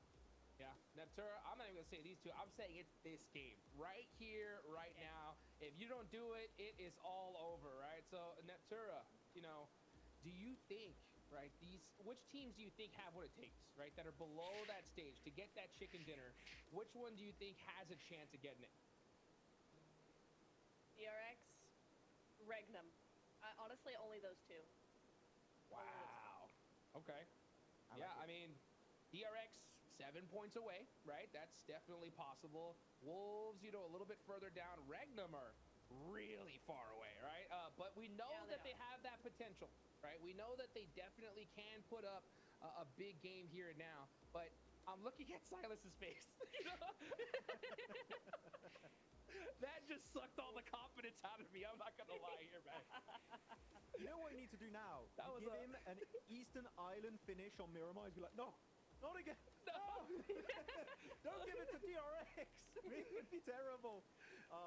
That would be absolute cinema if that happened. We'll see, of course, how the circle is going to be going. Though, I know we said this quite a bit. We've been hammering down this point of hot drops. I want to bring it up for maybe the last time today, depending on how it goes. Okay. We need to mention it. Orangutan, Alpha Gaming, Shuma Sera. Orangutan, do you want to take that risk right now? APG, again, for me, the out-nipture of the conversation. But Orangutan, they have a lot to lose if the hot drop doesn't go as they expect. Yeah, I think it's a bit risky. We've seen them make it to the end stage of the game so often so far today. I think they just want to tweak a few things. They could really get a big performance, and this is where they need it, especially, as you said, Jukes, right? This next game is so much more important than talking about the other two or, like, both games, because, you know, the last game's going to be so chaotic. So I think to hot drop APG now, maybe save that for less games. Yeah, honestly, I think that OG, you have to move. You have no choice. Like, if you go and Hey, what's he got on his forehead? it's over for you. I mean, APG just won their last hot drop, right? These guys. Oh wait, they all have it on their forehead. Is that like a cooling sticker headband? You know, keep them cool headed. And the chance of you taking out the entire squad, Neptura, right, and walking away unscathed, that's like 0.1%. So for OG, honestly, in my opinion, if they don't switch up their drop spots, they're going to the group stage. What do you think? Yep. I think it is. That's the case 100% because they do need to make those tweaks. And if you hot drop and lose, Cooling patch. That's cool. do that. And APG. Hey ZooTay, where did you find your YouTube password? Oh, I just guessed a bunch of different passwords, bro. I guess like 1, 2, 3. I guess 1, 2, 3, 4. I guess 1, 2, 3, 4, 5. Eventually it worked, you know. In that final moments. Let's go ahead and take it out over the stage to hear from 7. Glad to see you back, ZooTay. I appreciate it, man. Sometimes thanks, bro. By the circle, and sometimes teams are able to take full advantage of it. I'm here with Levi's from DX. Great performance in the last match. Now going into Miramar, that is one of your best performing maps as you're currently averaging a 4th place finish. What are you looking to do to make sure you maintain yourself within the top 7? Chào Levis, thì vừa rồi các bạn đã có màn trình diễn rất là tuyệt vời. Và bây giờ thì mình sẽ chuẩn bị bước vào bản đồ Miramar, là bản đồ mà các bạn cũng làm chơi rất là mạnh. Vậy thì không biết là mình sẽ chuẩn bị làm gì để mình chắc chắn mình sẽ có suất vào vòng chung kết. Bọn em chuẩn bị trận đấu mới thật là tốt, di chuyển hợp lý và căn thông minh chuẩn đấy ạ. Well, we'll try to prepare ourselves to do well in the next map by doing a proper circle rotation and also with great timing. With teams now being qualified because of the way the numbers are currently working to the grand finals, are you scared that maybe some of these teams might try to target you? Vậy thì trong bản đồ tiếp theo thì bạn có sợ rằng là một số đội khác sẽ nhắm vào mình hay không? Trận đấu mà đâu biết được, gặp là em thôi ạ. Well, you know, it's a competition. We don't know what will happen, and if we encounter them, we'll just attack them. I love the aggressiveness that we're seeing here at PMGC. Levi's, thank you so much. Back to you guys. Hey, love to see it indeed, man. We got 2 more Miramars, right? It's gonna be crazy to watch here. But in my opinion, it's this next match that's huge. And I kind of want to talk about what you said, Neptura, right?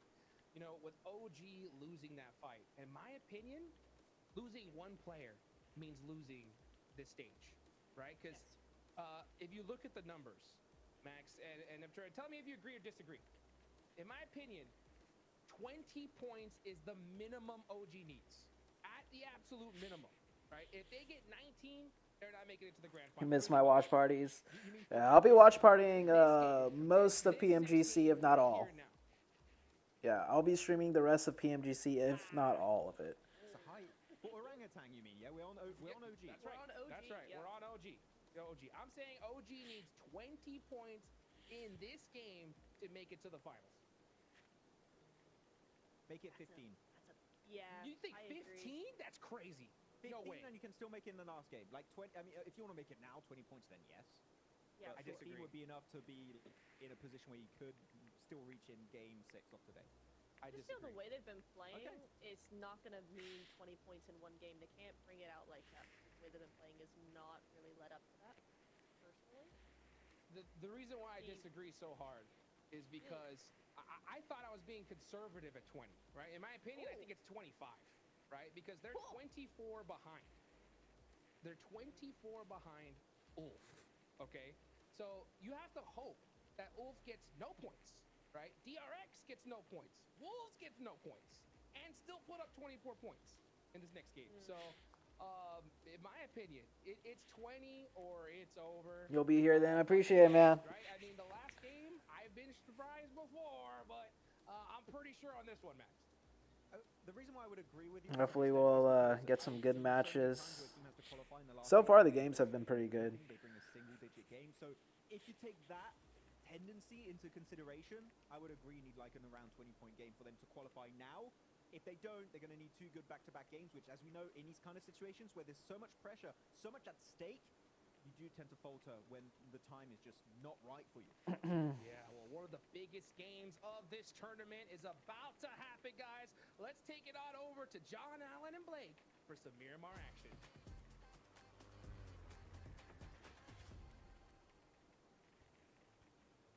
Hey, we all know bigger is better. So, of course, we're going from Arigal to Miramar, the bigger of the two.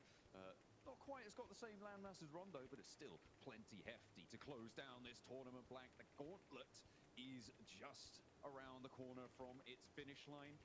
We are going to be stretching our legs here into the desert from the south side, all the way up to Torrejomada on the plain path. Teams need points, and they need them now. Yeah, as the penultimate game of the day as well, this is sort of the one that is make or break, right? This is the one where you either leave an opening for a team underneath you to strike out in the 6th game of the day, or you could close it all down right here and now. There's always that chance to happen. So this is a very, very important match, as the guys on the desk were saying, to make sure that you get those points. There are several teams battling it out for that 7th Face camera? Oh yeah, I'll get my face cam working by group stage. I need to buy a new camera. The Xavier looking to hold on strong. You see exactly who comes out on top in this game. It is very, very fraught. Several of our teams there. Keep an eye out for any hot drops. See if anything. Okay, I do have. Oh, what a fucking circle, bruh. For now, but the plain path was on the east. The circles even further southeast side. All right, where's Wolves dropping? Okay, Wolves drop towards Monte. That's a good circle for them. They could get into that circle pretty quickly. Really hard shift on the circle here.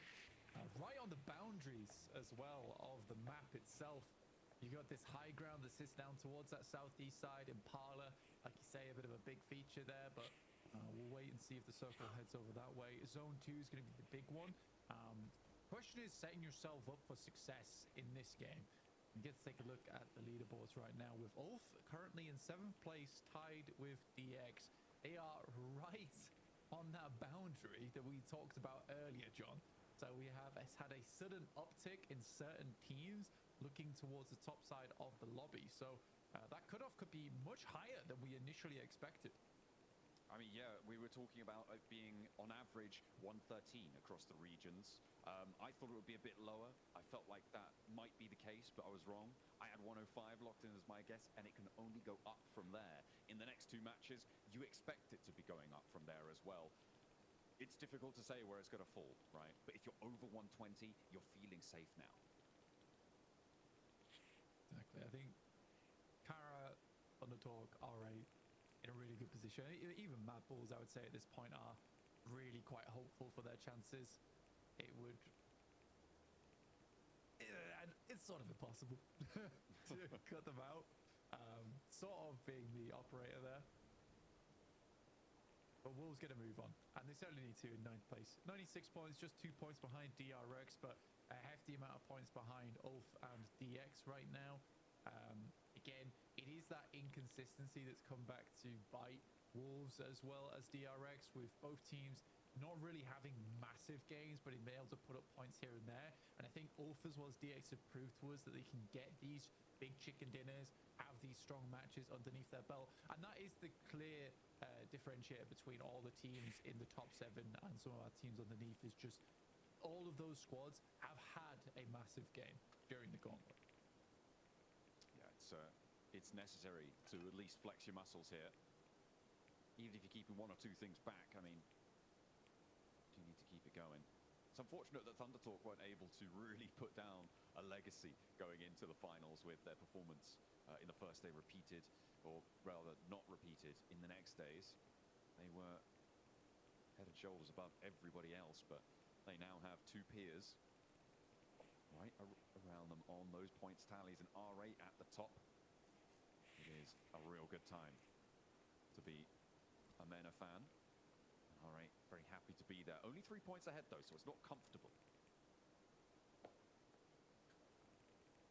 It's really not. I mean, you'd like to be a little bit further ahead than that come game 6. Alright, I haven't played too badly here on Miramar before. DRX themselves set up quite nicely early on towards the south side, to the west of Puerto Paraiso right now. There's a lot of options from this area in terms of rotates towards the high ground, even swinging back around to Los Leones if we end up heading there. It's a bit more tough getting towards that north side, towards Impala. Certainly doable with vehicles, but I think for DRX this is a decent beginning of the match for them. Looking at what they need as well, they do need all the help they can get in that 8th place spot. Wolves as well, making moves, but they're in Monte Nuevo, a long way away, a long road ahead as teams start to collapse. We're just under 3 minutes away from getting that next zone pop. We'll be seeing where on that southeast side we're going. Are we going to get a Los Leones finish to make things all the worse for the teams trying to crash into the top 7? OG getting over towards the central position, nice and Oh, Creep. I got a question for you since you're into racing. How good of a movie was what was it called? The one with Brad Pitt, the most recent big racing movie. How good was the movie as far as for any fans of actual racing goes? Like, how well did they tell the story? How accurate were the racing depictions done in the movie? Stuff like that. To the lobby. I mean, if it heads out there, Silas is going to be having flashbacks to the end of last year, to PMGC last time around. Denied by 1 point.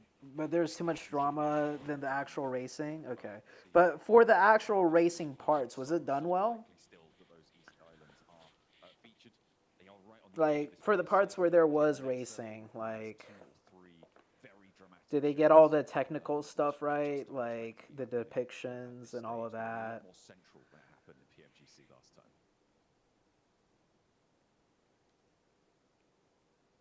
Right now looking to reclaim that top spot, right? On that table with Thunder Talk as well as R8 pushing them back out again. I think that honestly, out of R8 and Thunder Talk, it is very impressive to see Kara in this position anyway, battling out for first place considering the majority of their points came through. Oh, nice shot. A2. I think a result like that is going to be very hard to replicate throughout the entirety. Oh, that's a free point. That's a free point. Oh, that's...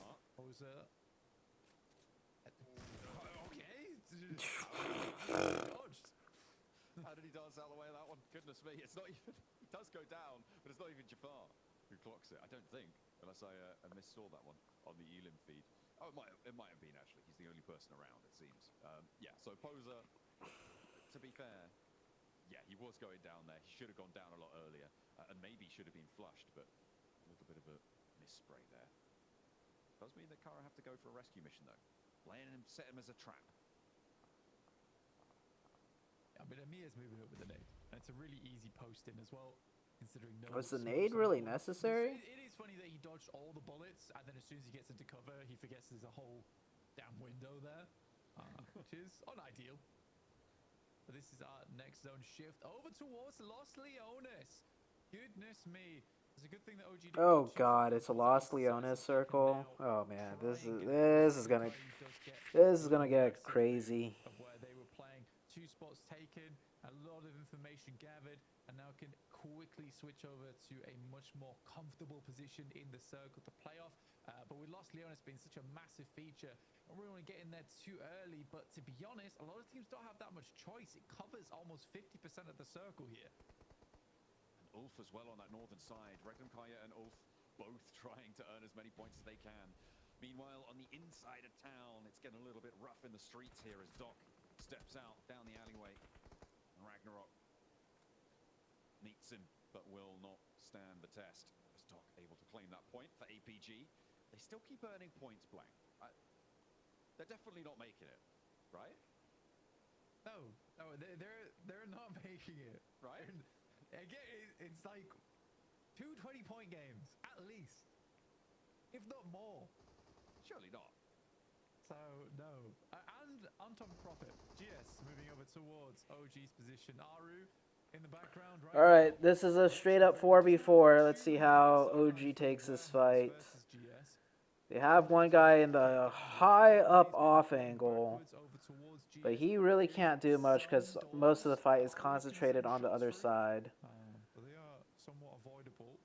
He should, if anything, reposition, because OG does not have too much control of this fight. Like he's covering all of that backside, but GS is not going to be using that backside.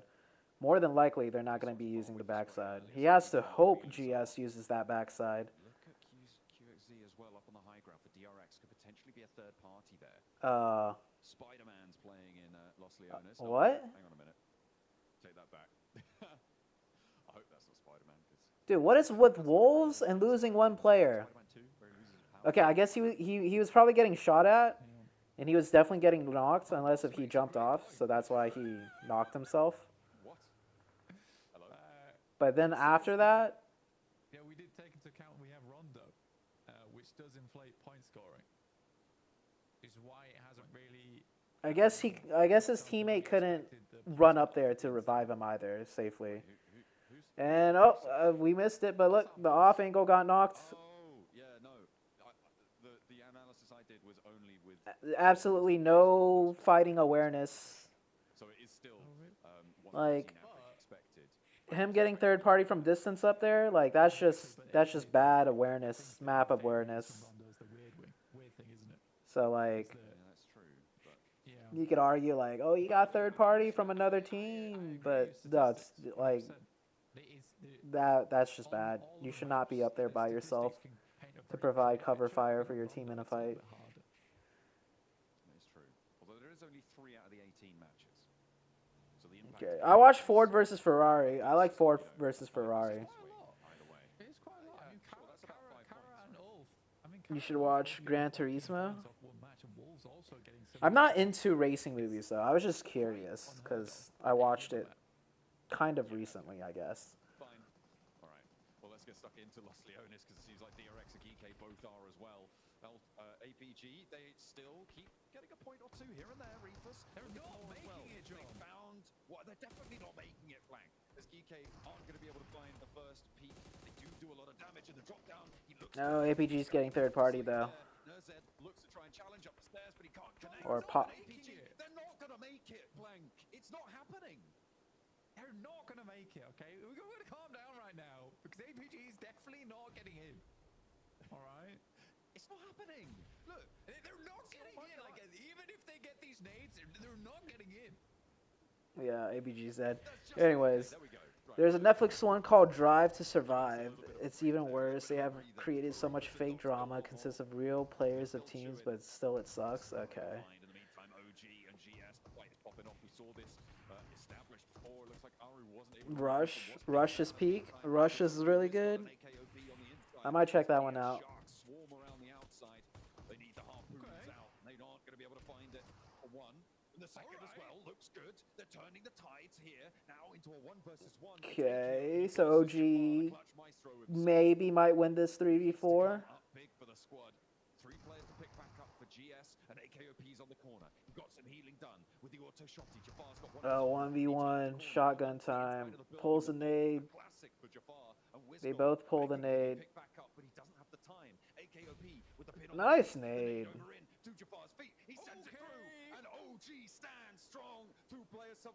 Okay. Good on OG. Good on OG. They win the 3v4. We didn't get to see the whole fight play out though. But oh, they killed the 15th place team. Okay. Yeah, GS probably isn't.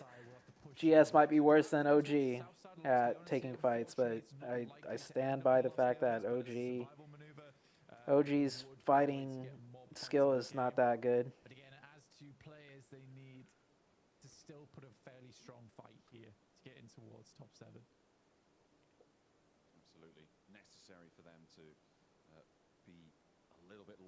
stride. Took to the pack ahead of them with 2 players. That ability is severely diminished. Can't really go for too much now. I'm still waiting for Red Kai to start to pop off this match. In any match, really. It's just not come through yet.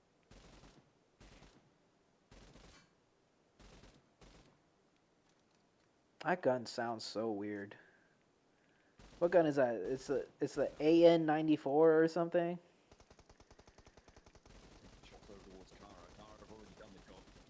That gun looks like it has no recoil.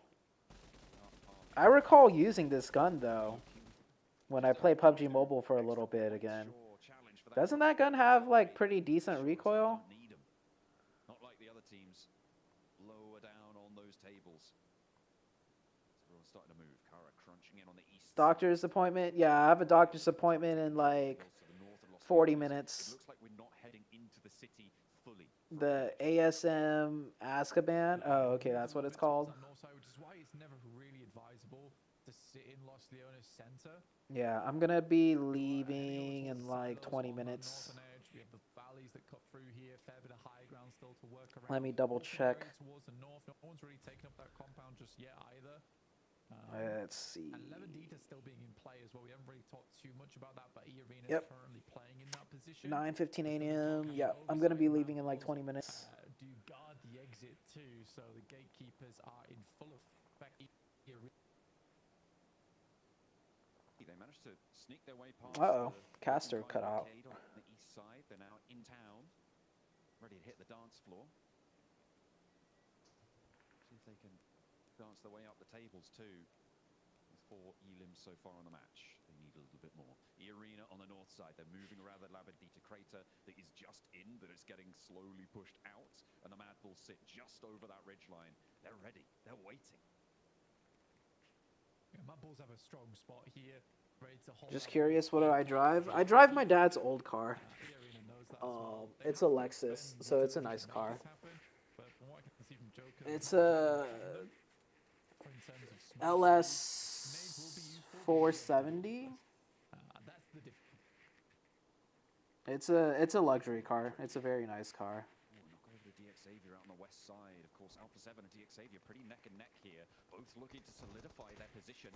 5th and 6th on the tables. Paragin tries to step forwards, but Revo has the corner, has the shutdown as well. Carrillo needs to heal, so does Revo. And now the rest of DX Xavier need to strike, but where are they? Nate T on the upstairs, Lambor's repositioning, and they are going to get overwhelmed if they don't do something soon. Brisal's cut off a little bit from Obscure, but they need to find more now, Blank. That they do. But I mean, for the time being, this is looking very rough for DX Xavier. Lambor seems to just be sending away, which is the smart decision here, I think. Alpha 7. They need these points. In the building. Get Lambor away, potentially get a couple more points, because that's all DX Xavier really needs. There we go. Nate goes down. Alpha 7 want to secure themselves that 110, and they push themselves over that boundary that we were talking about towards the start of the tournament. A 7th place still sits at 105. Thundertalk now challenging Mad Bulls on the north side, as they have taken that fight to them, but they don't need to. With the circle popping down to the south, they could disengage. With that knock, now might be the best time, but they've lost one of their own to a response nade from Tulika. Stuff from Thundertalk, 3v4 here going fairly well, but there is a shot from off in the distance from CEO, who continues to burn through teams. AJ barely getting away from that one. We haven't seen much from TT lately. Nothing much today. Sending shots over. Wowee. In the meantime, Thundertalk going to crash on in. Uh-oh. Going to get away from the ridgeline, but it's not going to be pretty inside the longhouse there. Steps out into the crossfire. Pusher looks for more, and Thundertalk fall. They will be eliminated here, and the Mad Bulls, again, looking to continue that solidification process. Looks like my caster curse is working out.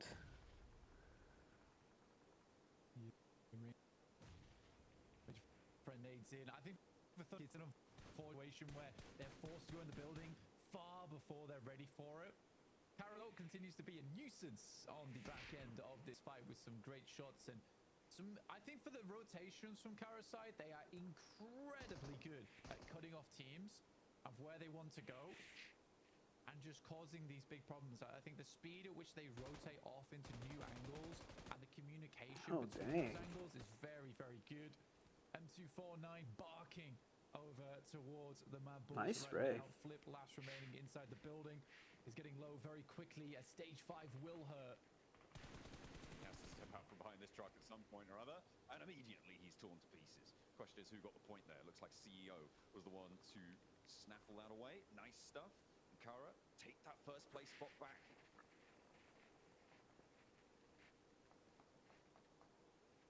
But R8 still in the game and chilling over on the northeast side. OG finally do need to move, and DRX has eyes onto this. 2 players, I think it's very unlikely, especially with Regnum Kaya pulling up the rear here on the high ground. Should have sight lines in. Attempts to get the nade into the container. And Wizgo's just going to hold out as long as he can. Hiding in these crates is probably one of the better options that they've got available to them at the moment. Keep their heads down, away from Regnum Kaya, who have been quiet so far. I've wanted more from them, and they need to do more in this match blank. They have had such a great position for so long. They have the high ground still under control, but they haven't been able to get any elims for it so far. Now's where they need to try and turn that one around. It is still the case that in a strong spot, sometimes you don't get these mid to early game elims. You're more focused on maintaining for the late game. But the question is that gamble worth it? Are you going to be able to convert, especially when Kara are marauding on the north? I mean, from the spot they've had, they just really haven't had a chance to take shots to too many teams, and there's no reason for them to get too aggressive at this point in time. You are right, though, because they absolutely need to get a big game towards the end of the day here. 2 big games, in fact. They want to break into the top 7. Nice circle. Unlikely. But for Regnum Kaya, they're kind of banking on this late game where it's going to be quite open, and they're going to try and control a lot of this space off this high ground. What they're looking for. Now's when they do need to start to come alive, try and turn that one around. A lot of strongholds already, though, established inside the circle. It's going to mean that it's a bit slim pickings, especially with this next circle. They have to move. Shots over to DRX. The Wild, as he's watching that run out. OG as well, cooking some nades to send over to DRX. Can't quite find the angle. APG on the north side as well. Sorry, all the way off in the west side. They are going to have a tough time. And again, into the vehicle. The smokes are there. Have they got the cover to make the dash? Wizgod is down. AKOP, there's no chance he's slowing. And he will survive, but for how much longer? Again, just having to tuck away in these corners. As the nades pour in from the Wolves, that bounce could have been the end of him, but will be able to get this first aid off, you'd imagine. Yeah, has some more meds to work with. Sticky Bomb won't quite take him down. We'll stim up, try and get back at the 100 HP. He's gonna need every circle zone, bless. Comes his way. Yeah, just start stepping their way in, trying to get in those placement points. Even so, at this point, it would take a miraculous game. Last match. I mean, for DXAV being a 105, there's a possibility. It's 20 points, right? And a chicken dinner, and OG could pull that off. Certainly is possible, but a fleeting possibility at best. Grenades start to bombard out and take points away from the lobby, away from teams that need them. Put them in R8's pocket. Oh, R8's gonna take first here. Top of the tables rages on, and R8 do not want to let it slide. Kara denied access. Kara is not getting any points, any more points here. Take it back into control. 139 now, neck and neck. R8 win that tiebreaker. DRX crashing in, and it's all up to AKOP to stay alive. Nice. Shuts it down. No dice on that push there. DRX only dribs and drabs, and will be shut down. Yeah, another point for AKOP here. Wolves needs to lock in. Bro, Wolves keep losing a player early on. They're always 3-man, dude. Like every match for like so many matches in a row. Points here, and all of those teams who are chasing the bubble are still alive. From 9th down to 14th. I mean, I say that with a lot of leeway given to the teams lower down there, but they're all looking to chase and they're all still alive, which is really bad news for DXAvia.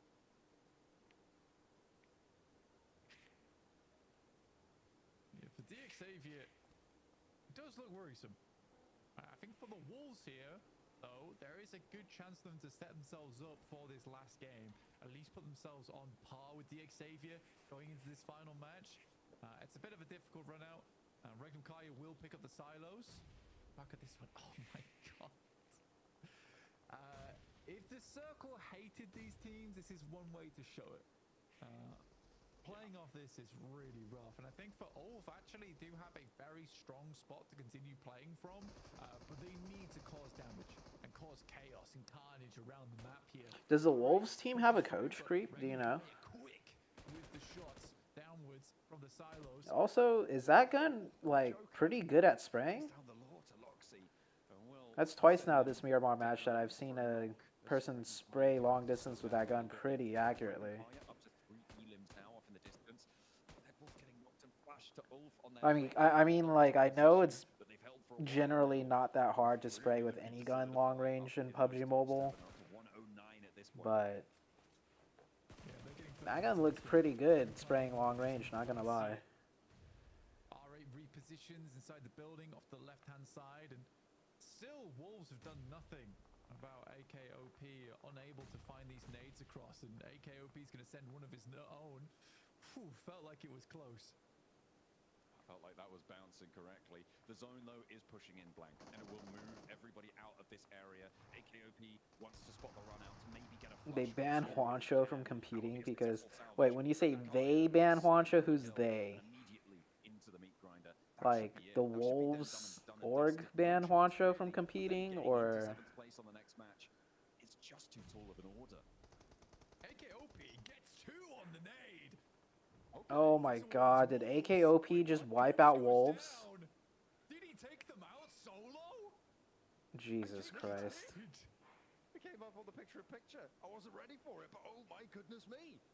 AKOP now has Creep is gonna be molding in the chat when he sees that. A lot of people over in this area. AKOP darting, dashing. More points than we thought he'd get, and laddering up another place. Well, AKOP, the Indian fans are gonna be cheering for him. 15 points behind the bubble right now. That is so doable.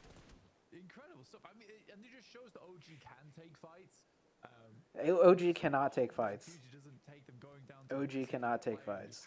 AKOP could do some solo shenanigans. I think he hit an initial Molotov as well, which was crucial at delaying the guys on Wolves, and that does put Wolves in an awkward scenario now. AKOP, he's the BMPS MVP. Okay. Individual talent. For sure. Okay. I'll give it to him for sure. Although it's good news for DXAU, who hold on to 7th place for one more map at least. I'll have to give it a good go next time around. Everybody else really chasing for solidification spots, and I think Alpha 7 and Ulf will have done enough to beach secure now. No one really going to be able to chase, and it's one spot up for grabs at this point going into our final map.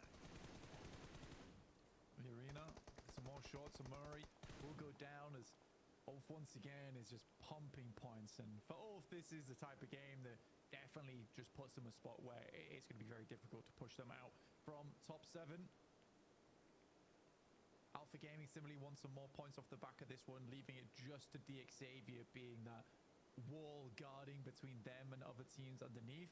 I think if you get to about that 120 point mark, that's where it's very tough to catch up to and would require an insane game from very particular teams. Certainly would. It starts to become more and more impossible as time goes on. Vertical Pro looking to try and take down Ulf, though, and that might make it a little bit easier for the teams chasing if Ulf go down, but they're not going to go down without a fight. Surely not, but Catch now the last to stand as they do get torn apart. Of course, it's R8 chiming in. Now up on 145 points blank. They are starting to accelerate away from that top pack that's been... Oh, he made it across. Ulf go down. 115 locked in on the points tallies there. Alpha 7. Alpha 7's gonna get naded to all hell right there. I mean, R8, they have gone from strength to strength in the past. I mean, I remember when this team felt like a bit of a footnote in some of the tournaments way back when, but they have just stayed persistent within the scene, and coming out now just swinging like this is truly incredible work. Ida will go down Oh, VP push. Push around, just go for it. To get the re-knock, more damage over the top now. These airbursts are pretty good though, coming through from Oh VP. my That god. should be the finish on at least one, even just Marth now alive behind the rock. Yeah, go for the push. A7 for the third party. This should be an Alpha 7 chicken dinner. Virtus Pro crammed into a corner here. The numbers advantage is there. Aragon able to do the rest of the damage necessary to take down R8. And maybe Virtus Pro can turn around now. Alpha 7 not fully in position yet, but they will establish. Oh yeah, it's over. Steps up, and he will be able to find the first. A second with a DBS. No, not quite. But the turnaround for Carrillo is there, and they trade it off. Alpha 7 really want to stay. Alpha 7 guarantee top 7 now. Be able to do so. A chicken dinner in the penultimate match. That's how you lock your spot down. There's the DBS master at work, gets a knock and then a massive amount of damage onto the next player as well. And for Alpha 7, Yeah, and they sit 3-man on each other's nuts while there's a solo 10 meters from them. Oh, creep. back at it again, but Guizao as well as Skier have been such great additions to this team. They're just fingers crossed they don't get kicked off this tournament because, come on, please, let's just keep a stable roster. One time Alpha 7, I beg. Oh, maybe. Classic NA plays. But we are also looking at teams that have really fallen short of the mark. Alpha 7. It's not necessarily a Gunpowder India team, it's just they over rely on finding off angles. I see. That was like the whole off angles thing, that was like the meta in the first 2 to 3 years of PUBG Mobile. Absolutely does. I mean, for Alpha 7, what a fantastic. But as more teams learn to take space, just in general on the map, off angles are really good still when used correctly. But yeah, off angles just is not as dominant as it was in the first couple years. So the India meta is just like a little bit not as developed. Which, you know, is normal, I'd say. Because India as a region competes with just themselves, really. They don't really compete globally too much, so it's harder for a meta to develop.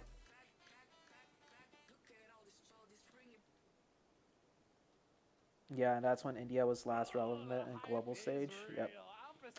Yep. It makes sense. So, not even like down speaking India by any means. It's just, you know, when you don't compete globally, the meta is harder to develop. We wanted to see that happen. Alpha 7 definitely reaching the expectations we had a lot more compared to PMWC, right? But here the circle, it kept shifting up northwest, and it was forcing a lot of the teams to just fight. Okay, well, with that match done, I'm going to get ready to go to my doctor's appointments. Just letting everyone fight each other and just like, okay, we still have 4 players alive. We're going to pick the final fight at the perfect time and wrap up that chicken dinner in style. Alpha 7, a lot closer to that initial expectations, and I'm hoping to see more of that moving forward. Yep. Yeah, 100%. I agree, Nepturo. That's what it's all about. You know what I'm saying? They did make us a little bit worried there for a second. Wait, Creep, so is it changed now? They don't have hidden kill feed anymore? It was really nice to see as well because, you know, I don't even know if they have hidden kill feed still or not. rounds, right? Everything is possible. So really nice for them to just get that win out of the way, get those points on the board, and go, hey, whatever happens next game's not our problem. Well, I'm gonna keep the stream on. You know what? I'm gonna chat with you guys through the chat. I'm gonna be on my phone, watching my own stream. To go right here. But before we get into those storylines, let's just go ahead and hype up this squad one more time, right? Rebel getting 3 eliminations. I'll tell you what. You know, I think a lot of people had a big. Not anymore. Okay. Is it for the foot injury? Yeah. Because, you know, Mafioso, a legend, has been with the squad for so long. You got Guizao and Obscure on the squad, but I'll tell you what. This change. I go to the doctor to do the laser therapy for my foot. A little bit too good. So wherever this game's like, I'm going to show them who's boss. Okay, who's the true Alpha 7 OG, and he performs a little bit better here, getting himself almost 650 damage, 3 eliminations to boot. So definitely a really, really solid game coming out from the entirety of Alpha 7 and the IG Lingua Carrillo. Again, understanding fully how to abuse this circle in their favor, because the death of a lot of teams in this match clearly was Los Leones. A lot of teams were forced into making that call to go through the city. And as we saw, a lot of teams did not make it out alive, or at least not the full team. All right, I'll be in the chat, guys. I'll put it on my text too. APG had a really rough game. Or I'll just pin it. They got surrounded so easily. OG as well had to kind of limp into a building and do their best as a solo. It was not the game that teams wanted for sure. I mean, we did have a few outliers, of course. You did have Xavier out on the western edge there, who were able to survive quite a long time in the game, still racking up those points. You also had Ulf over onto the center side, up on a high ground. So a few teams were okay, but again, the zone does the thing that nobody likes, and nobody likes that nade. I ended up out crazy. Man, it's so crazy. At first, I thought we were going to get that Los Leones City finish. I was so excited. And it goes, it heads up to the north. Alpha 7 had that western side position, and then they just closed it after that. But man, you know, a lot of things to talk about in this game. You know, one of them in particular, we saw OG, right? A little bit earlier, they end up getting 7 eliminations. I do want to give props to ACOP, though, on that beautiful nade, though, to finish out that squad. But man, yeah, that was beautifully done. They're definitely fighting their hearts out here. I will give it up to Team India for their first PMGC. For them to even be right in the position they're in on the leaderboards, you got to give it up for them, right, Max? Definitely. You're looking at the players on an individual basis. I would say every single one of them deserve to be here at PMGC. AKOP had some great plays that nade at clutch, especially I hope we're going to see in this replay. Actually, no, I think we did miss that replay. But he did clutch up versus Wolves, right? So very, very nice stuff coming out from AKOP. But I'm really curious, Hodrix, to see the leaderboards, how close it's going to be, because these teams, I'm telling you, they're going to be chasing it down here for the top 7 in the very last game of the Gauntlet. Looking back at these replays, the rotations, Alpha 7 dropping so far away, Niptura, but we're going to see the circle keep shifting their way, and they just obliterate the lobby in the mid to late game stage. Yeah, I'm really excited to see how actually VP rotate as well here, because they're on the south side, and we did see them on the north in the end in those final zones, right? And I kind of, so much stuff was happening in the center, I didn't really see VP do much here, so kind of surprised to see him in the top 3, but yeah, A7 just being able to control the whole north side here. Ulf, of course, still in the center doing their thing, and there goes VP just wrapping around, just sharing a little bit of space with A7, just chilling, taking out Ulf maybe potentially here, so just trying to clear off those sides that do what they need to do, make sure they have that space to move around, and it got them that second place. Yeah, I really like the... So I'm going to go on Alpha 7 again, because I feel like they had the most interesting rotations this game. Yeah. They understood a majority of the lobby were going to respond to that circle by going in the city early on as like... But as you said, Hodrix, we thought it was going to be a city Los Leones finish, but no, it tended to move away. So by delaying your rotate, if it does shift away, guess what? You're the first team to pick off those strong positions that are going to be in the later game scenario of this match. So very happy with Alpha 7. 16-point game. Let's keep in mind, they did have a 0-point game earlier. I was a bit scared maybe they could slip out of top 7, but no, this 16-point chicken dinner is exactly what they needed to make sure Brazil is present at the biggest stage here for the Global Championship. That's right. Hit that stamp, book that ticket to the grand finals. That's how you do it right there. I mean, Alpha 7's rotations, they're absolutely one of my favorites to watch, because they can pull out a chicken dinner from the most crazy spots. You saw them land so far in the north, and I love that graphic because it shows such a difference from the last game, right? Xavier, they got into that spot so early, and they just sat there all the way to the win. But A7, they're so good at that edge style play, Neptura, right? I think when it comes to playing from the edge out, there's nobody that does it better than Alpha 7. What do you think? Yeah, they certainly have the most experience into this, and that experience is paying off. There we go, 123 points. They are unstoppable now. No way they can drop down past that 7th place, but you see R8 continuing. I mean, they had a really good game again in this last game, right? In this last Miramar. So another good game, just making sure that they're solidly on that top spot. So actually, the point threshold here did not move. It was 105 points between Ulf and Xavier before this game. It remains at 105 points. The entry point top 7 has not budged at all this previous Miramar game. Xavier currently on the cusp. DRX 6 points away. 7 points needed for Wolves, and then you're looking at Orangutan. They need 15 points. So pretty much, if you're below Wolves and DRX, if Xavier don't do anything, you need a win. If you're up there, otherwise, DRX Wolves, you need to get a strong top 3 finish. Is there going to be any movement in the leaderboards, Hodrix? I don't know. It might just stay this way until the end. You want my honest opinion? Tell me. How real should I keep it? 1 to 100. As Niptura would say, 100% real. 100% real? It's over. That's in my opinion. I'm telling you, I've seen this happen so many times. the last game is so toxic, right? Because almost the entire lobby knows where they're going to end up, if they're going to go to the finals or not. That only leaves a few teams so desperate for points. Those shenanigans coming into play, I can't tell you how many times where I've seen a team only need 1 point and they couldn't even get it in the last game. So in my opinion, right, from the history of this game, I would not be shocked at all if we don't see this leaderboard change. I think that the top 7's locked in, and it's up for all these squads to change the script. What do you think, Max, man? Take fate in your own hands. I fully agree with your point. No, history has been saying that in the past, this is not going to budge by too much. But you know what? I don't want history to repeat itself, Niptura.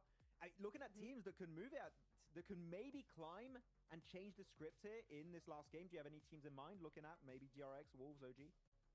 I think DRX have the best chance just because of how they've been playing. Wolves, even though they won on Rondo, they haven't really done much since. And OG and Down, honestly, 10th place and Down, I don't think have a real shot here. OG might be able to pull up some points, but not 15. I don't think so. It's a tough one. I'm going Wolves. I think Wolves are going to make it. That's my prediction. Yes. Okay. I mean, no, Max, man. I mean, you know what? Don't you do that curse stuff on us, Max, man. I will be real. I want to see the Wolves so bad do this. The reason why I'm keeping it real is because, I mean, I have to, right? I've seen this happen so many times. I warned about how this last game was so imperative because of all the craziness that happens in the final match, right? So Wolves, I mean, they have to do something special here in my eyes. It is so rare to see a squad be able to clutch it up on a final match like this, Neptura. But out of all the squads listed, for me, it's the Wolves for sure. Come on, baby, let's do it. Come on, we gotta have the Wolves, right? And you know what? Maybe they'll take advantage of the chaos, you know? Maybe they'll have no pressure on them. It's like, listen, it's the last game. Either we do it or we don't. The other teams are all so worried about fighting each other. Maybe they'll be able to slip in, do their thing, and then in the end game, just spread out and do exactly what they've been wanting to do this whole time. We're talking about the teams currently not in top 7, right? We're looking at DRX, Wolves, again, Orangutan. Xavier, how are they going to approach this game? They know they're currently the cutoff team as the entry point for the grand finals. I would say Xavier, this is a game where you have to play passive. I want to see them get into top 5 minimum if they want to be comfortable to move into the next stage of the global championship. Xavier's got to be very careful, man. I don't think it's going to get to the point where they're going to get hot dropped by any particular team. That's good. For sure. That's way too risky. But at this point, Xavier, play it slow. If you're not in top 5, for me, they might just slip out of top 7. Man, you know, looking at this, and I'm of teams that could change the script, Netura, right? DRX, 6 points away from Xavier. Wolves, 7 points away from Xavier, okay? And that is if Xavier puts up nothing in this match, right? How about a little prediction, right? Last match of the day, let's deal with some predictions. For Xavier, in my opinion, Ulf have made it, right? I think those are the only 3 teams at play here, right? Yep. How many points do we need to see Xavier make in order for them to secure their spot in the grand finals? What do you think? How many points? Yes, how many points? For Xavier. DRX. Xavier, at least 10. At least 10. Well, you know what? Let's see what happens here. But before that, we got a nice interview on the stage with the 7WG. Welcome back to a quick report with the 7WG. I'm joined by none other than Rebel. They just got to win and secure your ticket to the grand finals. Besides securing the ticket to the grand finals, what does that win mean to you, Rebel? Well, that win means a lot for us. I wanted to go to the finals because I lost the most important person in my life, and I want to go to finals for her. Well, you're definitely going to be able to do that, but now there's still one more match left. There are some teams that are currently struggling, like DRX, Wolves, that beat you in Americas. Are you looking to maybe make it a little bit more difficult for them to make it into the finals? To be honest, no. We are trying to get the top 2. I know the top 1, it's almost impossible, but we're going to try to get the top 2 to get another win and stay in the top 2. Anything you want to tell to the Brazilian fans? Thank you for all support. I love you guys, and let's go for 7. Let's go Brazil. Let's go Americas. There you have it, ladies and gentlemen. As we're about to jump into the final match of the Gauntlet, we will be securing more spots in deciding who's going to be going directly to the finals.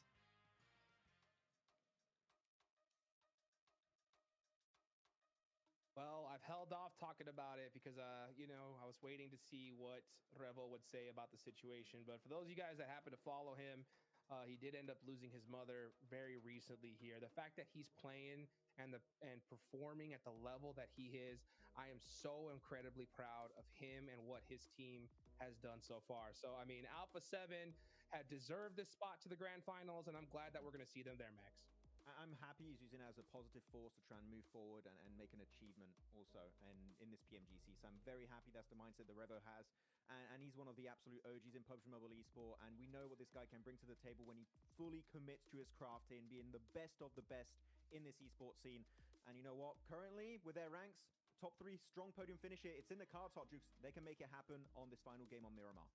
Well, you know what? There's 3 teams that definitely need to make it happen. That's Xavier, DRX, and the Wolves. Who's going to get that last spot to the PUBG Mobile Grand Finals live in Bangkok, Thailand? Let's take it on over to the casters for the last time. One more chance here to put the points on the tables when it matters most. That direct qualification spot is the goal of every single team in this lobby now. It looks all but set that 6 of those tickets have been booked. It is that 7th wildcard entrant that is still up for grabs. We'll have to wait and see until the end of this game. One slot being available does make this a rather exciting prospect for a few teams underneath, still chasing. Still a chance for OG as well. It will have to be a big game from them, though. Something very different to what we've seen from them in the past couple of games. But AKA OP, I mentioned he's feeling the high after that squad wipe over to Wolves solo. We have a fairly southern playing path. It's not terrible, though. Heads up towards truck stop. So still quite a few areas to pass on by to. Head towards that north side, grab some vehicles. Because it's not so leaning towards Puerto Paraíso, it means that there's way more vehicles available on the roads and less clashes likely to happen early on. It has got to be nerve-wracking to drop in at risk, but Mad Bulls, I mean, they're on the camera right now. They're one of the teams that's going to be feeling a lot more chill with it. The circle sends out to the east side again, not quite as south-leaning and a lot less water in this one. Still going to feature El Azahar, Impala, open area to the west towards La Bendita as well. GS starting in Impala, which is not terrible for them. DX down towards Los Leones start just on the western side of it. This is the team that is in trouble in 7th place, with DRX and Wolves both knocking on the door here. 6 points behind, 7 points behind the Wolves and DRX. OG a little further with 15 points, and that's with profit onto whatever DXAV is able to make happen during this game. Ulf is currently safe, I would say, barring an incredible performance from both DRX and Wolves and DXAV. So it'd take a lot. It would take a lot.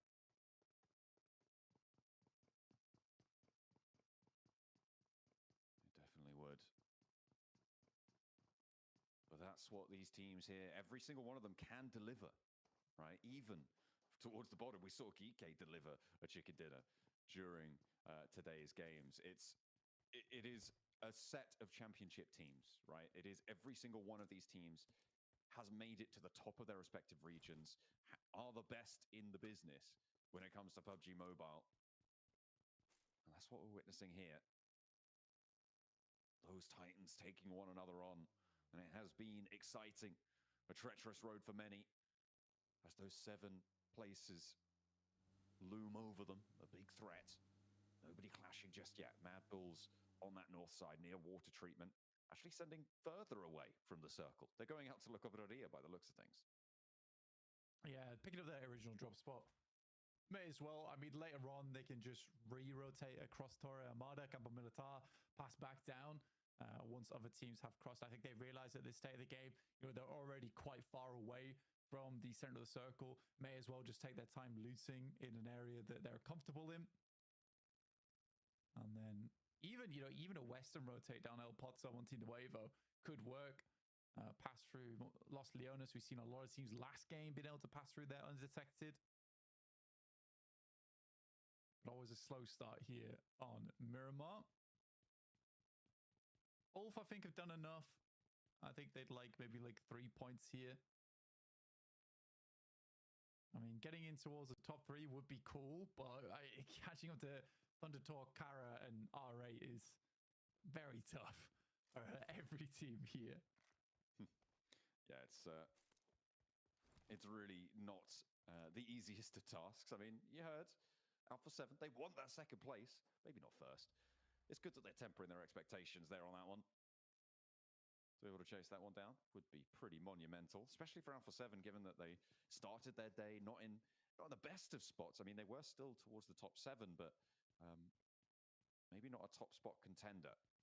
And it is only one match to do it, and you've got to think it's just not going to be possible, really, to jump on up there.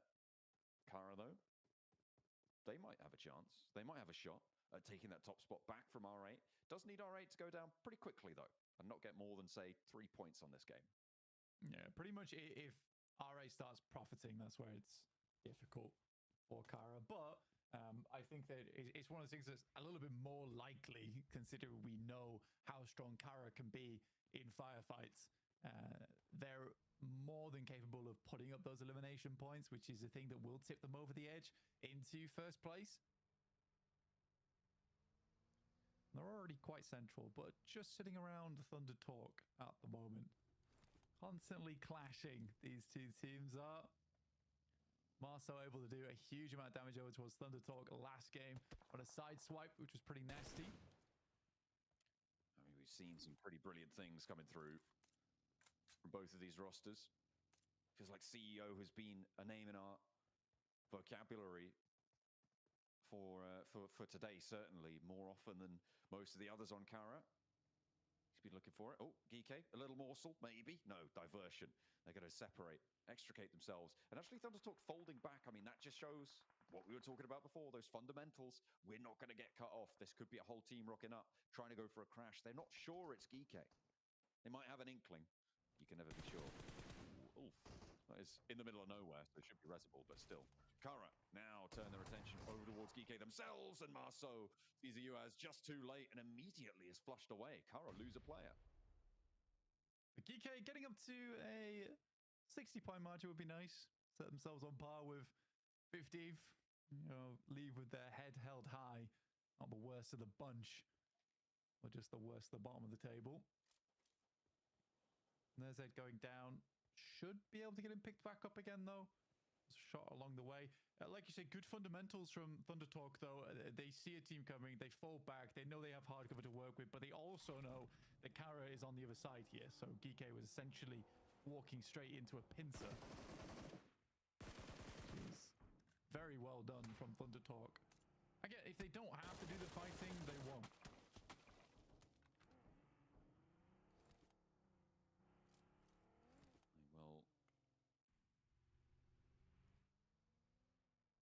Look to try and divert away, try and get extricated if they can. Geeke, they're up to 2 elims. Are we going to see another Geeke chicken dinner to close down the day when everybody else definitely needs it more? I mean, I don't know. It's too early to call, and they only have 2 elims so far. But they are at a pretty decent spot near Minas Generalis. Would be nice. A cool way to finish out the day, at least. Kara, the dreams at first place are dashed. It's only down to 2 players now, and dreams at second place might be looking rough as well, with only 3 points needed to tie even. Thunder Talk.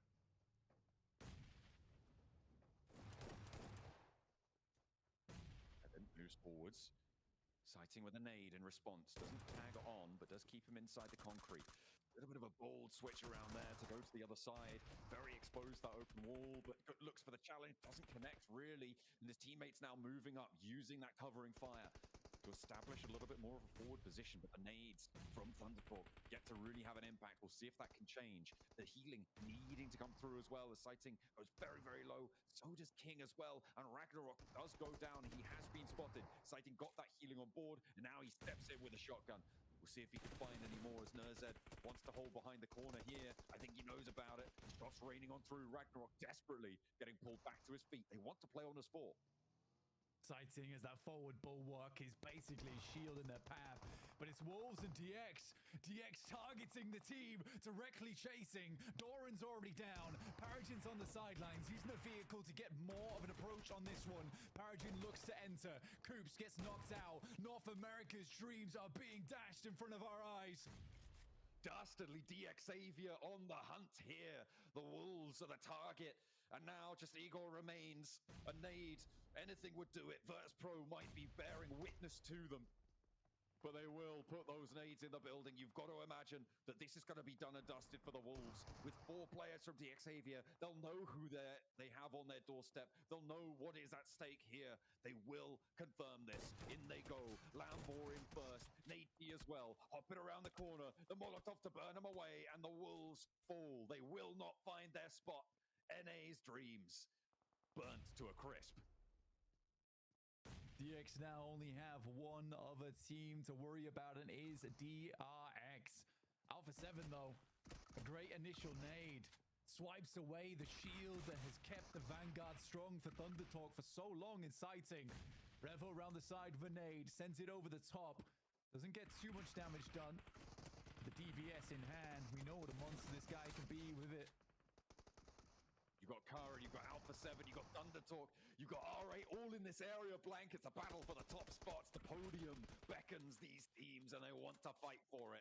They're out for blood and Alpha 7 will be denied. 4th place, not locked in, but they will not be able to ascend towards the top, the more top spots. Let's go with that. Kara going to be trying to change the tune of Thundertalk and take that 2nd place back away from them.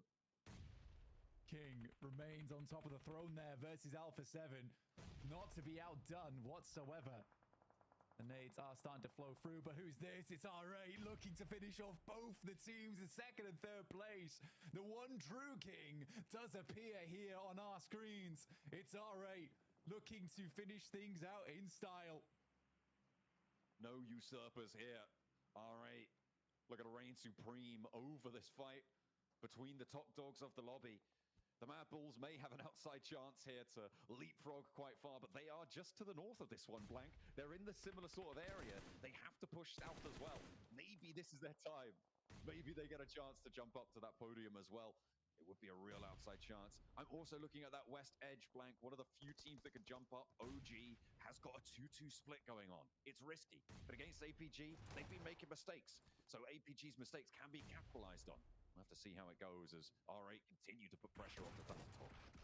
Yeah, R8 making it look easy right now. The nades flowing through, and Thundertalk at their wits' end at the moment.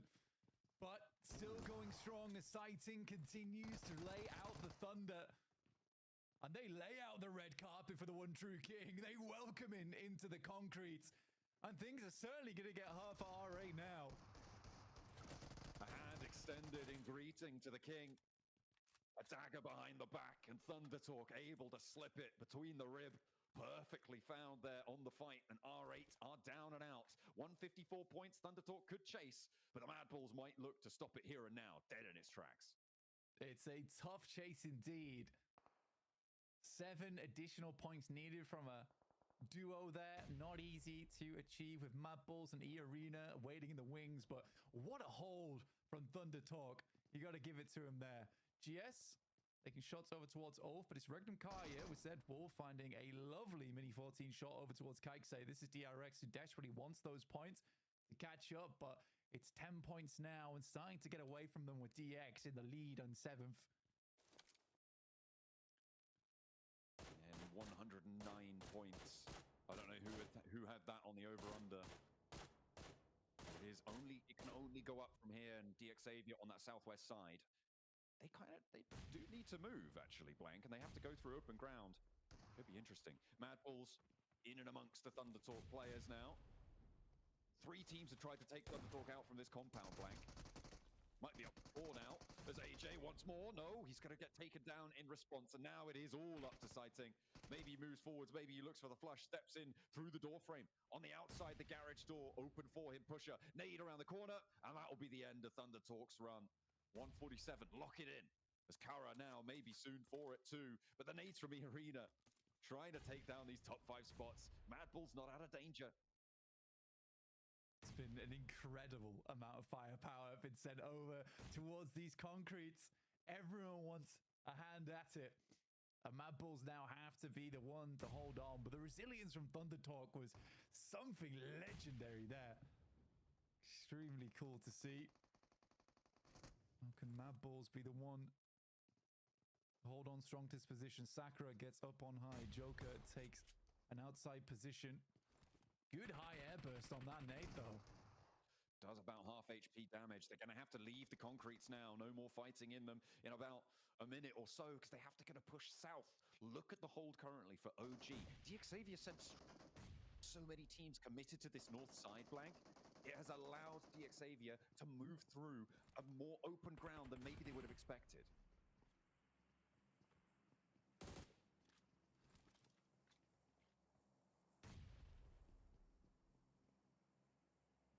I couldn't quite believe they made that push in the first place.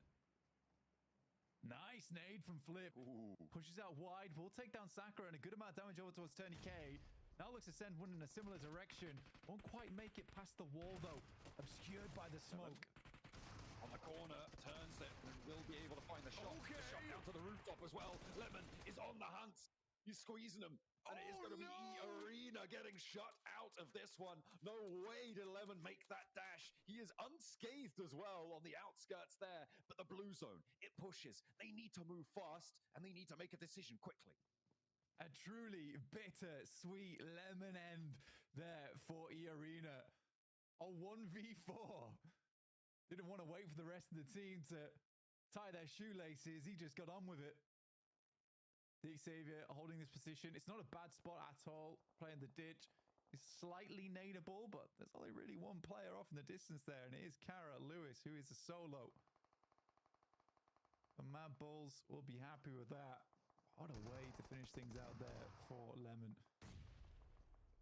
APG moving in towards Virtus Pro. Aragon overwhelmed. A nade from Malloy to get some retribution. Top goes down. Has to crawl around the corner. Milky Way approaching with the pump action. Around the corner. Spots the run out, but he's confused. Doesn't know who to aim for there. And now it's up to Malloy. He's good for it, though. He's found 2 already. The knock on the nade to has started off, and he looks for more, but no. Just at the final turn, Reefus stays alive, but in comes a player from OG, but in comes the rest of the entire squad for Regnum Kaya. They're looking to tear this one apart, and they do it successfully. I mean, they didn't even really need to. I think that one was taken away by OG. APG are eliminated. They will be locked in down at 12th. What more can Regnum Kaya do? They made a huge commit going out there. I think for OG, it's a nice time to make a flex out. They have been holding on this northwest side, taking a 2-2 split, trying to confirm as much area as possible. We're down to 8 teams now. OG looking to finish out the tournament strong. 92 points in 10th place. Regnum Kaya chasing that position. 9th place, I think, is now out of reach for Regnum Kaya. Mathematically, with 22 points that they could earn on elims, they would get a 32-point game. Oh, no, it isn't. It's just within reach. They would squeak through by the skin of their teeth. They could get up to 113, I believe, maximum, which is really quite saying something. That relies on them getting every single remaining elim in the lobby, though. So as soon as I think it's 4 more elims get out of the way, now are going to be locked out entirely. However, in the meantime, we'll refocus to the teams chasing. DRX wanting to try and put themselves over the top, but DXavier holding in their divot for so long. The Mad Bulls probably going to look to try and take them out of it. OG been able to hold like 2 of the most profitable compounds this entire match is quite amusing. Not really taking too many shots yet. They had a look in over towards Regnum Kaya's position, but were quickly backed off as the rest of the team started to regroup there, and as a duo, the smart choice to make. Mad Bulls now up against DXavier, looking to profit more and hold on to this 7th place. They're already in placement point territory as well. So for DX Xavier, they realistically need 5 more points in the game. And Nate starts out strong with a good spray down over towards Pusher in the background.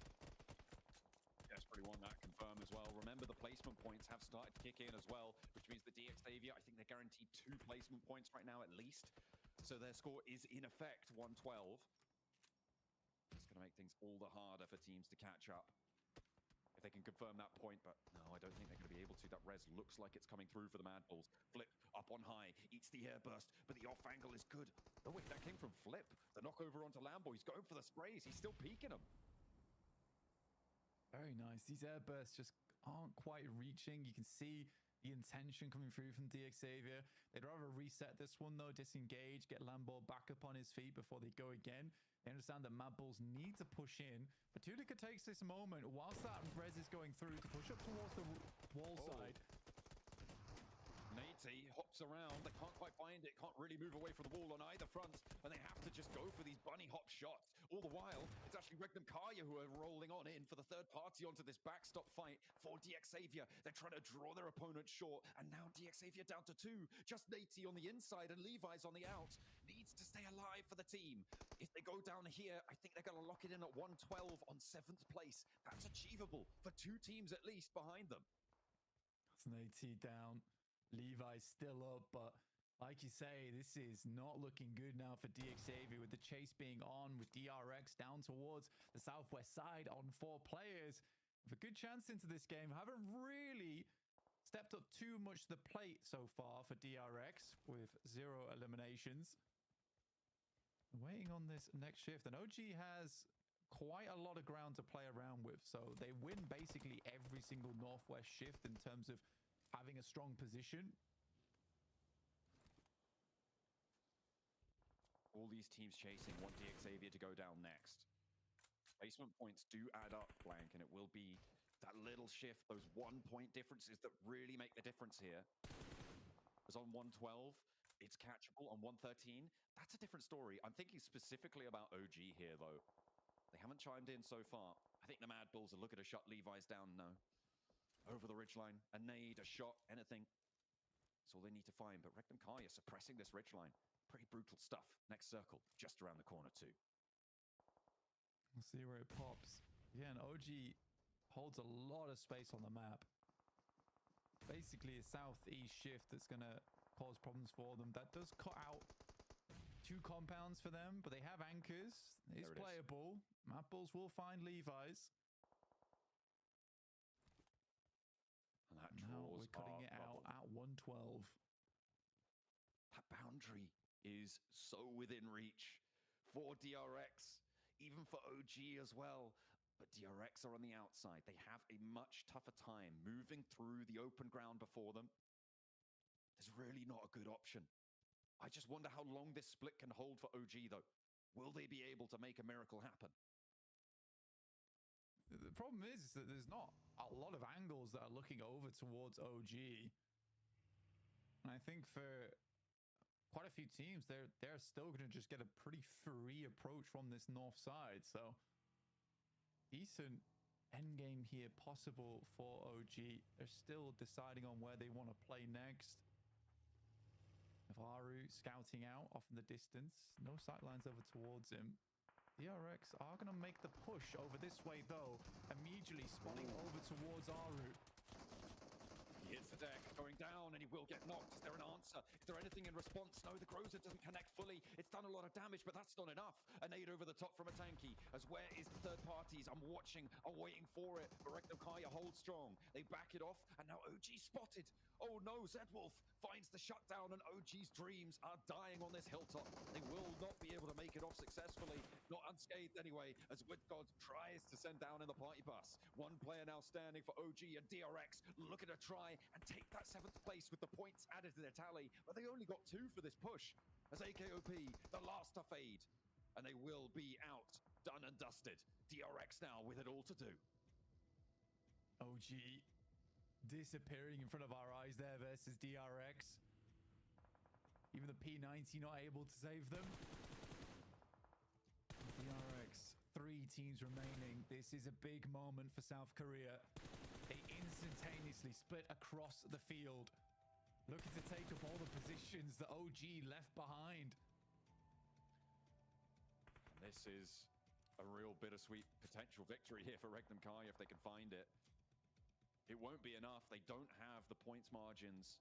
The differences just don't sit there. No more elimination points they can get to put them over that 7th place as it sits. 102 right now. DRX need 10 more points. Just getting the chicken dinner would be enough. Any elimination gets them one step closer. A knock, a nade, and Mad Bulls may be taken out of the fight as well. Wild will finish off one there.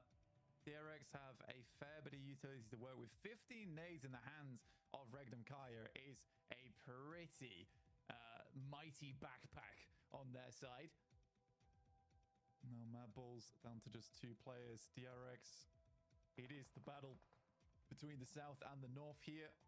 Regnum Kaya begging for a southern shift or even a central one would support them. Ooh. Well, there it is. They have managed to get it, and DRX have to move. They have to find something here. Hops out of the vehicle, uses it as cover. They're getting backed off, and the backlines are supporting this push forwards. But how far can they even go here? The off angles for Regnum Kaya. They're playing this like they play their river split, playing off one another. And the angles finally starting to come together for them. It's too late for them, but they might be able to ruin DRX's approach. DRX were on 103. They needed 112 plus to take this game. Not only that, they wouldn't win the tiebreaker, I don't believe. They need 113 on this game, which is the chicken dinner, essentially. I think at the moment, I think DRX do win the tiebreaker actually against DX Xavier. They have more placement points. Oh no, it's the other way around. I was looking at the wrong column. You're right. They need to go clear, and they're on 102 right now, blank. So they need 11 more points. 1 elim in the chicken dinner. That's what they need to find. They can stay out of it until then. So they could do it. Technically, no, they can't. They actually can't even do it if they get second place. They'd win it on a chicken dinner because the tiebreaker would be 1 because they get 2 chicken dinners rather than 1. Yeah, but if they got the chicken dinner, they'd be over the cap anyway. No, if they went down and everybody else denied the points, for instance, they would get 10 points okay. And they would be on a tiebreaker. But that's we're getting into some real hypothetical ground here for DRX as they need to make it a reality. And I think that's going to involve taking a shot or 2 at their opponents. As Regnum Kai have to fend off 2 fronts. Silas, vigilant over towards the northeast side, knows there's players there. Loxy moves out on a very, very long angle. Nade not quite far enough. Tunica will move with the blue. Good movements there coming through from them. Silas got a little bit of a shot in, but it's not quite good enough. They want to clear out this angle on the eastern side so they can start to focus over towards DRX. But that's a big nade. Zedwolf has to immediately send across, but it looks like he's just going to regroup with the rest of the team. With the time that you have, or rather don't. That's going to be huge. And that movement was spotted. DRX moving in. They're making their move now for their 7th place spot. And they're not finding it blank. It's all falling down. It's all coming. No way! Ash in their mouth. But Kaise stays alive. Regnum Kaya, they're getting shut down. Wild now, the player underneath the bridge, needs to stay alive. And Mad Bulls have a shot to take it all away from them. They still have a player out in the open. And with 2, they can make it work. But Wild's still going. He's still trucking. The healing went through. And Kaise falls. 1 player now for DRX to stay alive. 1 player versus the world. Tunica is down. For DRX, QXC has to put on a performance like no other. He's 1 HP in the meantime. 1 more shot, but a great headshot comes back his way. Hiding behind the bush, and it won't happen as Zedwolf manages to thread the needle. And Regnum Kaya will take the chicken dinner, and DRX do not make it. DX Xavier, hold on. Just about there. DX Xavier able to fend it off, not by their own merit, but by the grace of Regnum Kaya, who themselves will feel very disappointed. You could see that they aren't happy even with a chicken dinner because they know they haven't done enough to get to the finals. Don't worry, all the teams that we've seen so far will be seen again in the group stages. But you can see it's even harder on DRX. They knew they had it within their grasp. They saw DXavier go down early, but they just couldn't get all that way. Those extra placement points that DXavier got for getting across that open ground, that cacophony on the northern side from our top-placed podium teams allowed them to stay alive for just long enough to solidify themselves on 112 points. Down to that 1v1 as well. I have no idea how ZWolf got that Mini 14 shot off. It looked like UXE was fully covered as well. But into that 1v1, what an insane finish from DRX and Regnum Kaya, who will be battling again in those group stages. Oh, and you can bet there's going to be grudge matches coming on through. I can't wait to see it, but for now, let's head to the analyst desk to break down the 7.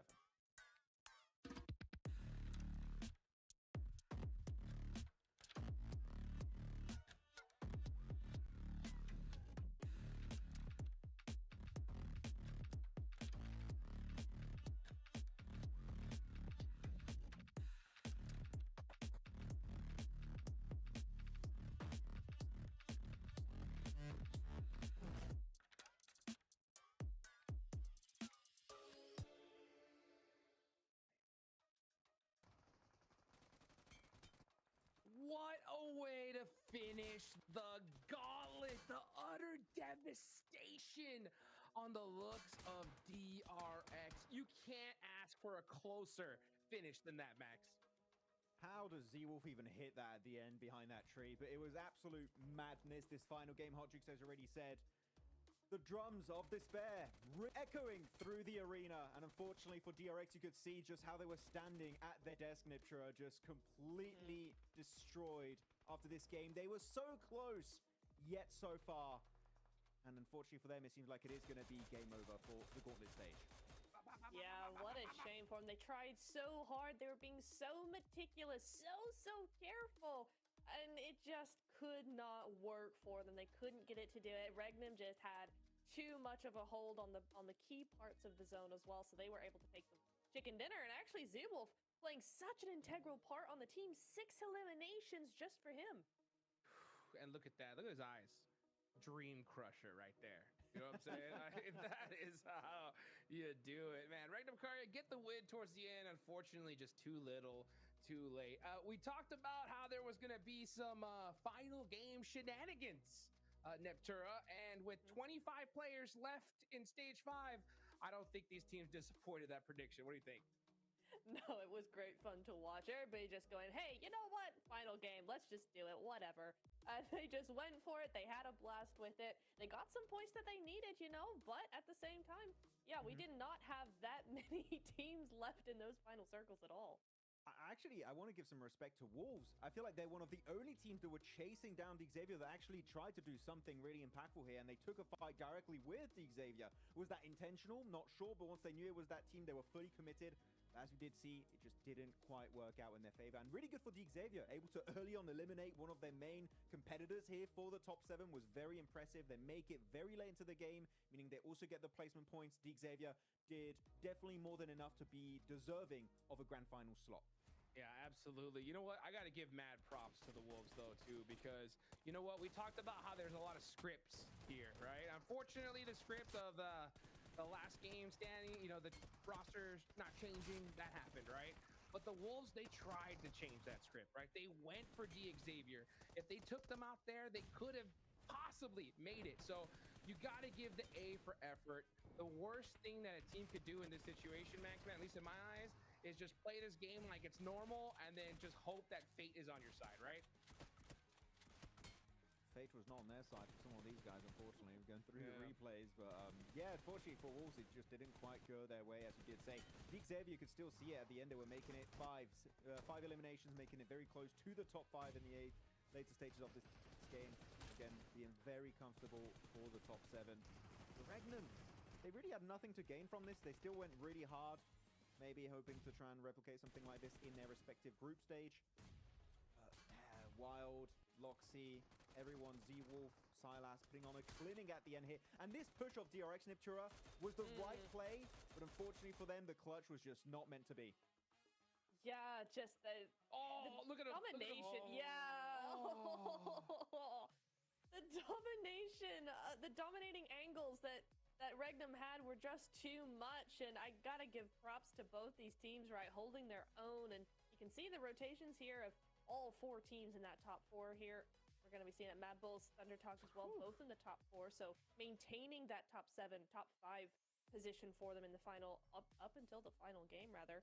And actually, Mad Bulls had a massive rotation to do, just come up to the north side there, really nicely played. But we do see that Regnum and Xavier, honestly, not Xavier, DRX rather, both of those teams like basically just stayed where they were for the majority of the game. I mean, Regnum doing a little bit of movement, running around places, but honestly, just those two just able to really think through the rest of the game and how they wanted to play it. Okay, you see actually how they took their position away from Regnum Kara. That was a really, really good attempt there. But then DRX, they send it onto Orangutan. That was, all of us, right, Niptura Hodrix, we got so hyped when we saw that push off DRX because that was literally a game-changing breach they were trying to pull off on that dip on Orangutan. But unfortunately, they couldn't go the entire way and get themselves the chicken dinner. Though looking at the match ranking, still 21 points going over to Mad Bulls, 17 for Regnum Kara, and 11 for DRX. I'm heartbroken.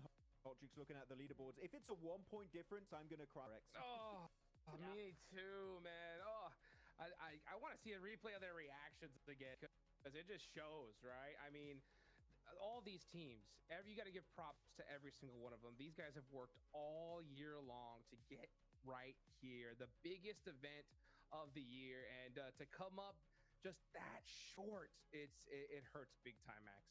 Yeah, it really does. The thing is, you how disappointed DRX were, and Regnum weren't even satisfied. They were just like, yeah. It was like it was just a heartbreaking 1v1 fight to wrap up that game. Z-Wolf, congratulations being your game MVP here to wrap up the Gauntlet. Though I do wonder who's going to be Gauntlet MVP overall. Got a few contenders here. Maybe Lemon. That'd be a fun one. Sitting. If Thundertalk had been more present today, I would have said Sitting for sure, but we didn't see much out of them. CEO might be a better shout. Oh! Let's look at it. Points. 2! Oh my goodness. That's all it took. Literally, if they would have got the chicken dinner, they would have made it straight to the grand finals. I'm telling you guys, that's all it takes, right? One little tiny mistake and it'll get you. I will say though, that last final push, they did everything they possibly could. I mean, they did the right play. They drove at the perfect time whenever we saw Mad Bulls trying to do that push on the other side of the map, right? It just, unfortunately, they just didn't win that fight, Neptura. Yeah, and you know what's even more heartbreaking? They didn't even need the win to get those 2 extra points. They just had to clear Regnum or clear Mad Bulls because they were 2 duos up left. They either had to just clear all of Regnum and get the 2nd place and be done, or clear all of Mad Bulls after the initial push onto Regnum. So, heartbreak central here for day number 3. Down to the wire, and the script, it was written in stone, Hodrix, and they could not change it. Their fate was sealed from the beginning of this game. It does seem to be the case. But here, congratulations, of course, to R8, our Gauntlet champions here for this stage of the Global Championship. Completely unexpected for me. Really happy. And looking at the day 3 MVP, it is going to be Scarface of Ulf. I hope they keep this kind of momentum going in the next stage because, man, an aggressive Ulf is a scary Ulf, Hodrix, and I hope they can do it once more in the future. Oh my gosh, you got to give mad props to this squad. I mean, yeah, look at that. 18 eliminations by himself. Remember, this team was in 13th place before this day. We weren't even counting them possibly in on making it to the top 7. And not only did they do it, they were able to sneak in that 6th place position. I mean, what? To do that on the final day, Max, I mean, that is so hard. It really is. Bro, there were so many storylines. I just got the bro because I don't have any more statements. I'm just like, bro, what is going on? But there's so many storylines intertwining into each other, clashing in these final matches, and that was just a fun one. And a Gauntlet MVP is none other than CEO from Team Kara. Congratulations, 38 eliminations on his lonesome with a 19-minute survival time is ludicrous. And Xi'an, we knew he was a top-tier player from his region, but to this extent, outside of Turkey in PMGC, now that's unheard of. That's Crazy. Unreal. As a matter of fact, just looking at the numbers, let me see if this is correct. I think with that amount of eliminations, yeah. As a matter of fact, with 38 eliminations, he outperformed his entire team's day one performance. You know what I'm saying? So, yeah. Day one, they had 28 points. So for them to have that crazy comeback, I'm sorry, they had 27 points. 27 points. They were in 10th place. Yeah. And then just went crazy. So, I mean, they showed that, you know what? The clutch factor, they got it, Max. Can I be a bit toxic? Sure. Can I be a little... So yes. He has 38 points. He's almost, not quite, but almost got half of the points of Alpha Gaming on his own. I don't want to put them on the spot, but I'm also going to put them on the spot like that. Bro, he is performing. Good job. Nice play. Oh my goodness. Hey, Alpha Gaming, I'm sorry. You got some explaining to do, right? I mean, we got the group stages coming up right after this. So the day after tomorrow, we're going to be seeing Group Green enter the stage here. So these are your official qualified teams. R8, Thundertalk, Kara, Mad Bulls, Alpha 7, Ulf, and D Xavier. Made beautifully done. You can see right now, these are the different groups that they're going to. What do you think about that, Max? Well, I'm looking because I have the groups in front of me right now. So we're going to have Wolves, Orangutan, APG, GS going into Group Green. That could be a little bit of an issue with military, right? Could be happening there. Of course, they do have also Inner Circle, Team Falcons, Gen G, and Group Red for DRX, etc. You got some big names over there. You got Team Flash, Twisted Minds, Influence Rage, Weibo. Bro, group stage is going to be a mental Niptura, that's for sure. Oh, it's going to be insane. I can't wait. These teams have a lot on their hands. They got to do a lot of analysis tomorrow because it's not going to be easy from here on out, Jukes. That's right. D+ are going to be in Group Green. That's your previous champions. We'll see them the day after tomorrow. By the way, happy Thanksgiving for everybody that celebrates it tomorrow. You know, so that's going to be a great. Hey, get some turkey, get some stuffing because man, Group Green is going to be one heck of a show, Max. I mean, the top 7, they're definitely going to be eating up that turkey. Not a chicken dinner, it's a turkey dinner for them today. Very happy about it. I'm looking at the groups right now really quickly. Which one do you think is going to be the group of death? Because we've got Group Green, Stacks, of course. You've got Alter Ego, you've got your D+, as you said, Hot Chooks, previous champions, Reject, top-tier team from Japan, Inner Circle. Group Green, for me, is the group of death, currently quickly overlooking it. Yep, I got to agree with you 100%. Group Green is going to be absolutely crazy. So, guys, remember, mark your calendars. The day after tomorrow, we're going to see some more crazy squads here. But you know what? What a show. The Gauntlet did not disappoint in the slightest. Let's go ahead and take it down on over to the stage in the 7WG to wrap things up for us.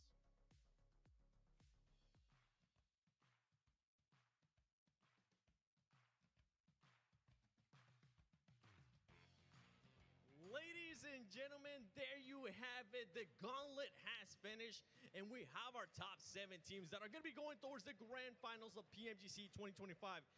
To my right, I have none other than one of the biggest surprises I think we've ever gotten at PMGC. Ida from RA Esports. Ida, you made a strong statement here in the Gauntlet, finishing in first place. Do you feel confident about carrying this momentum to the grand finals? انتوا ثبتوا نفسكم من اقوى فرق في الجروب ستيج. هل انت واثق انه حتلعبوا هذه المرحله في الفاينلز؟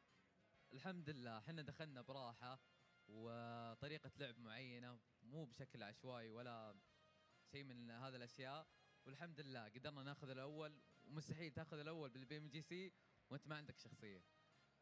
He says that they came in this tournament very relaxed. They didn't play any random, any erratic movements. And you can't come first in this stage at PMGC if you're not very skilled and not very confident. Oh, I see that little shot right there.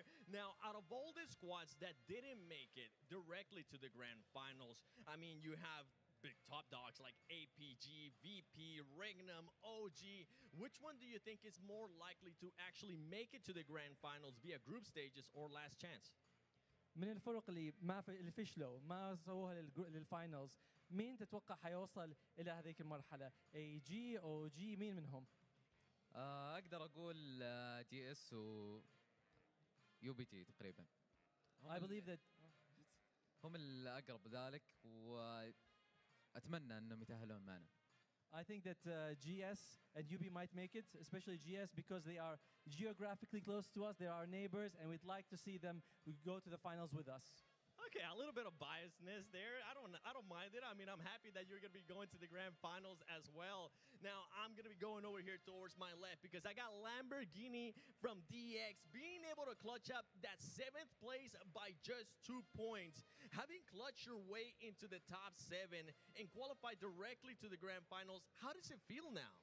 Xin chào Lambo, thì mình vừa hay là vào được top 7 và đi thẳng vào vòng chung kết. Vậy không biết hiện tại cảm xúc của bạn như thế nào? Bọn em rất thất vọng ạ, tại vì bọn em muốn bắn vòng group stage ạ.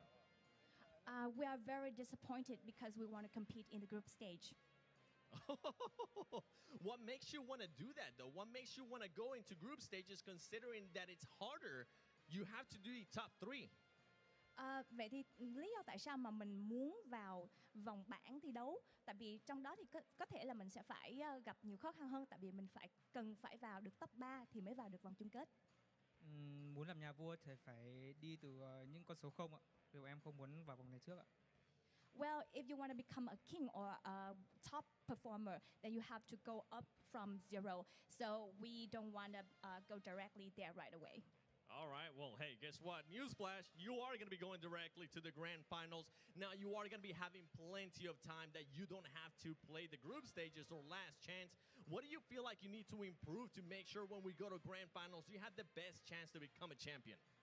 Vậy thì bây giờ các bạn không cần phải thi đấu trong vòng bảng cũng như là vòng last chance và mình sẽ có rất nhiều thời gian. Vậy thì không biết là các bạn sẽ cần phải cải thiện như thế nào để mà khi vào vòng chung kết mình sẽ có cơ hội nhất được chiếc cúp vô địch.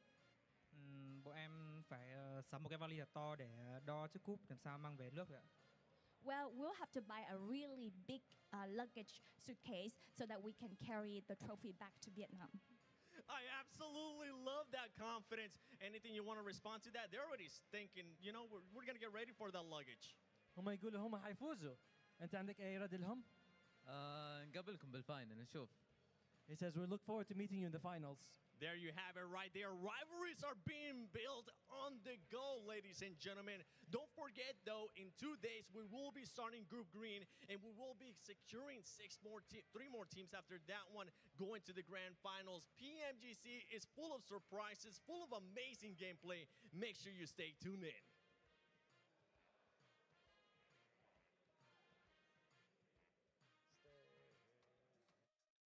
Hey, the PUBG Mobile Global Championships had a whole bunch of firsts, right? Like we see the Gauntlet for the first time.